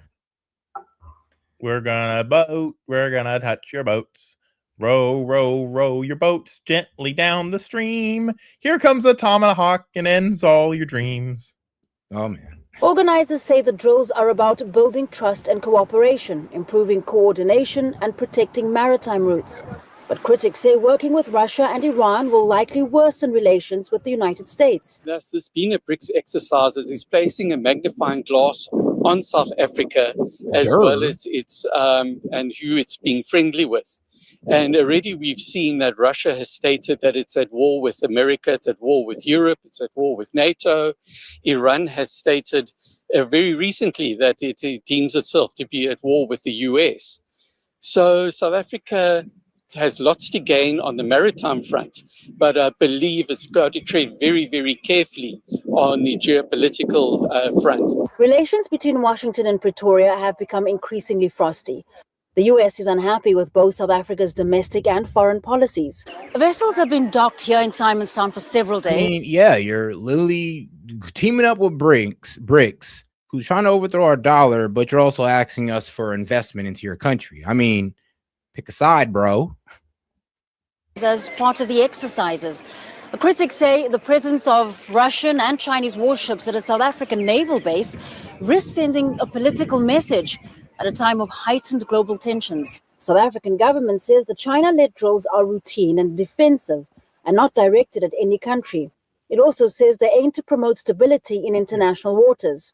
Whether these exercises signal deeper military alignment or merely practical cooperation, they are likely to be watched closely. Famida Miller, Al Jazeera, Simonstown, South Africa. Don't miss out. Get the full picture. Subscribe to Al Jazeera for reliable news, expert insight. Like, share, stay ahead. All right, here. Let me go ahead and get over to here. Sudanese army prepared joint military operations. So yes, we can get into our guys over there in Sudan. Did I get the So wait, was that a translator or was that actually him? No, that was a translator. Okay, even still, oh my God, I thought I was going to fall asleep driving. Yeah, I know, right? They could have got a way better translator for this guy, but I'm just like, all right, I just got lazy with it. But I think that's just Al Jazeera and their way of AI generating or trying to find some monotone translator to, parse out what these guys are saying. Yeah, because that's such a great idea. Hey, man, you got to get to it somehow, some way. But, hey, I can always appreciate the world news. That's something that we kind of miss here in America. I always do say, Republicans, bro, and conservative, we're terrible on foreign policy. I just got to say that. We're terrible on foreign policy. We're not good at it, sadly. Yeah, we have because we tend to focus more on what's going on around us than we do what's going on outside of our. Yeah, and sometimes we fail to see how it ties into what's going on at home. Yeah.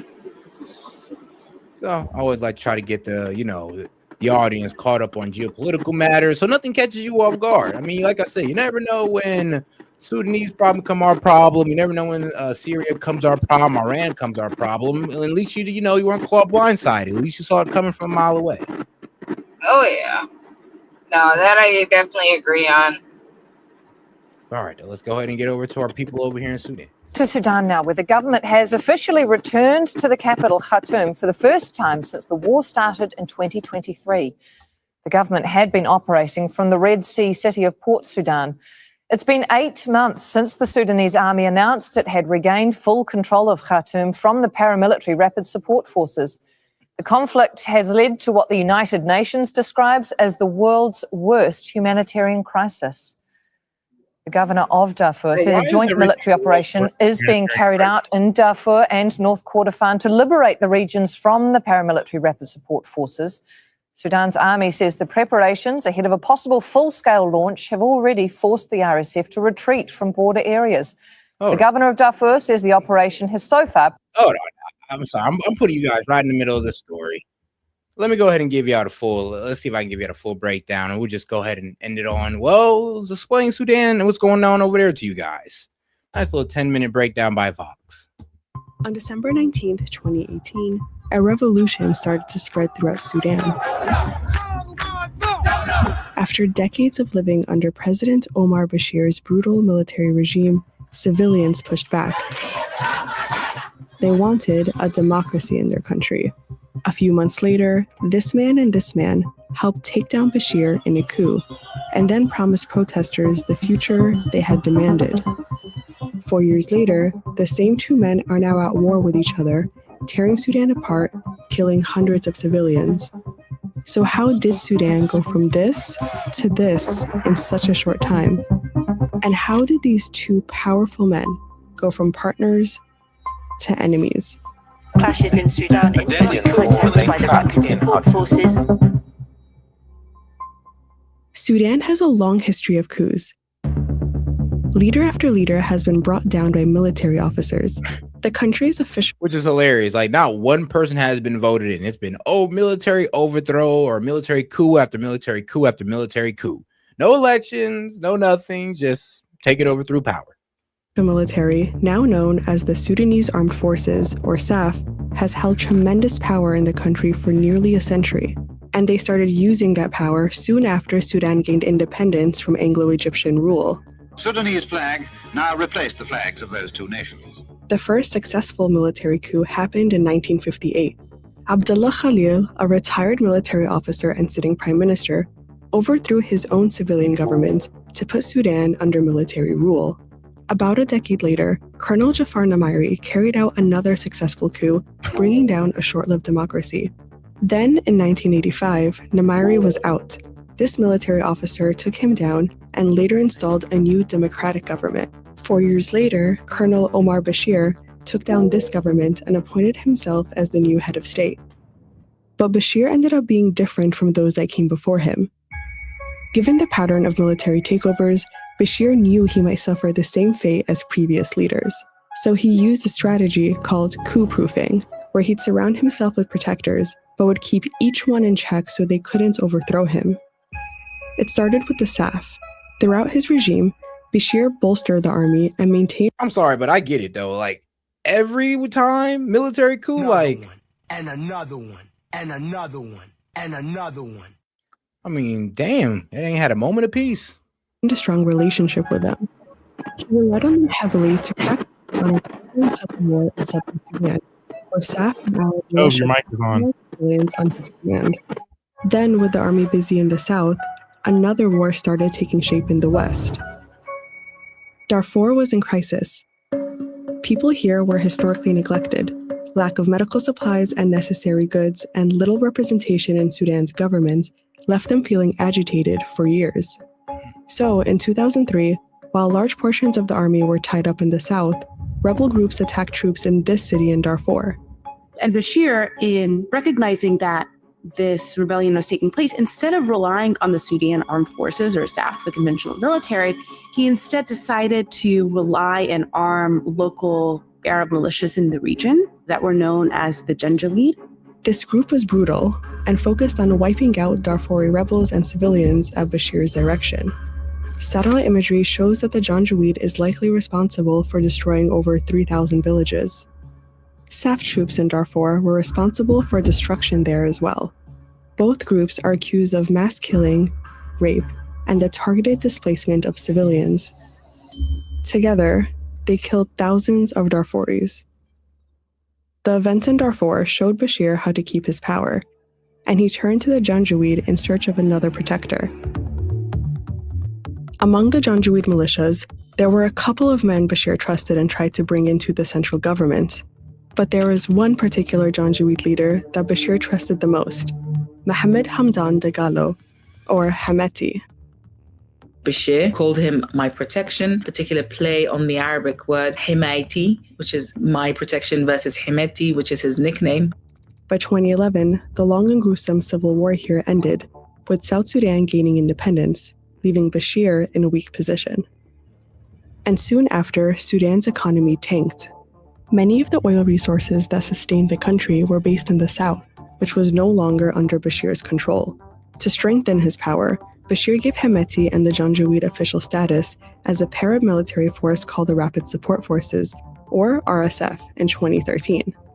At first, the group was placed under the NIS, Sudan's intelligence agency, also one of Bashir's protectors, even though they were supporting the SAF in the ongoing war in Darfur.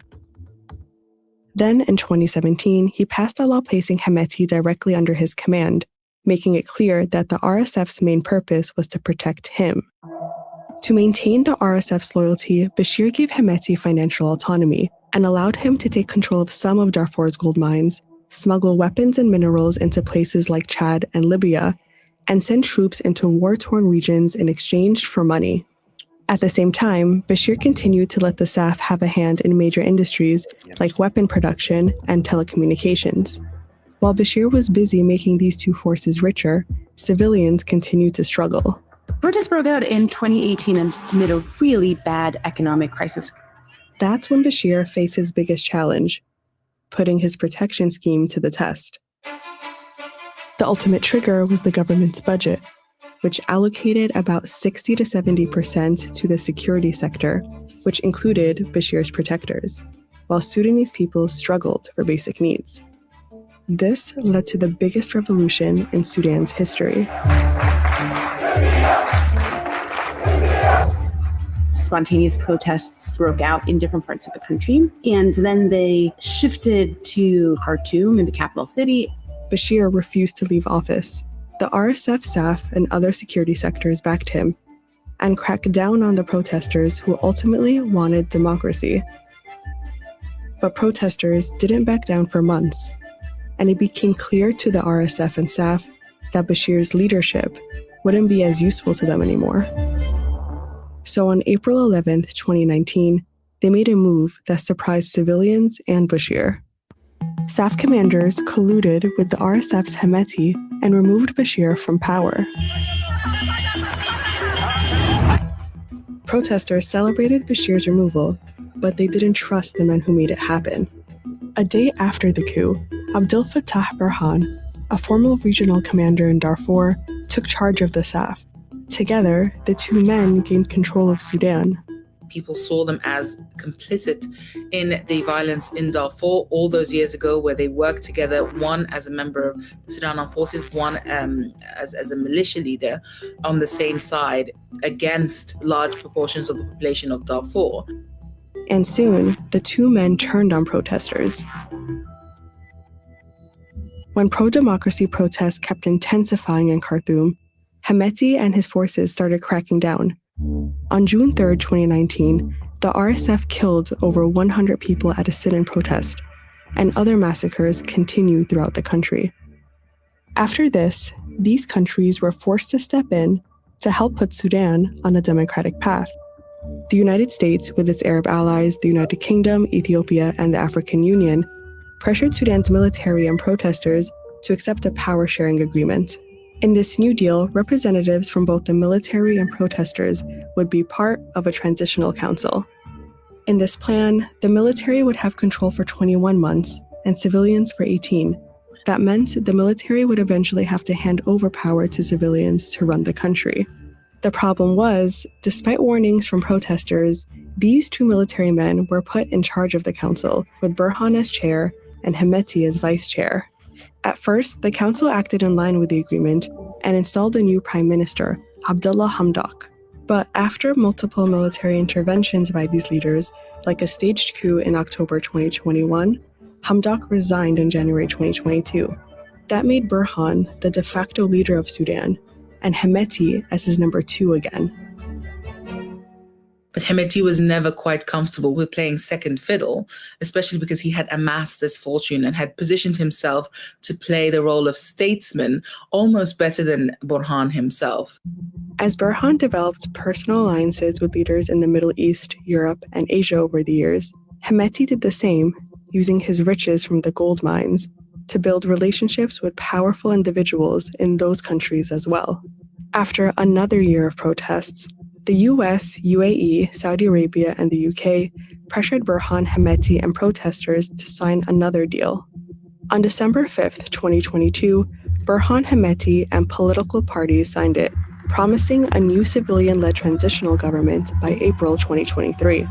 But these two men disagreed on a key part of the deal. The RSF would need to become part of Burhan's army, which would limit Hemeti's power. Burhan wanted that to happen in 2 years, but Hemeti proposed 10. That disagreement caused a big rift between Burhan and Hemeti, which led to the current conflict between the two men. They've placed hundreds of thousands of armed men across the country.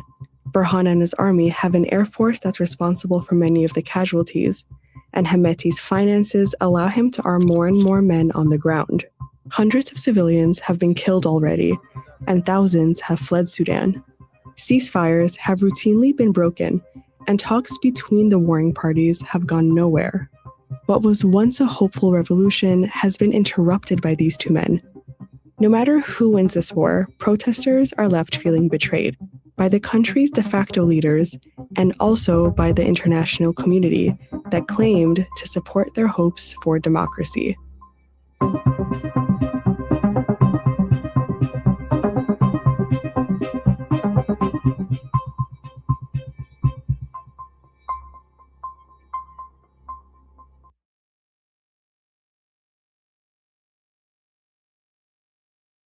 Alrighty.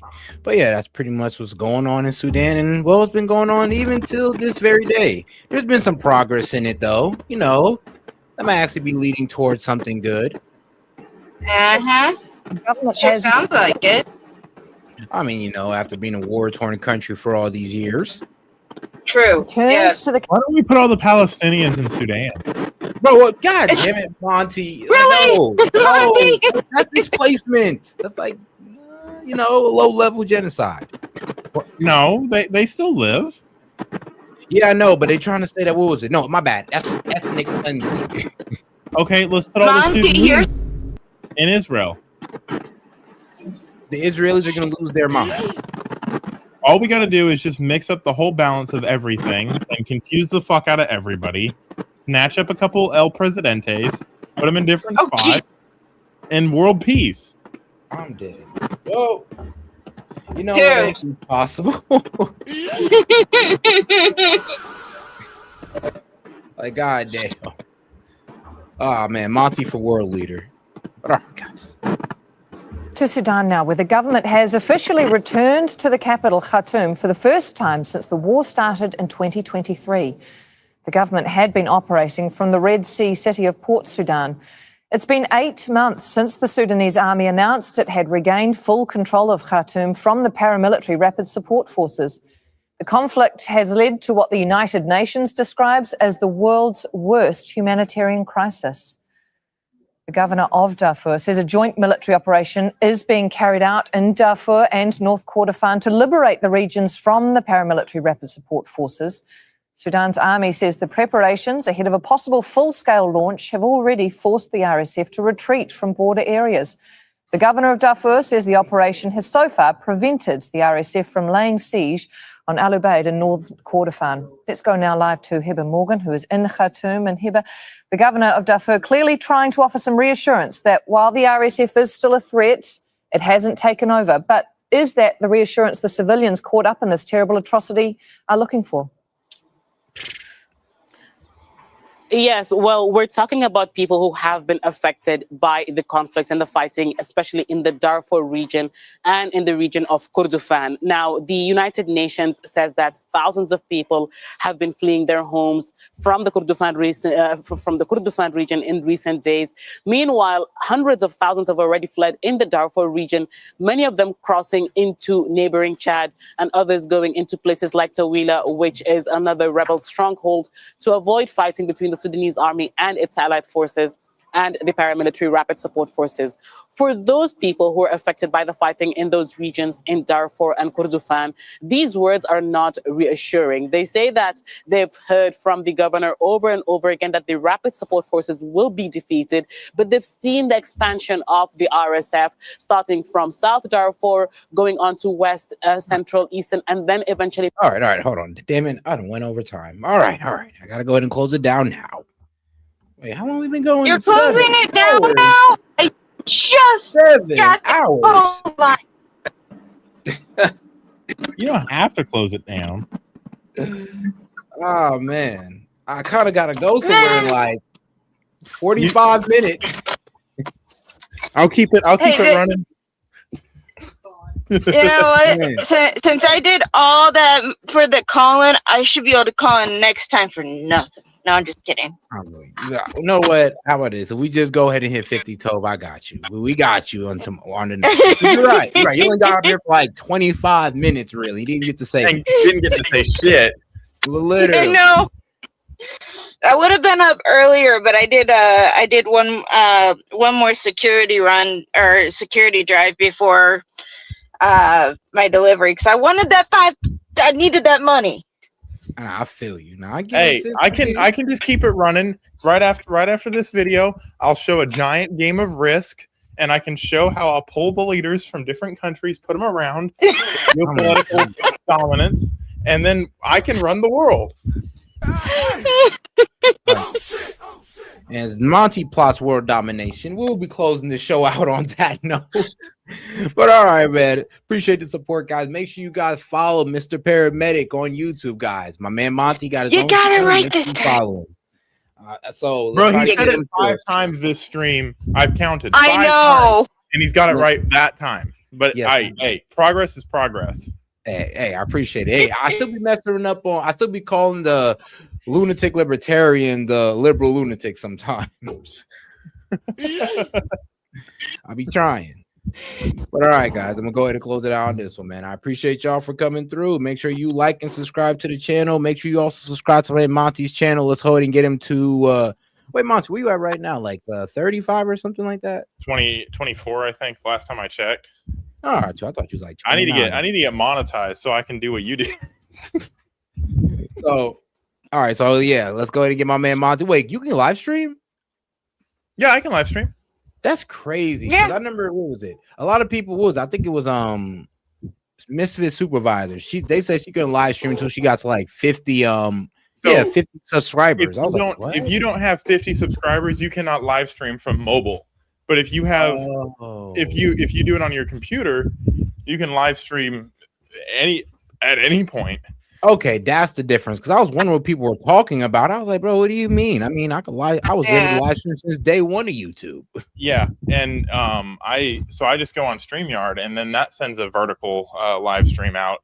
So it defeats the whole thing where you can't live stream from a mobile device. I don't care about that. All right, perfect. All right, man, we're gonna go ahead and close out on this one, I guys. got excited. Yeah. Oh, hey, wait, do you have anything to say, Tove? Or you good? Oh no, I was just saying, yeah, because I went on with Monty on the 2 at least twice now. So I was like, wait, what? Said people can't live stream? He just did it the other day. Yeah, but hey, all right. Well, that makes sense. You probably just trying to do it on her phone. But all right, guys, make sure you like and subscribe to the channel. I'm gonna head out on this one with some informative clips, man. Appreciate the support, guys. Peace. Trump is calling for a 10% one-year cap on credit card interest rates.